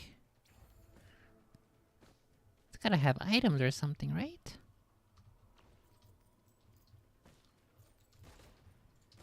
This is the scrotum where your two balls hang right there. I don't think there's anything you can do here. Alright then, I guess. Maybe what it is that sometimes there's a chance that an item can spawn down here. That's probably what it is. Well, I did not know this was a thingy. No! Oh my god, again? But I didn't know. Let me heal up first. At that point, I was 13 years old. I'm like, I can't rationalize, was it a guy that was growing illegal pot trying to scare us away? I don't know. Because I knew back in them days, there in the Mount Shasta area and up north in Humboldt, that was like the marijuana growing capital of California back in the 70s and 80s. But it never dawned on me, not until years later, that what it had to have been, and only really what it could have been, was a Sasquatch. Yeah, it's hard to say what else it could be. I mean, bears don't throw boulders, and, boulder-sized rock, I'd be impressed if a man could throw it 15, 20 feet. He would definitely impress me, but, over 40 feet, I just don't see that. It's a very cool account. I kind of want to fast forward to when you were in the military in 1996. And I've had a lot of soldiers on from Fort Lewis and things that have happened to them. But if you would take us back, kind of what were you doing and what happened out there at Fort Lewis? Back then, I was with Headquarters Battery, first of the 505th PIR under the 82nd Airborne. And we had been, it was on the books. We already knew that we were going to be doing some joint exercises at Fort Lewis with some Rangers. At that time, I was part of the S4, which is basically supply and logistics. I'd get the ammo. I was in charge of going to the ammo holding area. And if we were going to the range, how many rounds were we going to need? I had to account for everything and bring it back when I brought what was unused. And we had to collect all the brass. And so they weighed the brass. They had to make sure that the brass that was brought back in was plus or minus close to what was taken out. So we're in meetings that technically I didn't have to be there, but my sergeant in charge, the NCOIC, the S4, asked that I be there. So, he didn't ask. He more or less just said I had to be there. And during these meetings, the S3, who is in charge of operations, was talking about the Op 4. He basically looked at me and said, Sergeant Munoz, you're going to be the Op 4 team leader. And I'm like, oh, shoot, this is going to be fun again. And in these meetings, they decided, okay, we're going to do things that are different. We're going to have more fun with this than before. And so I was kind of curious. And one of the meetings that we had, leading up to this, because this was 3 months worth of planning to get ready, was, okay, I'm going to get four guys, from different sections, and they're going to be my Op 4. The Op 4 is the opposition force. We're the ones that are the bad guys. We go out there and we do the attacking, and then, after that, there's an after action review where they discuss what the unit could have did differently, what they did well, what they didn't do well, and the like. What the heck? So we were given all these scenarios where we're going to have suicide vest, squads running in with what appeared like suicide vests, where we're going to be doing drive-bys. Well, I we're think I'm gonna dead. be doing all these crazy things that Unfortunately. really we've never done before, which was pretty cool. But another thing that he told me was, because we're going to be stretched out so much in all these Op 4 missions, hitting different units at different locations, that we were going to be allowed to camp out somewhere, anywhere that we chose in the Fort Lewis range area. And we only had to come back every 3 days or so just to top off with fuel, get our water, get our MREs, and get right back out there. After about a week, of this exercise, I had the map. I knew the scenarios because everything was already pre-planned where the units were going to be, 5 frames per second. what the scenario called for us to do, and we have to report once it's completed. I'm looking at the area that we're going to be engaging and who the other unit is going to be afterwards. And I'm looking at it and I'm like, there's nowhere really for us to go to really camp out and just chill out before the mission. So I decided to be about 5 miles away compared to the 1 mile that we normally were at. Because there was going to be a cluster of units in that area. So I found us a hilltop that was 100 yards off of the road, and we went up the hill. We were able to take the Humvee all the way up there. There was enough space between the trees that we could just drive it on up there, which was pretty cool. I told the guys I was bunked down because at 3 o'clock we got to get up and we got to hit this company at around 5 or 6 o'clock, in between that time. I had the first fire guard shift, and I woke up the next guy, and then all hell broke loose at the bottom of the hill. He's playing hell loose. There was live fire, and we all had blanks. We were firing blanks. We had the blank adapters on, attached to the end of our M16s. Everybody that was in our battalion also had them. And this was live fire, and you can tell the difference between live fire and blanks. There is a very distinct sound between them. One sounds like a firecracker, the other one sounds like an M80. There's a difference. The guy that was on fire guard and another soldier that was sleeping outside, and I was sleeping outside, two of them were inside that Humvee, sleeping in the bed of the Humvee. We woke up right away with the fire, and we knew what it was, and we're like, the fire guard, the guy that was on the fire guard, he wanted to run down there right away, and I stopped him. Molly, that was fucking. I'm not gonna have any frames for the rest of this game, I don't think. Like, oh hell no, you're not going down there. My son's back though. It was the roar. There was a loud roar, followed by an even louder roar that we felt. I felt it. The other two guys felt it. Made my stomach kind of shake inside of me. Oh my god. The big feats made his insides shake.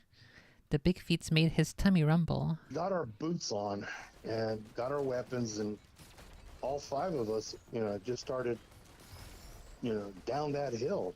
We had our night vision goggles, and we got down. It was about 300 yards, 300 meters, and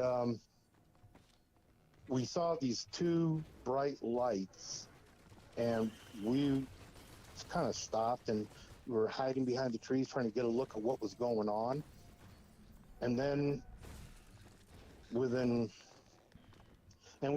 still couldn't see what was happening, but we could just see the lights.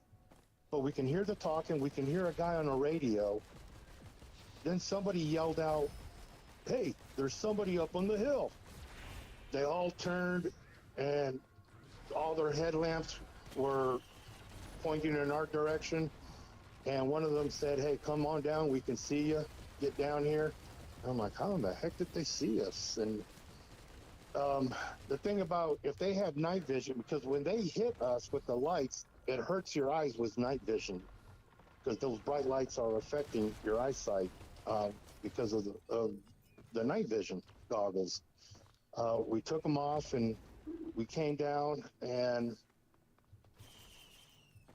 there they were. There were two Bigfoot, two Sasquatches, two big feet on the ground, and they were dead. Well, they killed the them. male was obviously dead. The female was on her back. She was, really labored in her breathing, and she expired right in front of us. She expired. One of the men that were there identified like my himself bagels. as a captain, and he was trying to get our attention, or, trying to, asking us who we were, why we were there. Nobody was supposed to be up in this area.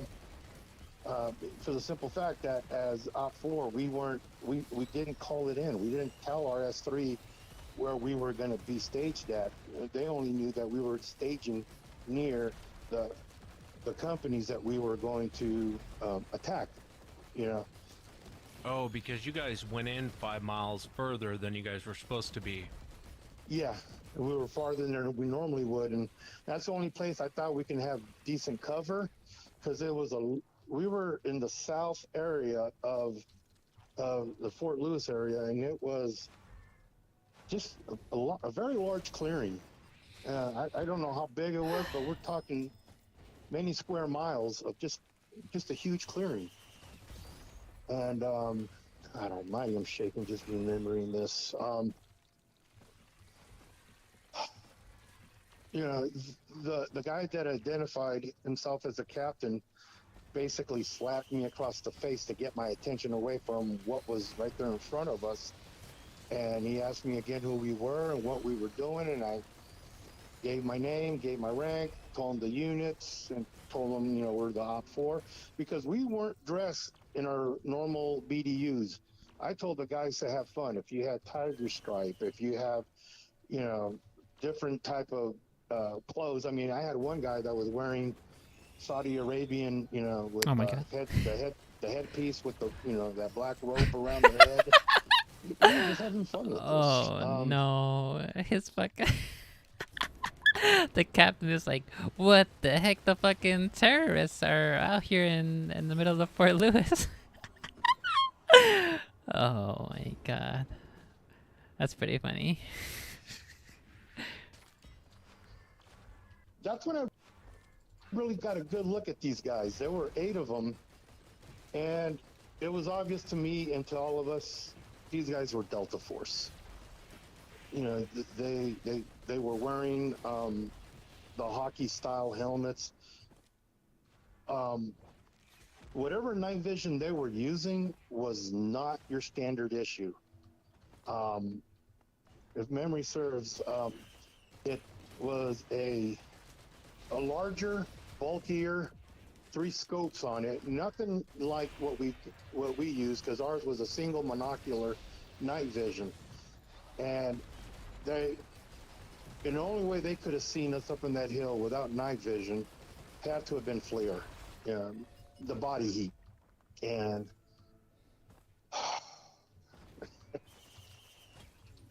so a call was made.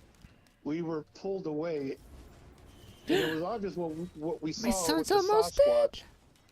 My son. They were a lot of the bullet hits that they had were on the lower extremities, in the knees. In the knees, my child.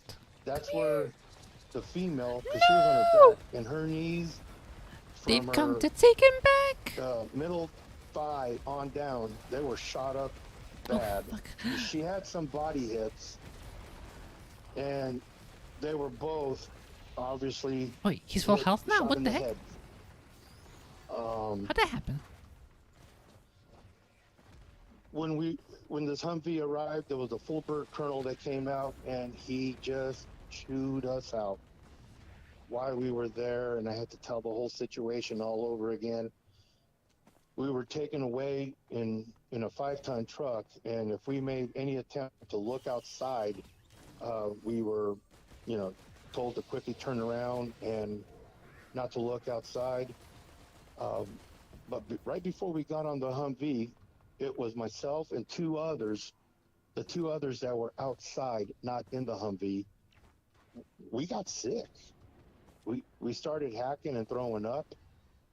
I felt like I had seasickness, and I couldn't make heads or tails of it. I don't know why. We could smell the Sasquatch. They did have, you know, what people commonly smell, the wet dog, but it wasn't as, to me, it smelled like when I gave my German Shepherd a bath.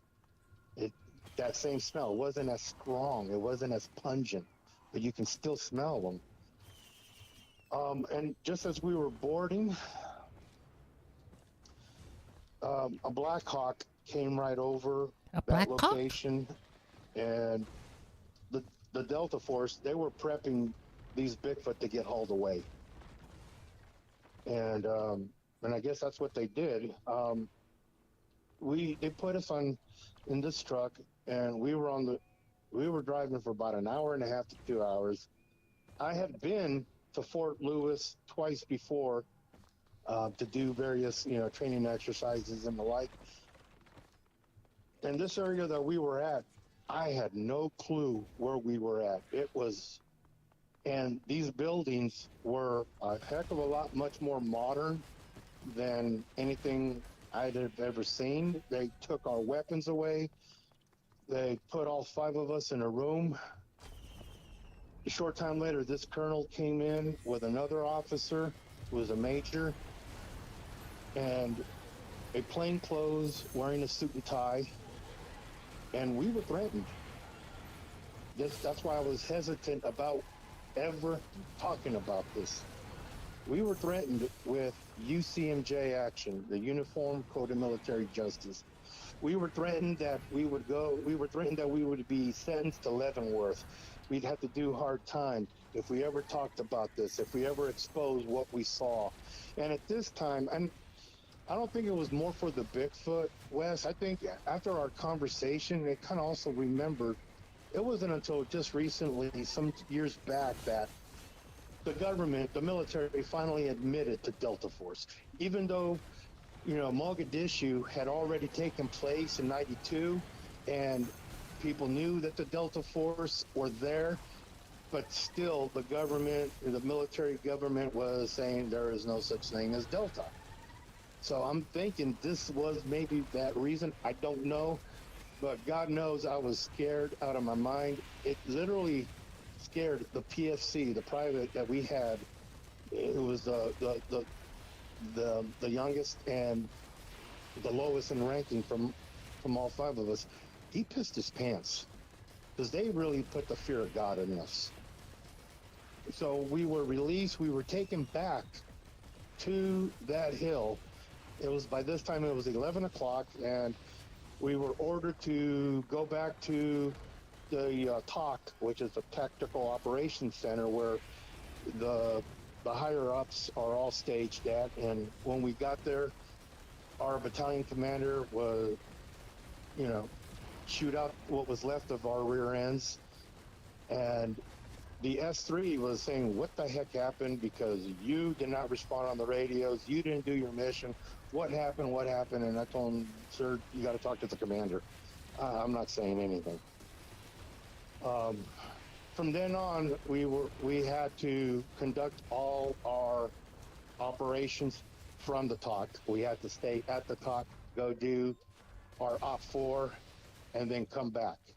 But that whole time we would do this, I mean, we'd still park a mile away and, you know, go to the area. But this time, we were scared.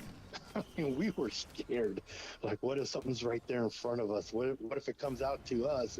Oh, we got our blanks. I'm like, man, I don't know. We just run. We just run.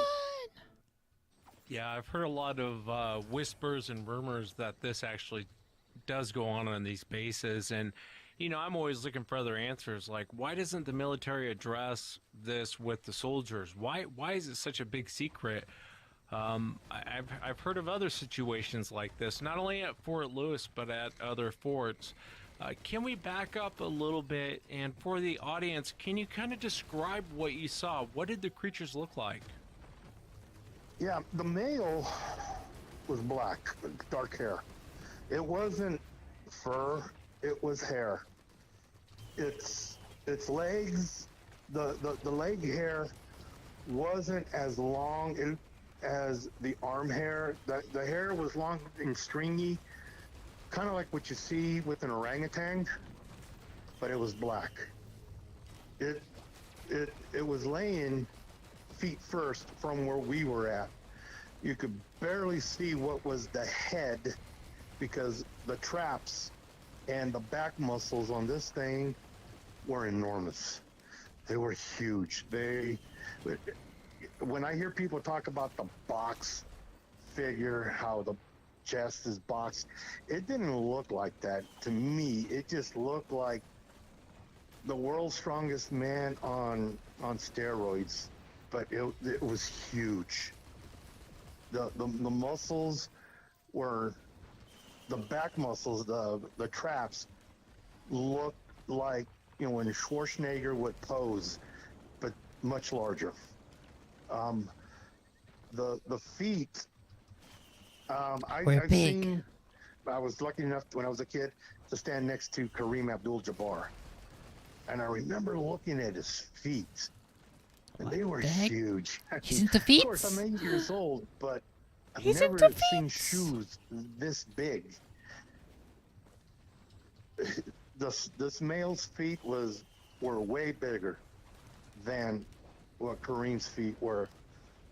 The way it was laying down, the right leg was stretched out, and it was on his belly, and its left leg was up and out. You know, like. Yeah, did it kind of look like it collapsed there in that position? Yeah, like it collapsed, exactly. And it was just laying there. Its right arm was out, its left arm was closer to its body.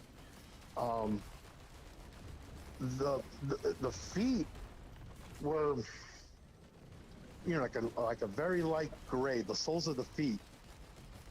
It looked like they had a line or a crack or something that went from side to side. I don't know if that's what they call the mid-tarsal. I never really made that, but I remember seeing that line, and it was pronounced. It went from one side of the foot to the other side, not lengthwise. The female was a dark brown. Again, there was limited light still, but to me, it looked dark brown. She was just as built as the male. The male had to have been 10 feet. I still say 10 feet to this day, seeing it in my head. The female was somewhere in the 7-foot area, and it was obvious she was a female. Oh, she had pendulous breasts. I remember seeing her breasts. Oh, see? As she laid on her back, one breast went down the side, and the other one went down the other side of her torso. Her eyes were open when she died, right? I mean, and we were there when she passed, her last breath. You could see her teeth. Her mouth was open. The teeth were about the size of hominy corn. You know, I don't know if you're familiar with that. You know, we use it in menudo and a lot in Mexican delicacies and dishes and such. What the fuck? He's Mexican? But the canines fuck, were I think I'm slightly dead. larger than what a human canine. You know, if you were to look at your teeth in the mirror, you can see that the tip of the canine stick out just a little further than your normal teeth. Same thing with this canines, but they were slightly larger, but not like, you know, like a dog's, you know, teeth would look like and such. But the rest of her teeth were flat. Oh no! Her face, where there was no blood, because again, these creatures were shot in the head. but her face was gray. It looked like leather. It looked like, oh God, I don't know how to describe it. Just almost like a gray baseball glove that in the leather was, kind of, showing its years, you know, on the side of the face, it looked like, what you call the crow's feet. Her brow was pretty pronounced, but not like any of the other Sasquatch drawings that I've seen of the males where the brow is very pronounced. From my vantage point, I could only see the left ear, and it was small and towards the back. It wasn't sticking out like you would with a chimpanzee. Those guys are An so annoying. orangutan The clay guys. ear is close to what I saw. And the mouth was wide. That's another thing that stood out. The mouth was wide. It was wider than what a normal, when you look at a gorilla, its mouth is slightly wider than what the nose and eyes are, but this was much more pronounced. I'd say it was like, if you were to put your finger right where the mandible and the upper skull connect in your jaw, that's where the mouth started. That's why the teeth were just so pronounced, because its mouth was wide open. And then the last thing we saw was them basically getting prepped to be hauled away. They were about to turn the mail, but we didn't see that because we were quickly moved. Yeah, what a night of shock and horror. I mean, I could see now why the captain he slapped you to get your attention. I mean, you're probably completely in shock with what you're seeing. I believe so, yeah. I mean, at that point, I was already feeling the effects of what me and the other two guys were feeling. I guess it was infrasound, and when he's trying to talk to us, I'm trying hard not to throw up in front of him as well. I'm trying to keep it together. Yeah, I'm really curious about you guys being sick afterwards. And infrasound is something that usually is projected at you. You guys were roared at, and I might have missed it in the beginning, but how far away was that roar? I know it's dark and it's kind of hard to tell at times, but would you say like half a mile? No, I said earlier, we were about 300 meters or less. I actually had a map once of that area that we were at, and so I got the protractor and looking at where we were at that hill and where we went down, it was approximately about 300 meters. So relatively close. I mean, you're talking less than 1,000 feet. About, yeah, exactly. We were less than that. The roar, I mean, to me, this roar sounded like it was less than 100 feet. I've heard a lion roar. I've heard the tigers when they're breathing, with that, they have that tint of a growl. And some people have said they've gotten sick by that. This roar just echoed so loudly, and like I said, you can literally feel it. I've never felt anything like that before. There was the closest thing I come to that one time, we were in a My lake. frames are dead again. And I'm not scuba. I mean, I got the flippers and the goggles. I'm just careening the surface, and there was a boat that roared by about 20 feet from me, and you can literally feel it and hear it as it went through. But it still didn't even come close to what this creature did.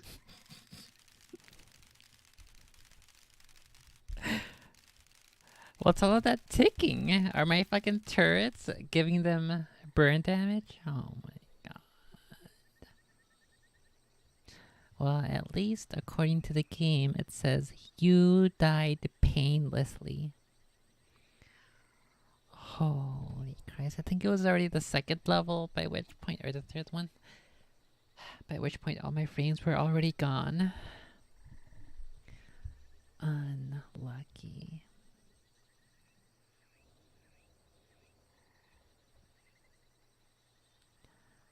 I am not sure. Oh, okay, I remember now. It's because the first map, the queen, the beetle queen, committed suicide, and then I got my son, the big feet. But then the next map, he fell off the edge and he couldn't come back. So I spent like 10 minutes trying to save him and exploring that little cave that I never knew existed. So I guess that's why I spent so much time over there that the difficulty just spiked up. That's pretty fun though with the big feet. With my son. Yeah, I was gonna ask you, if it was the reason why you guys got sick. Maybe you were too close to the creatures, but I guess the captain wasn't sick, or if it was fear and shock. But you're thinking it's more of possibly infrasound that you were hit with when it roared. I'm thinking it because the other two also got sick. The other two that were inside the Humvee, they were sleeping on the bed of the Humvee. So I don't think they got I don't know what you call it, the vibration of that sound. And it was the three of us that were outside that got it and that felt sick and threw up. All three of us threw up. Yeah, I wanted to ask your opinion about something, specifically about that night. I've heard many reports, even outside of Fort Lewis. I've heard many reports of soldiers running into these creatures on these military bases, and I'm curious, what do you think happened that night? Do you think that in the past these specific creatures were aggressive with soldiers, so they had to do something about it? Or do you think that they go through every once in a while and clean house, or, as it was put to me, quietly securing the base? That's exactly what I was thinking about. Fort Lewis is so huge, a lot of it is just civilians can end up walking in it and they don't even know. I don't know if these Sasquatches were attacking. I don't know if they were doing things towards soldiers or even the civilian homes, the farmlands that are out there. I don't know if they were doing something, and they went ahead and tracked them and neutralized the situation. It was obvious to me that because they were there and these soldiers were there, they were on the hunt. They had to have been coming for them. Yeah, and I feel for the soldiers out there. I mean, you guys have blanks. You're running around doing war games, and God forbid one of these things show up. And I often wonder if there's incident reports of people being hurt, soldiers being hurt, and so this happens, or if every once in a while they go through and quietly secure the base. Yeah, I don't know what. Really, I don't. Everything I can think of is speculating the reason why. Any question that we asked, we were told to shut up. Don't ask. That threat that they made really put the fear in us that we didn't want to talk about this. I mean, this is 26 years now. And just reliving this again with you, I mean, the hairs on my arm were standing up. And when I sent you this notification, this letter, the email, Wes, I was so hesitant to press send. I really was like, oh God, what if they come after me? What if they do this? And they follow through. The government has released information on UFOs. They finally said, hey, they're real. I know they know about these things. I know they know about these creatures, because if they didn't, they wouldn't be trying to tell you to shut up and not mention anything. I mean, because I know you've had people on your show that are civilians that were threatened by some government officials or told what they actually saw, knowing full well that they saw what they saw. Um, I don't know why the government doesn't let people know that, hey, this is real. Some say it'll affect the wood industry. I don't think it will. I don't think it will at all, because this has been going on for centuries. Nothing has stopped, people going out from chopping down trees and building houses. And these creatures have been surviving well without our help. Yeah, I agree with almost everything you just said. I want to ask you, I mean, did you and the guys ever talk about this again? When I went to Germany, I actually saw one of the guys that was in my Op 4 team. Saw him at the commissary there at Wurzburg, and he and I just gave each other that look. And so we stepped outside, and I asked him, "Do you ever think about that night?" And he says, "All the time, all the time." And he actually admitted that he told a few people, and I was like, "Oh God, keep my name out of it." Yeah, how could you What guys the forget heck? a night like that? I mean, what a horrific night, and I think it would really, really haunt me. I understand you guys keeping your mouth closed, so you don't want to lose your career. You were in the military for over 20 years, and you just don't want to give that up over Sasquatch. I get it. Can I ask you, when you were looking at the female as she was dying, was there anything human about her or human-like? I mean, other than, having the normal, I mean, her legs. What's looking at her legs According for? to looking at her body, her legs seem smaller than what they would for her body. He's got a new fetish now. He's looking at her legs. He's looking at her titties. He's looking at her eyes as she's living her last moments. What? He's into big ladies now, like Brienne of Tarth. He's the wild guys. Like, he likes the big lady, the big woman. That's gonna be him now. Her arms were definitely longer. I mean, if her arms were basically spread out as if she was on a cross. Everything about her was, except for having legs and human-like toes and arms, that was the only thing that I would say was human-like. Her face did not look. She did have a nose. It was definitely larger, a little bit wider. It was about 1.5 to 2 inches, well, 1.5 from the bottom of her nose to the top of her upper part of her mouth. She didn't have lips. She just had a mouth. Well, I would say her mouth looked similar to what you see with a chimp or with a gorilla. It's not. She's a monkey. There are no lip features like you have in human. Yeah, I understand what you're saying. I think it's fascinating you were able to get that close. I'm sure it's more of a nightmare for you. Before I ask you what you think Sasquatch is, how did this affect you? How did this kind of affect your life, or did it? I don't want to be one of these conspiracy theorists and the like, but yeah, it kind of made me question some of the things that the government does. But it still doesn't stop my love for this country, my love for the people in this country, the joy I had in the military. I wasn't going to let it stop me from being, a good man, a good dad, and a good soldier. But when I would have those times alone, by myself, it put, it starts, that little fear factor, starts creeping in.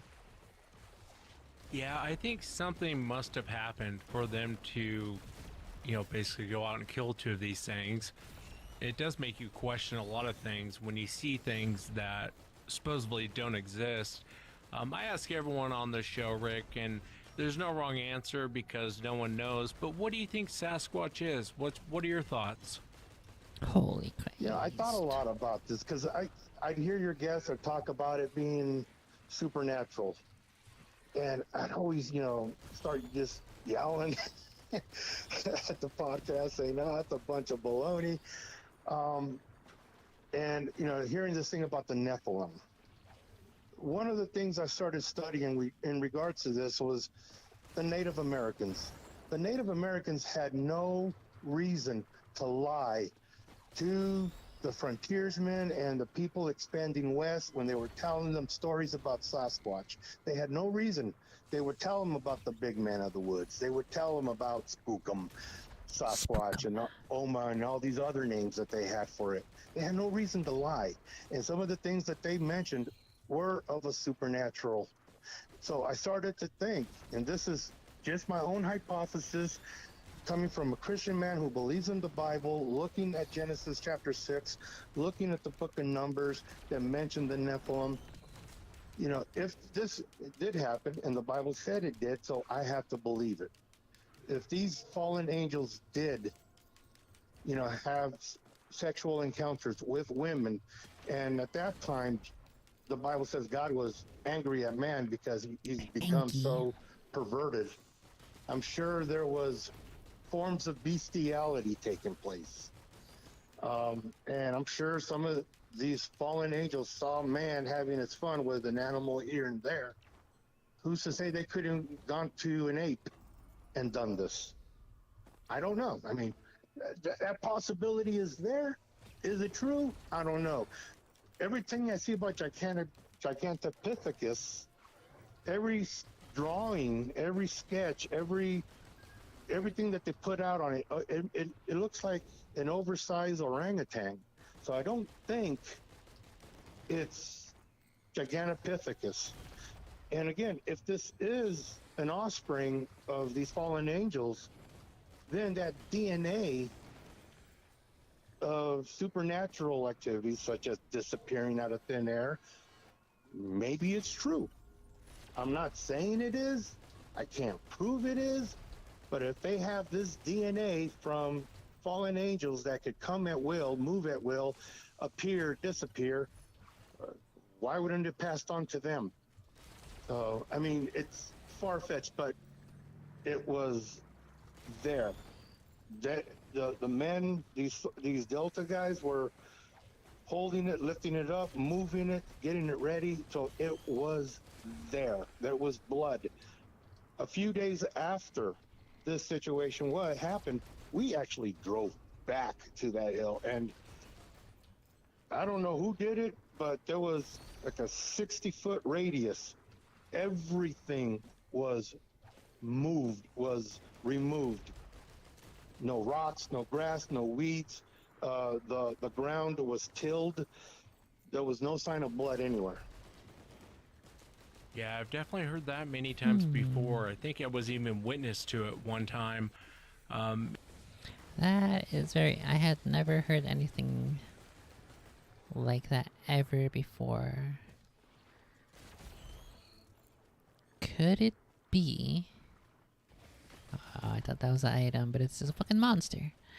Could it be that the big feets can... they have like super strong sense of smell? And so they can detect when one of their own species has died. What the heck? The fuck was that? Oh fuck!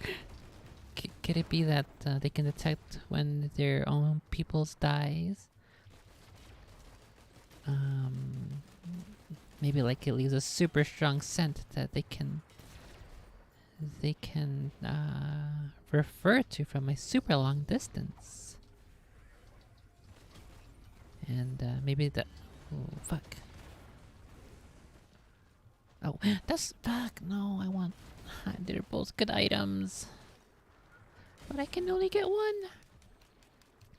it would make sense. Like if a big feet dies, maybe they give off this super strong chemicals or super strong smell, super strong scent, and the other big feet can locate. I just noticed this looks kind of like a boot, like a woman's boot.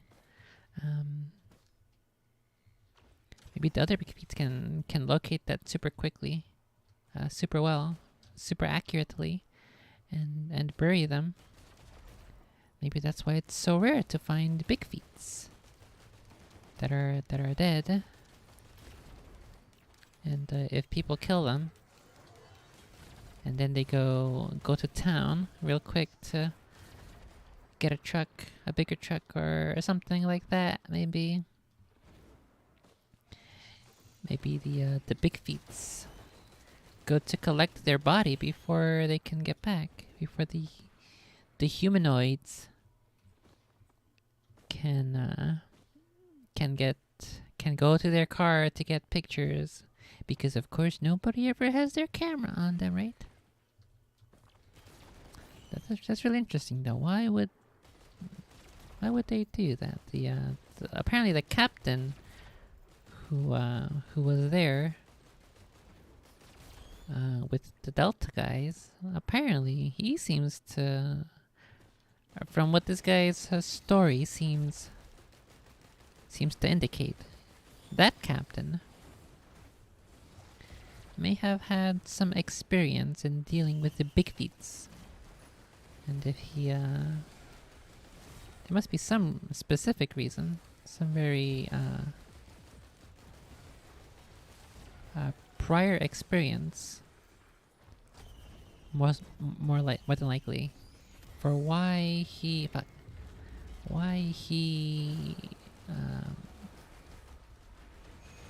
he had his, oh my, what? Oh my goodness, I have no health, but neither does the boss. Drone, heal me. But yeah, there might be some specific reason that he knows that we don't know, that we normies, that we normal everyday citizens who are not supposed to have this privileged information about big feats. Must be something he knows that we don't, about why he's supposed to clear the area, the site of a big feat's death. So yeah, I don't know. I'll have to. There's another item here. It's a drone. I'll have to look more into that. And it makes sense. They don't want to leave the evidence behind. Like you said, there are portions of Fort Lewis where you're not really sure as you're coming in if you're actually on the base or not. There used to be areas like that anyway. But it's an amazing account, man. I really appreciate you coming forward and sharing it. I think it takes a lot of courage to come on and share this. And I know you've been holding on to it for such a long time. And Rick, thanks so much for being a member, man. I know when I first started, you were one of the first members to come on, and now I have you on the show. I really appreciate you being here, and I appreciate your support, man. Thank you, Wes. Can I give a shout out to somebody or a few people here? Yeah, of course you can. I just want to say thank you to all the service members currently serving. If you're listening, thank you very much for what you do. I know these times are pretty hard times, and for all the veterans out there, thank you for your service. And just a shout out to my kids, Jaden and Jasmine. They're my heart and my soul. And without them, really, I wouldn't be here right now, to be honest. And I owe them everything. He was gonna kill himself. Very cool shout out. Thanks again, Rick. You're welcome, Wes. And that's it for tonight. When was this episode? Because he said that during these times, it's difficult for you guys, for us military. So 897. 897. Because on the Stroud's channel, he splits them up into seasons. And it's been like several days.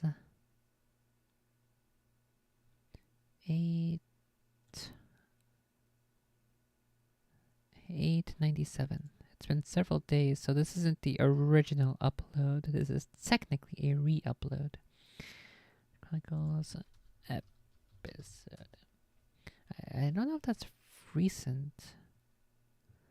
Let's see. According to the website, this episode was uploaded on... Where's the date on this page? Where's the date on this page? October 21st. There's no year, though. The comments say October 21st, 2022. Okay, so it must definitely be this past October. What was happening this past October that made him say that these times are difficult?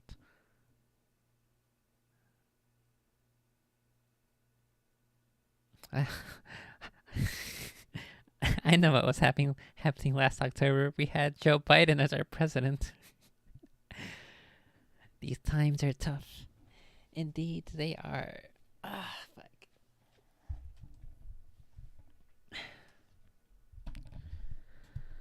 Phew. Okay, well, that will be all for Big Feet today. Since I have nothing else to listen to, let's go ahead and listen to the game. I think this might be super loud, so we'll have to adjust it as we go along. I think this is super loud. Let's do like 6 and 4.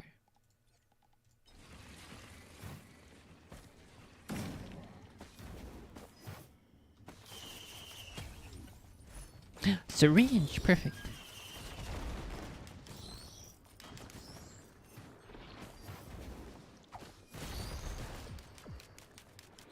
I haven't really heard the music in so long. I forget what it sounds like.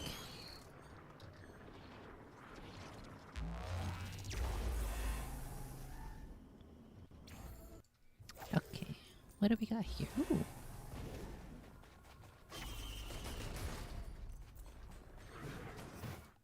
Is the music on? What the heck?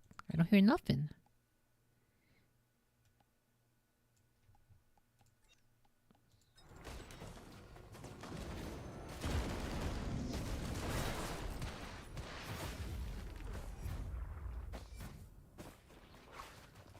There's literally like no music. Where's the music?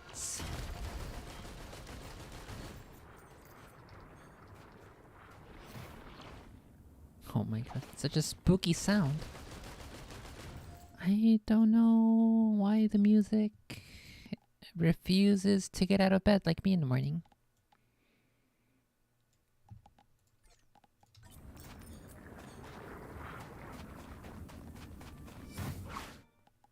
Okay, I think it's just like really, really quiet. The audio, the sound effects. How?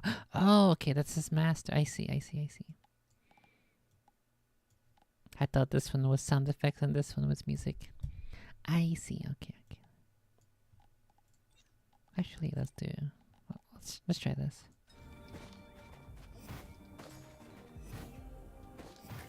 Where the baddies?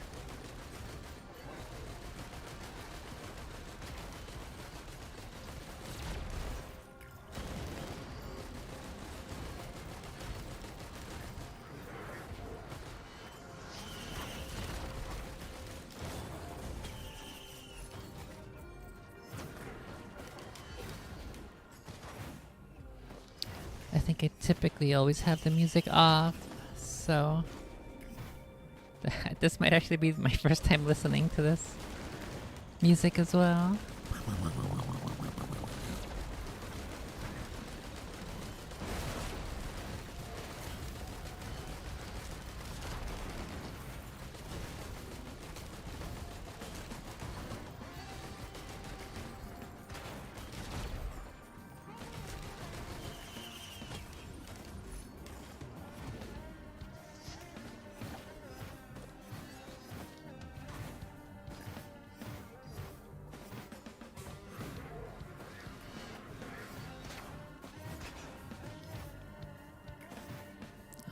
It's a scrap machine. I guess I should keep my health. I keep selling my health because I don't find it super useful, but if I keep dying super duper quickly, way sooner than I expect, then maybe I do need help.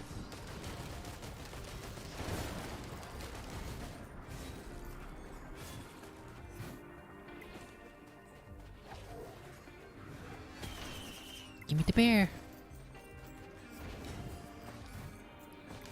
I need all the bears.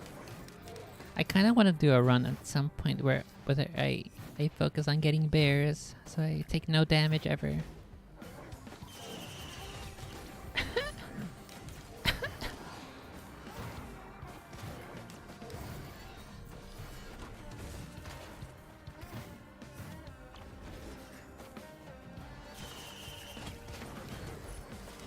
Another topaz brooch. Oh my god, I fucking hate this item. This item's boring.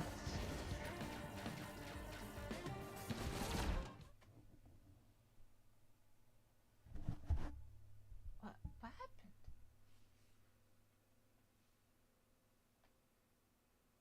What is it?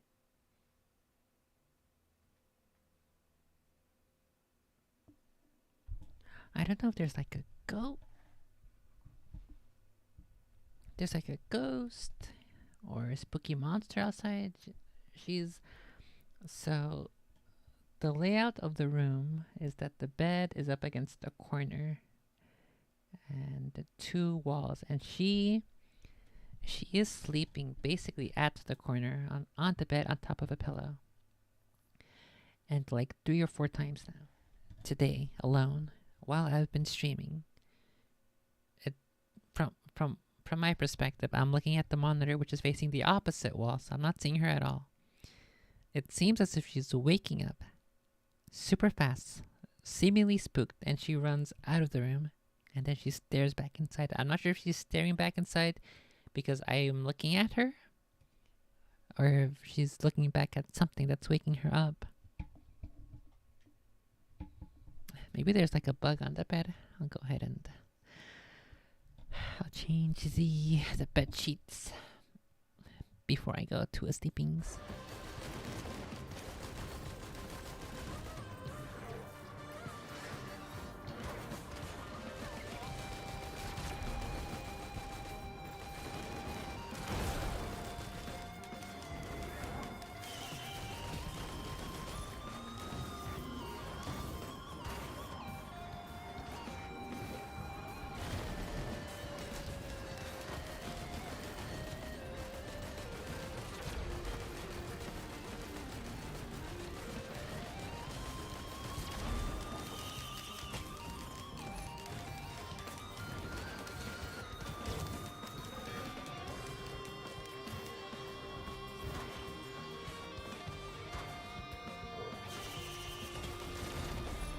Another tri-chip dagger?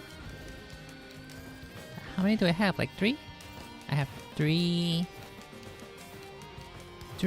daggers with which to make them bleed.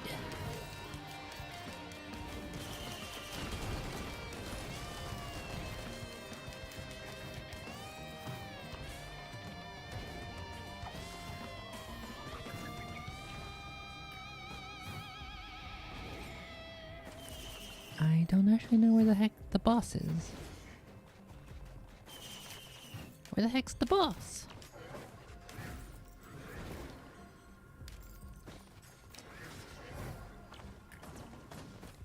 I think I passed him over this way, right? On that side?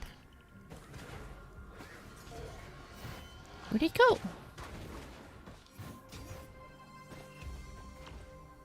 He's not over there. Wait, what the heck is that? Is that an item? What's that thingy? What's that? It's a robot. I don't actually know what that does. Ah! No! Where the heck? Was he in there? I don't think so. Am I blind? Or wait, wasn't he near the beginning? Where I spawned?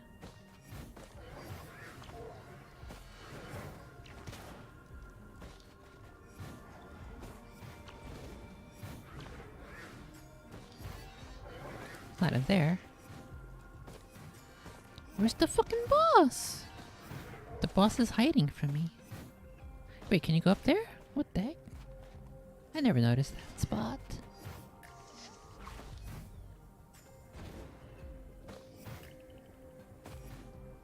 I guess the boss must be around here where I spawned. I thought I saw him near here.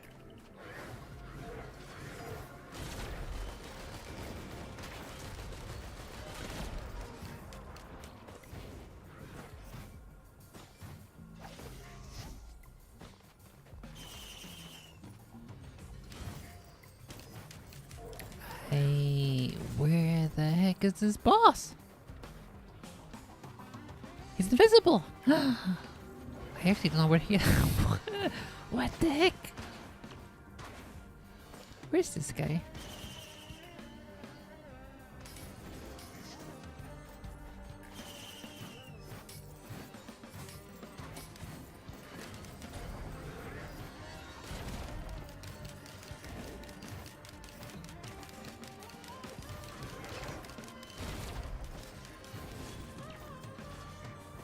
What the heck is over here?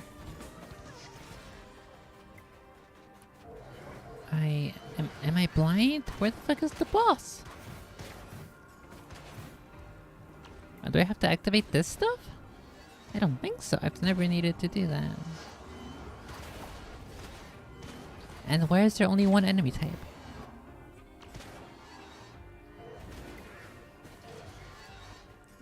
And I must be blind, right? Oh, is that him? Okay, I just skipped this part entirely, that's why. I didn't see the boss. Oh, is he in here? Is this him? Is he hiding inside a fucking container? Oh my goodness.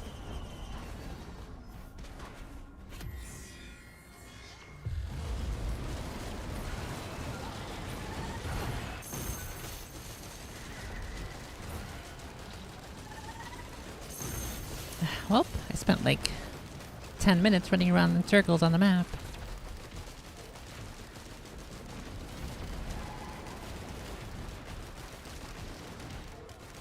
Oh my goodness, there's so many of these guys!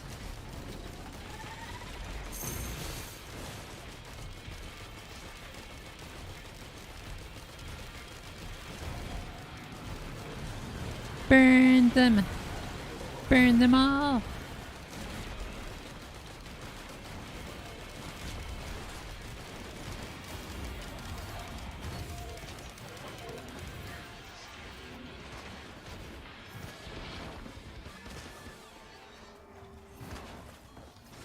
Little disciple by tracking wisps while sprinting.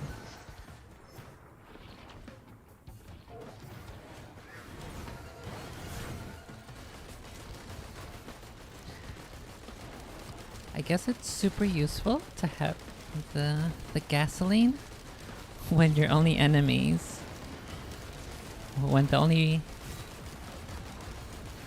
monster that the game is spawning is these little guys. Because then it just explodes them all if they're grouped up.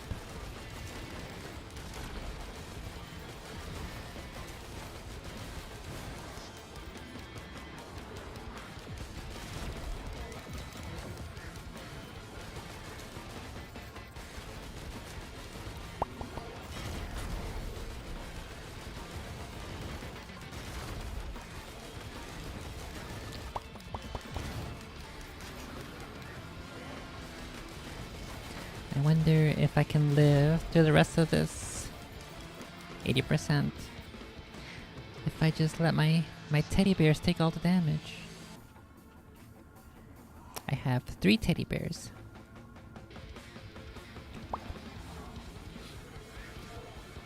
They can't come in here.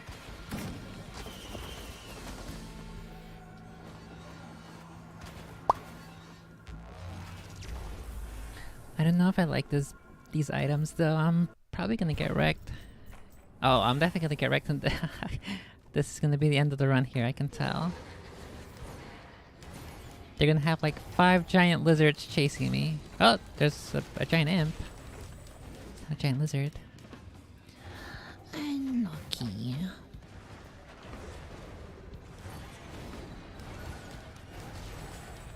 I'm gonna get this one. How much is it? 600? 400?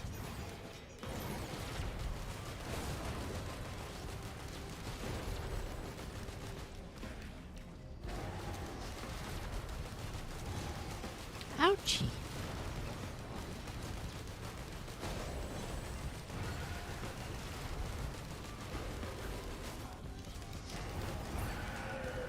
Oh.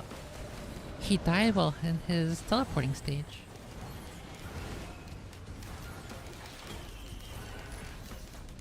Oh my god, what's this?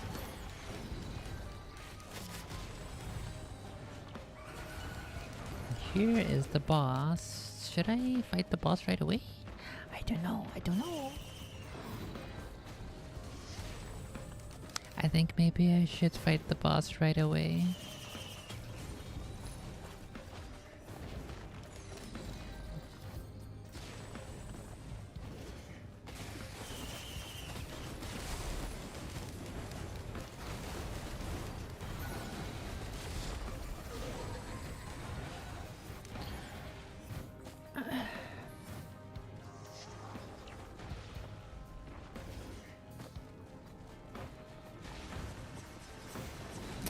I definitely feel like this map is way too big. I mean, I guess we're already at the final.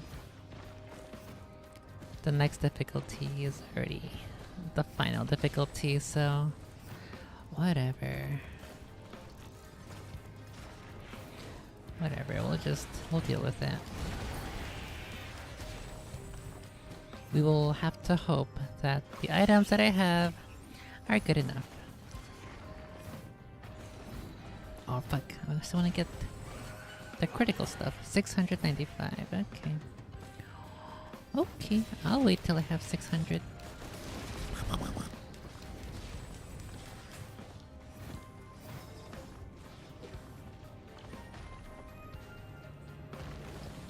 Oh, there's an equipment drone there. No! Hey, Patches. What's up, buddy?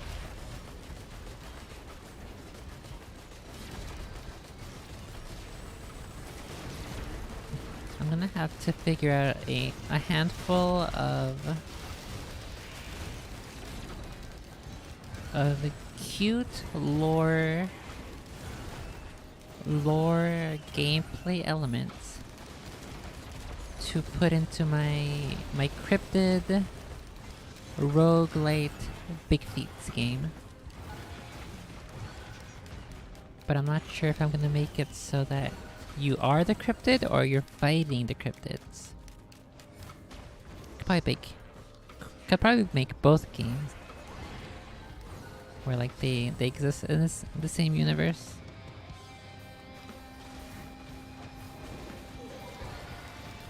Let's see, what if we do if you're playing as the big, you have the opportunity to stealth.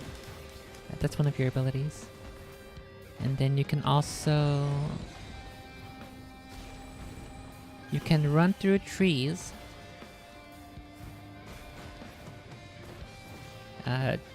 Trees are the one terrain that you knock over. It's kind of like Battlefield, where you have destructible terrain, except that you're big feats. And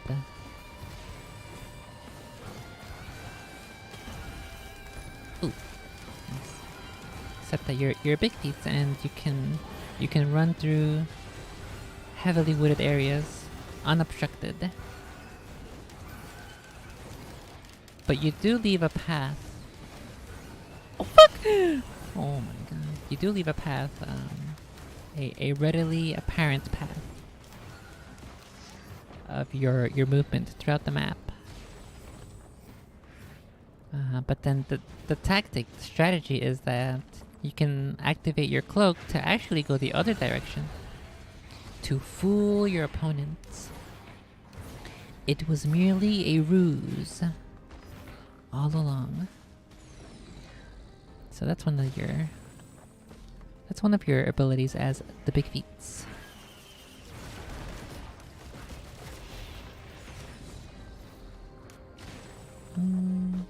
How the fuck is this just here?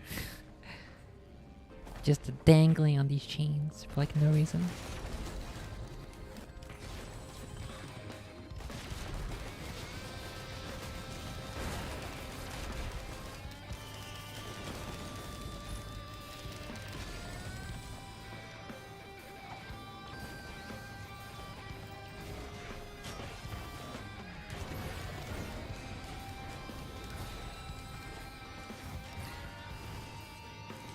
The next cryptid will be the Dogmens. And the Dogmens, what's their abilities? They can do a massive leap. They can leap over buildings. And they also have a great sense of smell, so they can track you. To know your position, and they use that to either try to be aggressive or to try to avoid you, depending on what their mood is. That'll be their gimmick.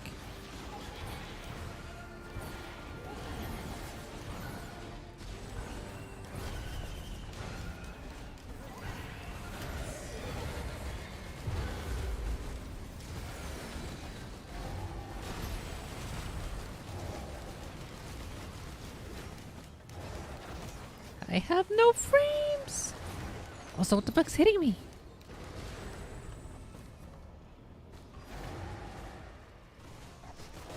See ya, nerds. Oh my goodness.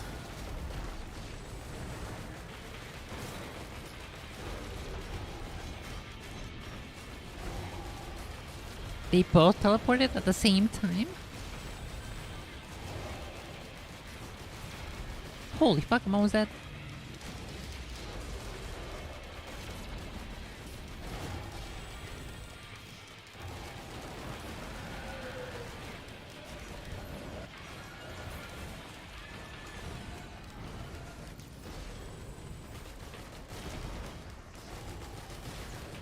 Phew.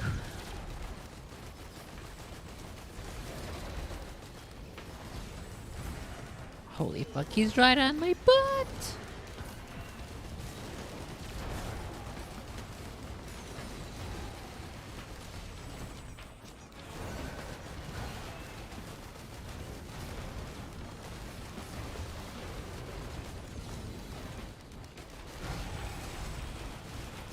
This guy's almost dead. Is that the second one already? What the heck? They died so fast! I thought for sure the other guy was still like full health. Okay. Not that I'm complaining.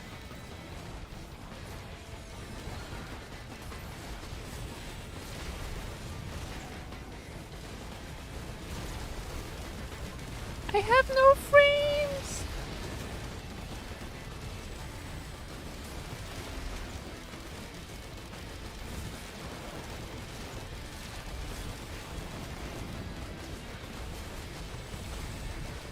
I'm gonna have to get a 4090 just so I can play this game. It is funny though that the game just tries to be ridiculous. Put as many units, as many enemies on screen, just to fuck with your frame rate. It's part of the reason why it's kind of fun.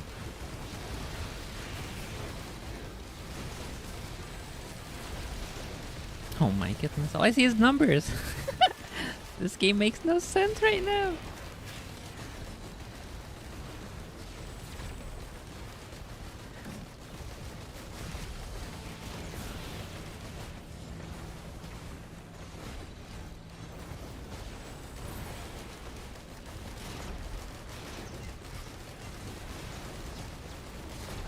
Okay, I think the secret item is over here, right? Where's the secret item? Oh, it's not. No, it's the other way. Secret items time. I missed this guy. Oh. He's another goat. The goat feats. 55. Okay, perfect. I have enough monies. Shattering Justice. Reduce the armor of enemies after repeatedly striking them. That's pretty good because this character repeatedly strikes at the baddies. Run!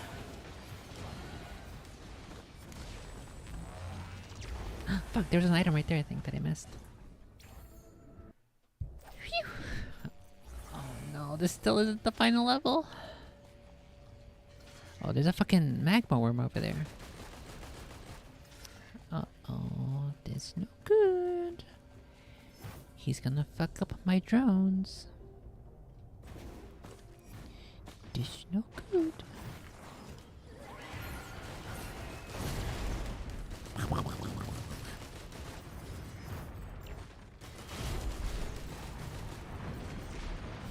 Uh-oh. I hear him. There he is.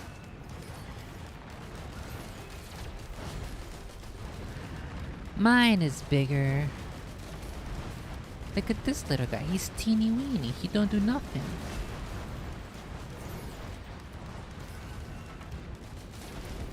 Oh, there's two of them?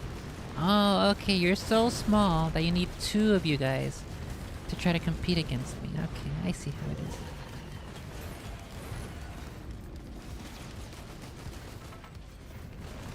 Oh, fuck! Uh-oh. I almost got frozen. And I don't mean I almost got frozen by Elsa in the good way.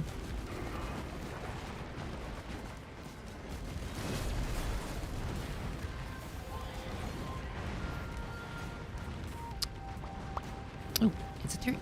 Give me that. Why is that other oh, I think the magma worm, the other one was fighting one of my turrets. Maybe that's why. He's so spooked. Oh my god, that giant lizard just walked past me for like no reason.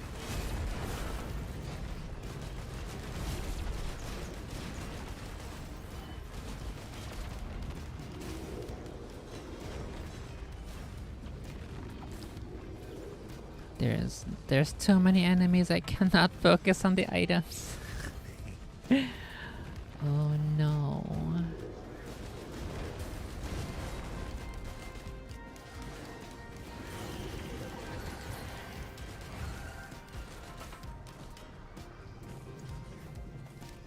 No, there's some items.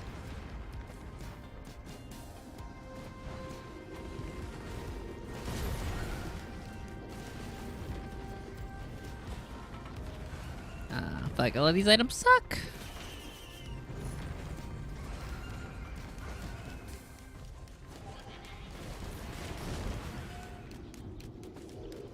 Wait. What the heck? This fungus amungus is just floating. Get down from there, sillies. Funguses don't fly. What the heck? You listen to that one Michael Jordan song. So, or not Michael. I was thinking of fucking a fucking Space Jam. That Michael Jordan believes he can fly.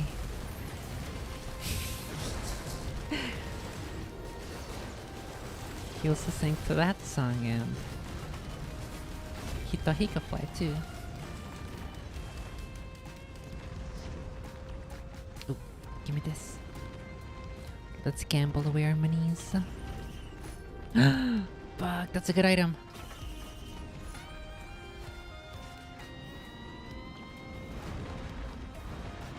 If I can get another equipment bot, that'd be good. Guillotine based. Oh, there's an item here.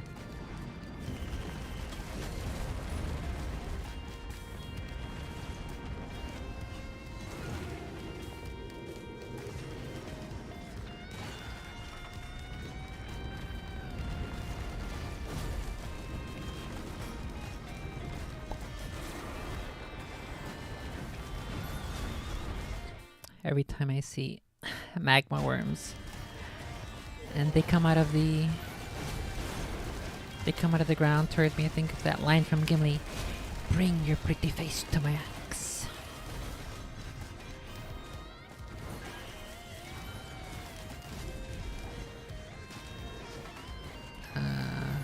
What the heck? This sounds a dead end. I was gonna run that way because I thought there were more items, but it's a dead end. The game lied to me. Oh, some more items.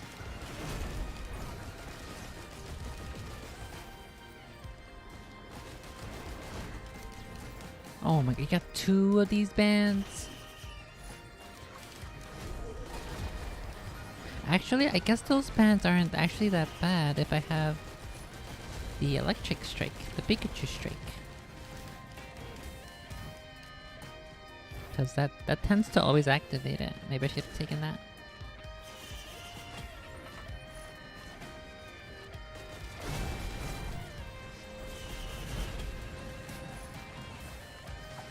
Oh, more items up here.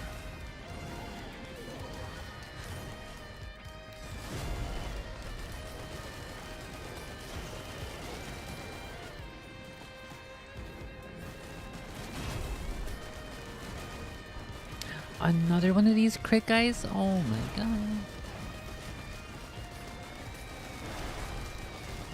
A real shame that I don't have like 20 different equipment drones right now. Be perfect.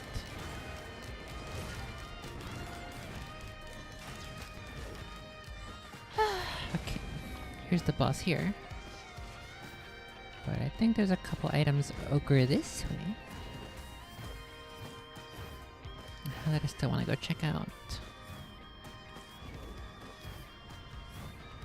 That's where I spawned. Surely there must be a couple items nearby. No? I guess I didn't go up this. There's another chance guy over there. Let's go gamble more monies.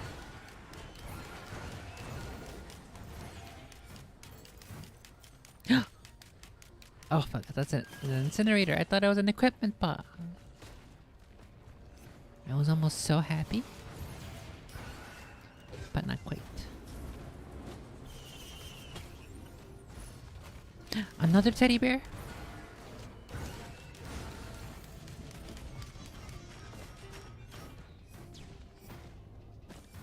I don't actually know what the chances are. Let's specify.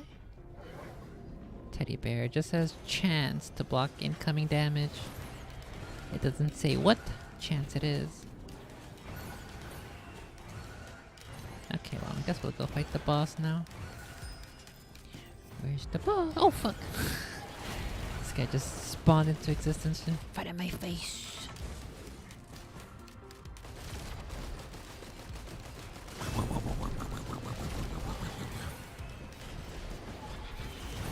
Oh my goodness. Oh no, oh no. Ouchie. Why the fuck is my hair coming down to my nose and making me scratchies?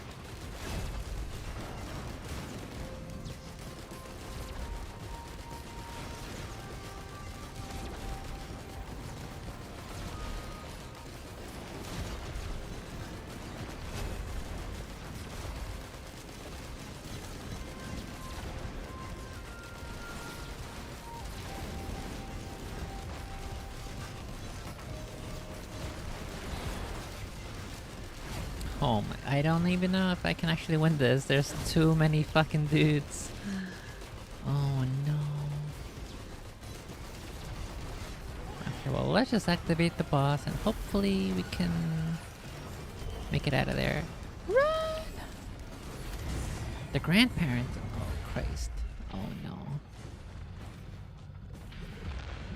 Oh no.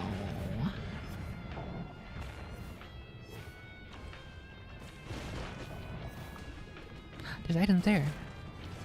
Why didn't I see those items?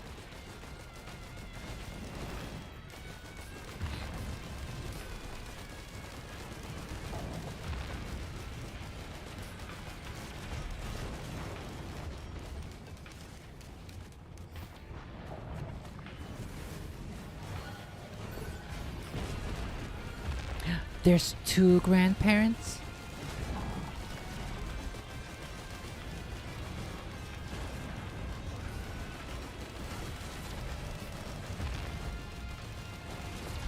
Oh fuck. Run, run, run, run, run, run, run, run.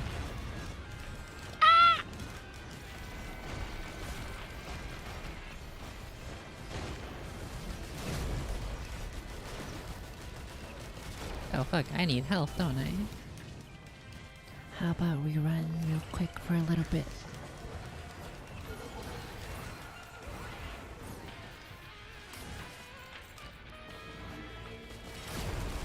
I think I can hit him from here though.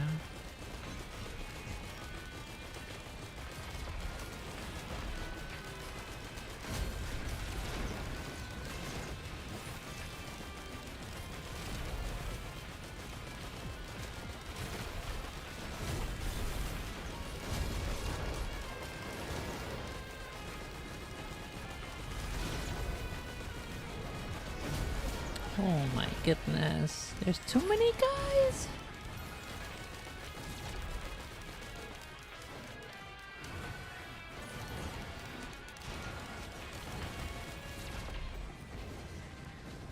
This is gonna be another one of those fights that takes 5 billion hours. Like when we were listening to... oh my god. Fuck. Like when we were listening to the spooky evil goth witch story.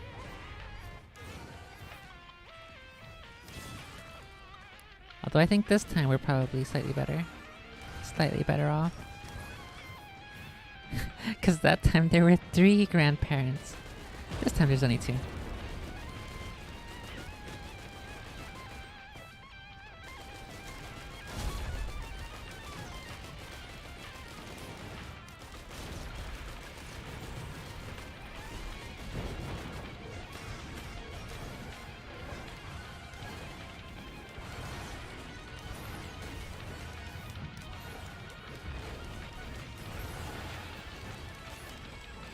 Oh fuck. Oh my goodness. They had like fucking 20 different spirit guys trying to blast me with their lasers. I think I killed one grandparent.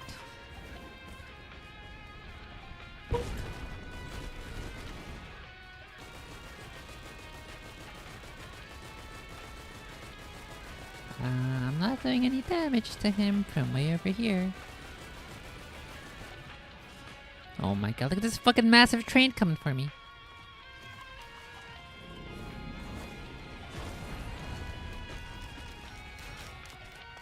Oh my god. Look at all my suitors.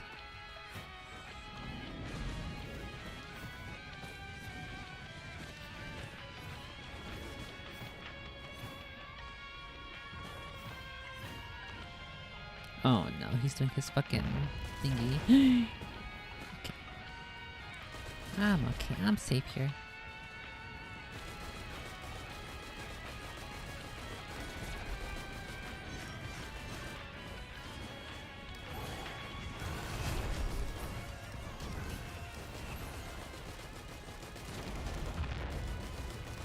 Oh, he's almost dead. I think I can get him here if I run forward. Fuck him up! Okay, this time was definitely easier than last time. That last time was fucking ridiculous. Oh, you give me a bandolier? Oh my god. Could have picked a better spot.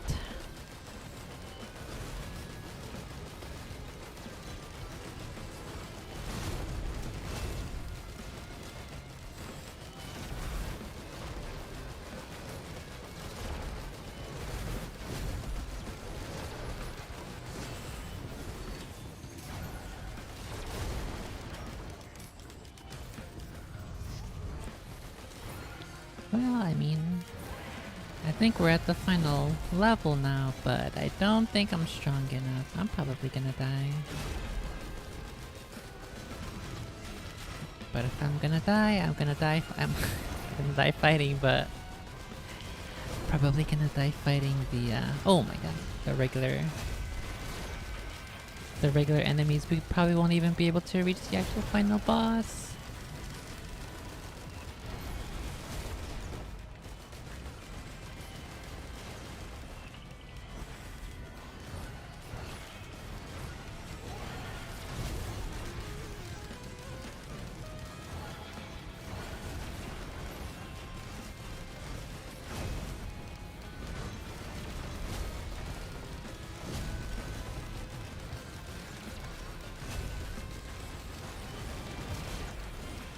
Oh my goodness, I'm losing way too much health. I'm actually gonna die here.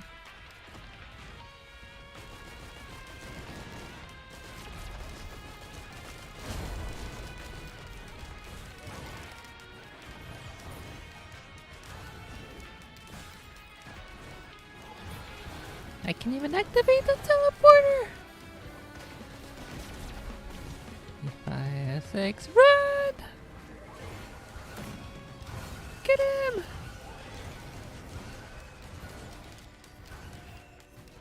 See ya, nerds. Okay, time to die to the regular to the regular monsters, not even the boss.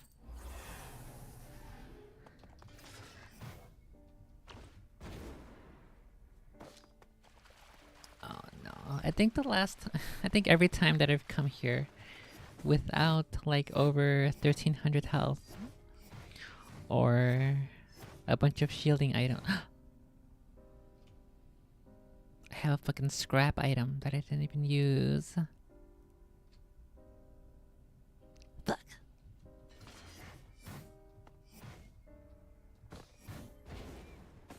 But I think every time I've come here with less than like 1300, less than 1000 health, I think I just get demolished by those flying guys because they slow lock you. It's not a stun lock, it's a slow lock. And then they just rip through all of my armor and my health. And I can't kill them fast enough. I think the worst ones are if they have like... if they're a blue elite guys. I think these guys I can handle, but they're still pretty difficult. So we will see. Maybe I should just kill them from here. Try to reduce the amount of them that swarm me all at once. It's gonna be boring waiting for my cooldown. But we'll see. Oh, they're coming this way though. Bonk! Okay, they're both at half health.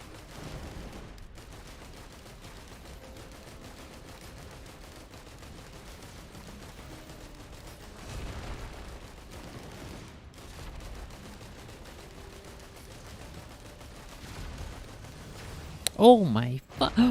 What was that? He did like 500 damage in one hit! What the Christ?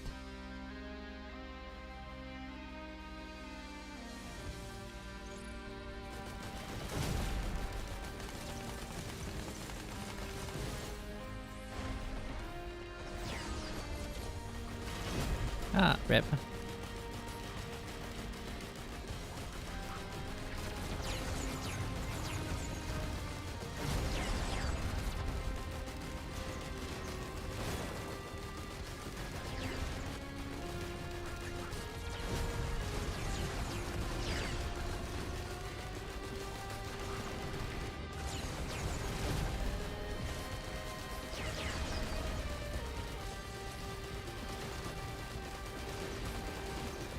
This is just the hold down left click level.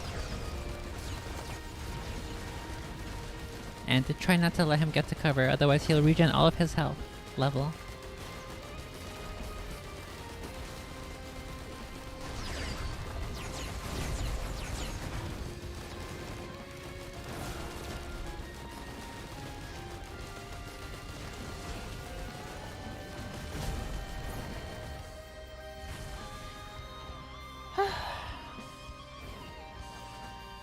I'm not gonna beat this boss. I'm not gonna beat him at all. Because the boss summons like 3 or 4 of those guys in the second phase. Oh no, I'm so fucked.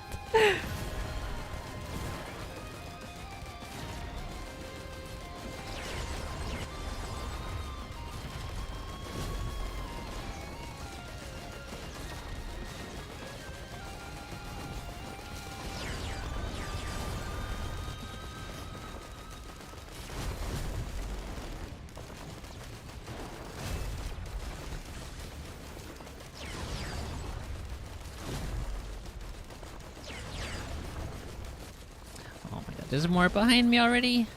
Ah!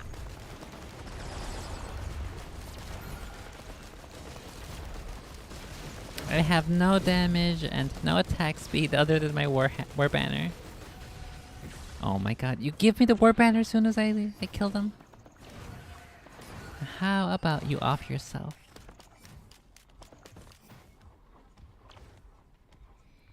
Oh no. This run is a waste of my time. I'm not gonna win.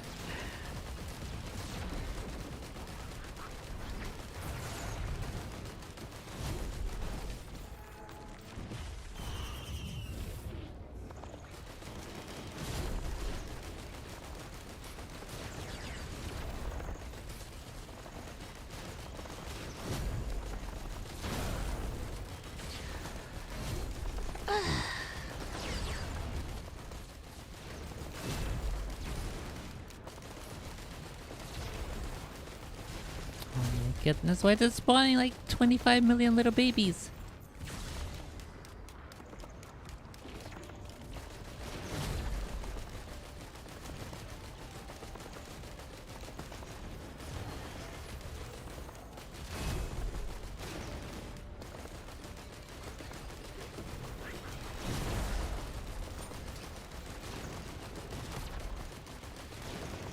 Actually, you know what? You know what? This level has... It has a shop, technically, where you can exchange 3 items for 1 item. 1 guaranteed item that you want. So maybe I will have to gamble that to try to get more damage. I've never used them before because it's always seemed like a pretty bad deal. But this time I think my build, my items, they kind of require me to take that deal.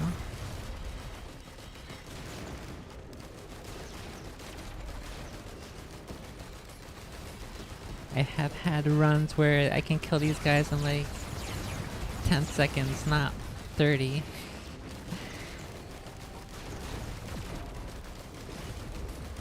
So hopefully we get the... Hopefully the gods give us good chances and exchange good items.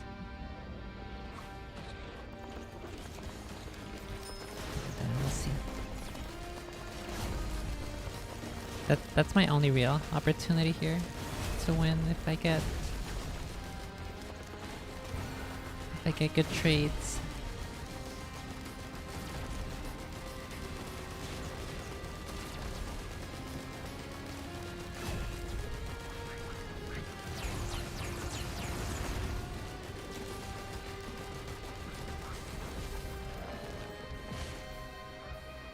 Wow, again, it gives me another war banner as soon as I'm gonna leave? Fuck this game. Okay, here. The other 2 pillars are where the item shop is. So let's hope they have good items for me. Oh my god.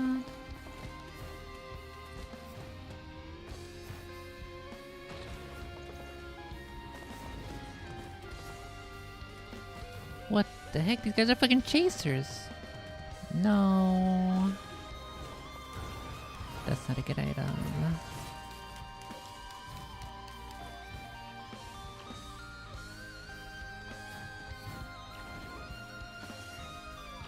Where are the other items? sometimes there's items here. Is that literally the only item? The whip? Oh my god. That is literally the only item. The god said, no, fuck you, you get nothing. Wow. Oh no! There's a flying dude up here somewhere.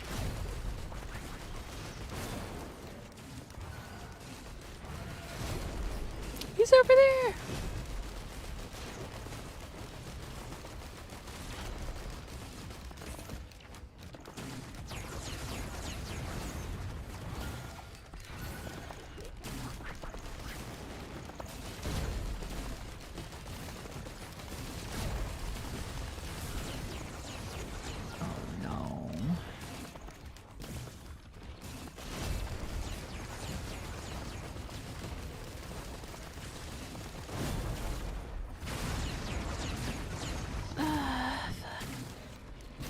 It's gonna take an hour just to fight the boss. It'll take like 2 hours to fight the boss with this build. Oh no. I guess it was gonna take 2 hours. Let's put on another episode of Sasquatch Chronicles. Oh no. I thought we could. I thought I was gonna die like two maps ago.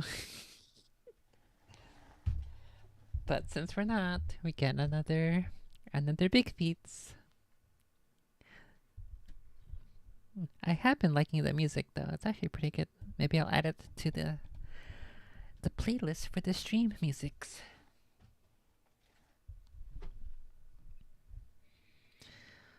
Let's see.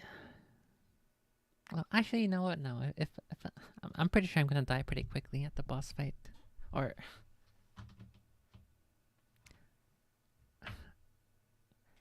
if I play it properly, I will survive the first phase, but I will die the second phase when all 3 or 4 of their flying guys swarm me. So in theory, I will fight for 1 hour to instantly die in the second phase in like 10 minutes or maybe 2 minutes. Okay, now we'll just keep going without epic feats. Oh no.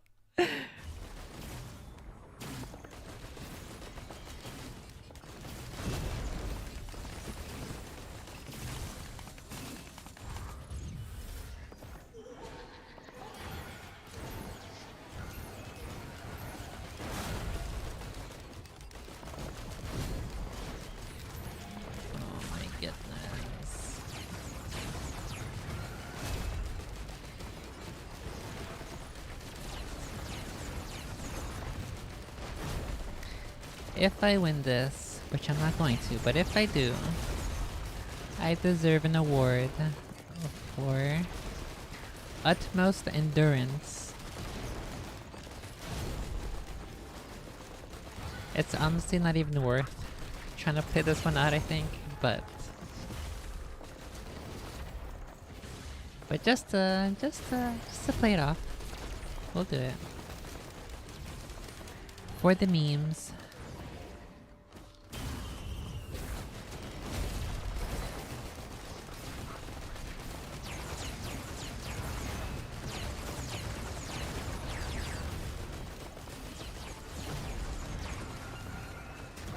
Wait, is this an item?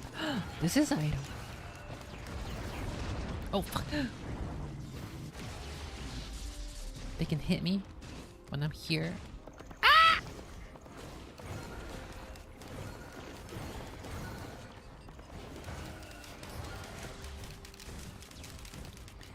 Jesus Christ, dude.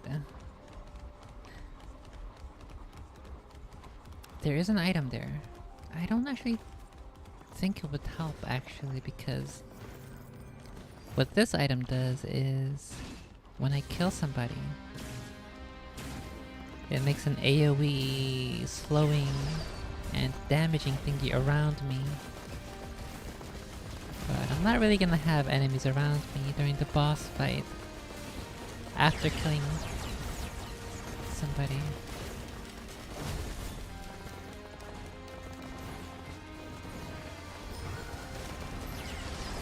The item doesn't really make sense for the boss fight.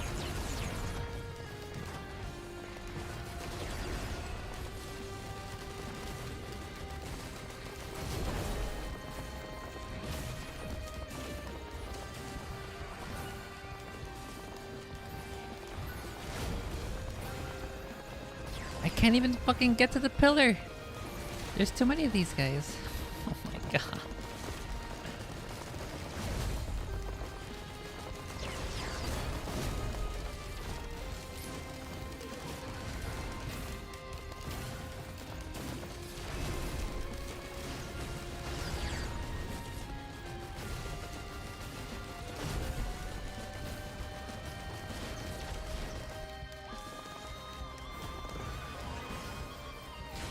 Okay, well, the boss is unlocked, so...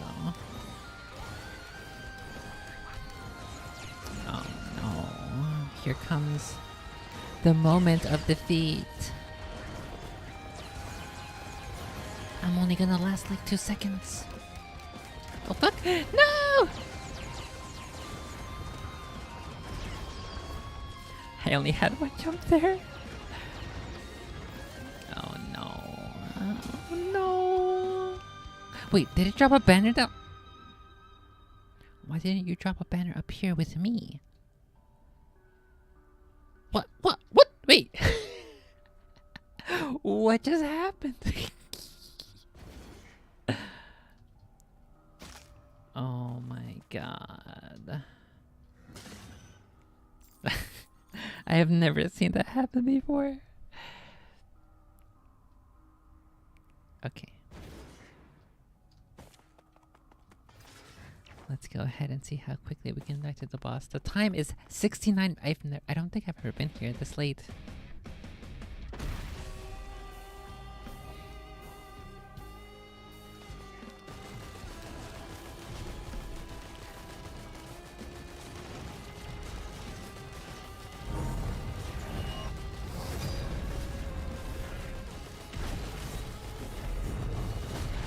I have no drones either. They're all dead because I do no damage. So all my drones take all the damage before I can. Holy Christ.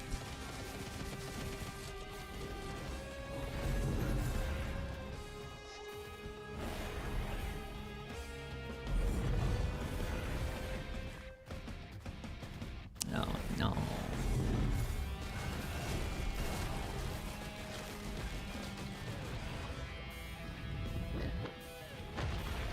This is not gonna end well.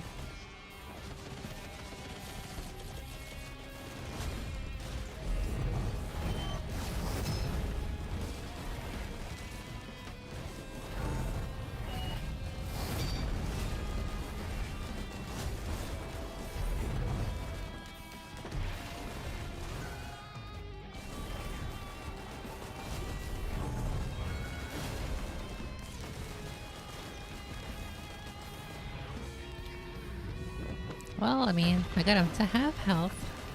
That's a start, right?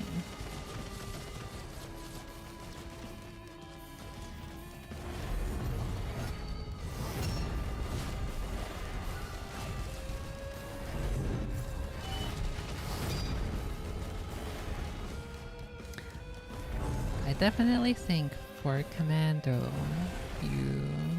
you're definitely gonna want movement. Because without my multiple jumps, I'd be dead already. Ah!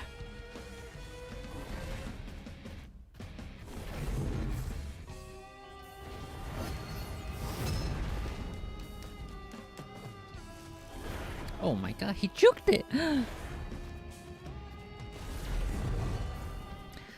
Ow, my eye hurts. I've been looking at the screen too long.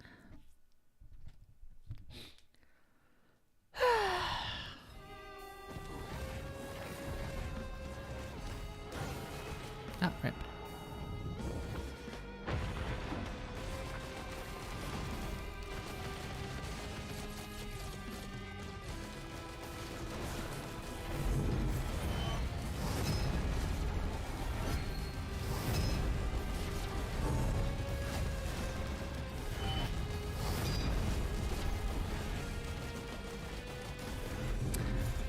getting so hungry. I'm probably gonna starve to death before this boss fight finishes.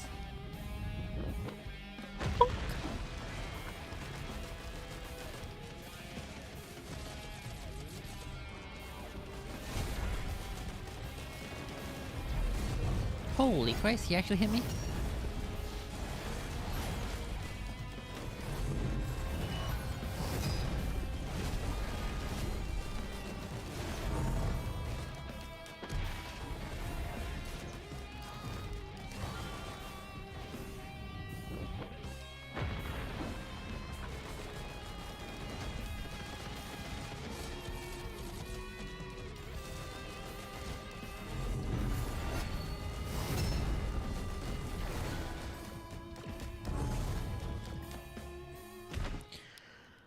Oh, I can't see. Oh, wait a second. Wasn't it supposed to rain tonight? I gotta check the weather real quick.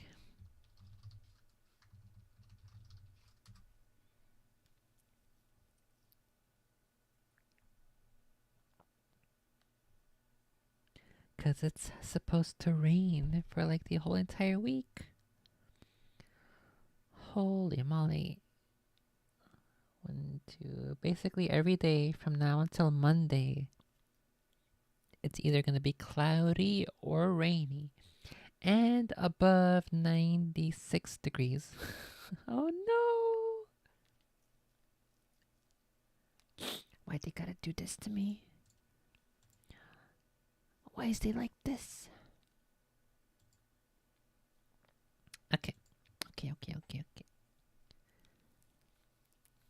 My eyes are doing that thingy though, where I've been up too long being a gamer for like 12 hours straight. And now my eyes want to be closed, but I'm not finished gaming yet.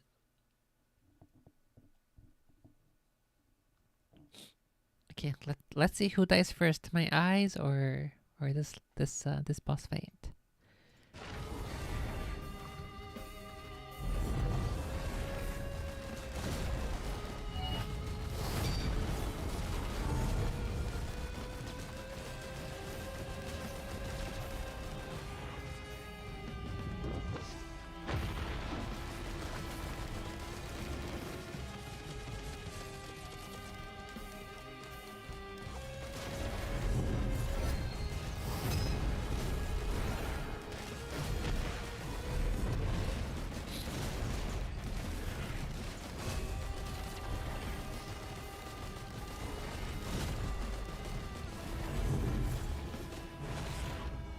Oh boy, I think this is where I die.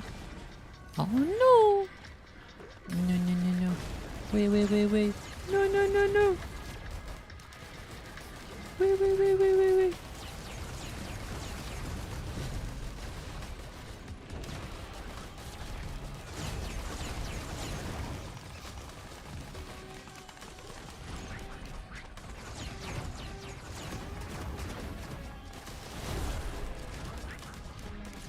Oh no, there's 3 of them right at my butt!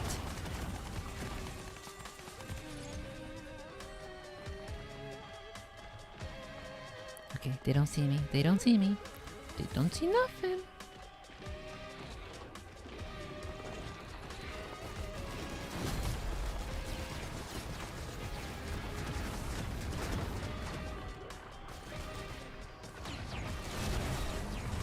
Okay, I got one. I just have to wait for my lightning strike and then maybe I can... Then maybe I have a chance.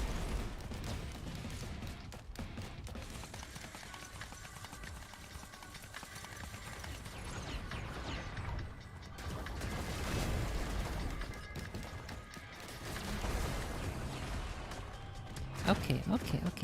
Maybe it's doable. I believe. I have faith! The faithful shall be rewarded. Who's that last guy? No! Did the other guy die too? He did die.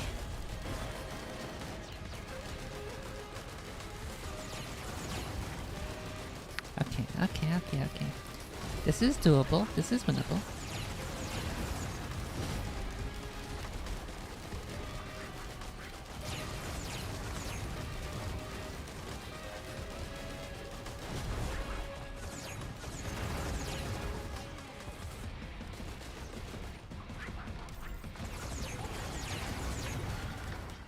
He hit me through the wall?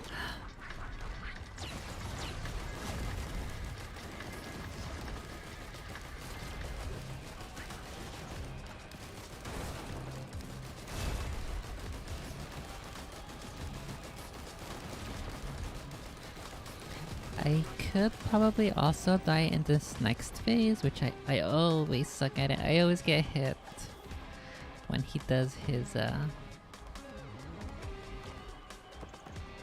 don't know what it's called. Oh, it's just these little guys left? I thought for sure there was another big guy. Okay, if you say so.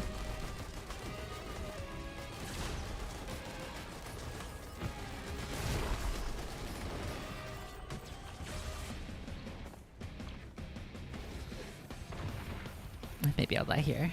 Let's see. Get him!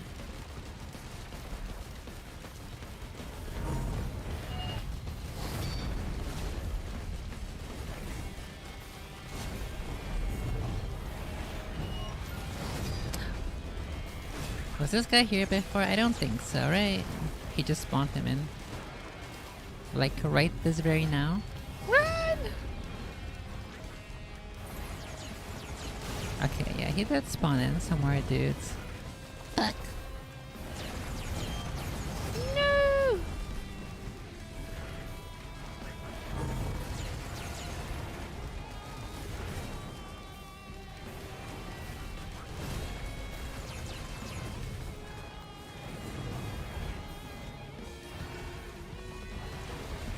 Another one? Really?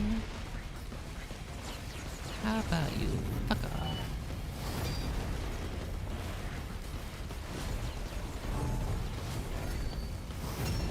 Okay, well, he one-shot me. I dodged way too early. On the bright side, I did not die to the flying dudes.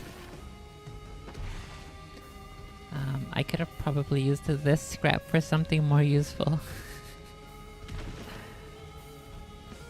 Unfortunate.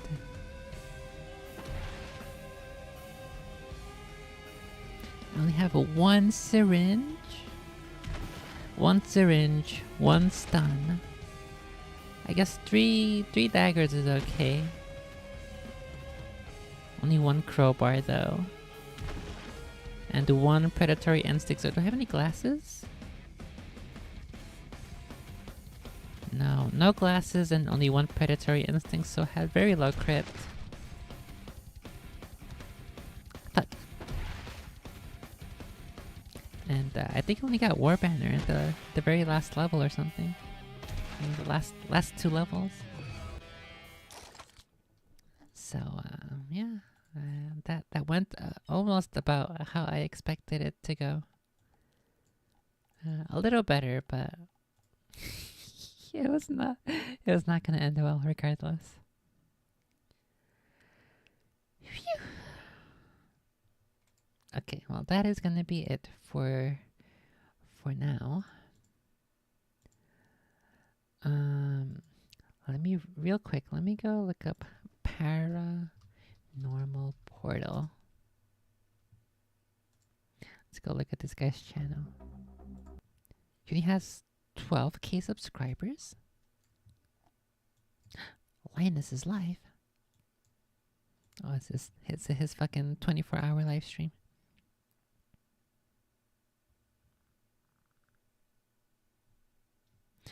That's pretty cool. Let's have a look at the titles of some of these. Digging into Skinwalker Ranch.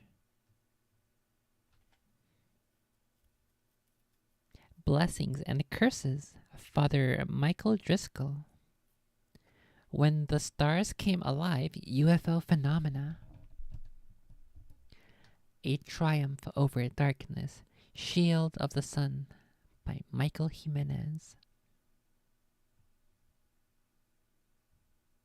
Oh no, there's a white woman and then there's a wolf here in this one thumbnail.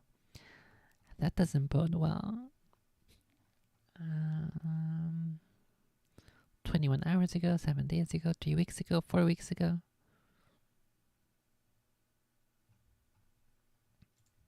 So he said he does. Oh my goodness, what are these fucking thumbnails? These are spooky thumbnails. This looks like boomer thumbnails. Well, I'll go ahead and listen to some of these and see if it's cool enough. I do think some of these. Wait, only 267 views on some of these? 153 views? Okay, we're gonna have to be the ones. I'm gonna have to be the one to prop up this guy's whole entire career. Go ahead and subscribe for the time being. Phew. And I gotta sort through these gargoyle pictures, try to get a good idea of what I want my gargoyle to look like. This one's pretty cool, but my gargoyle is gonna be a coffee drinker. And then there's this one super cool gargoyle, this one-eyed gargoyle whose body is one big ball. And I want to paint him green and call him Mike Wazowski. It doesn't say what year this was, John, but I guess this guy could have been inspired by Mike Wazowski. Maybe he saw Monsters Inc. and then he thought Mike Wazowski was so cool that he had to draw a gargoyle that looks like him, that resembles Mike Wazowski. But yeah, that'll be all for today's. I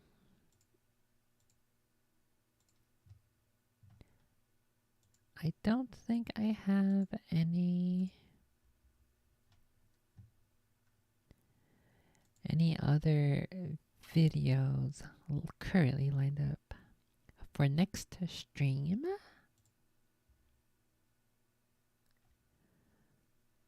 There is a stalked by a big feet creepypasta. I think that's a video.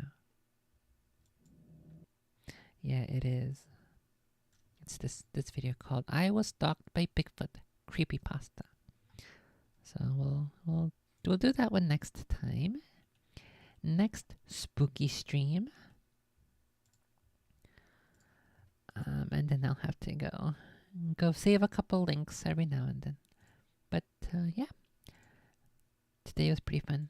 Those were I really liked that witch story. That was that's one of my favorite episodes so far of the whole entire Sasquatch Chronicles. I'm probably gonna draw some fan art of that, honestly, all things considered, because that seemed pretty cool.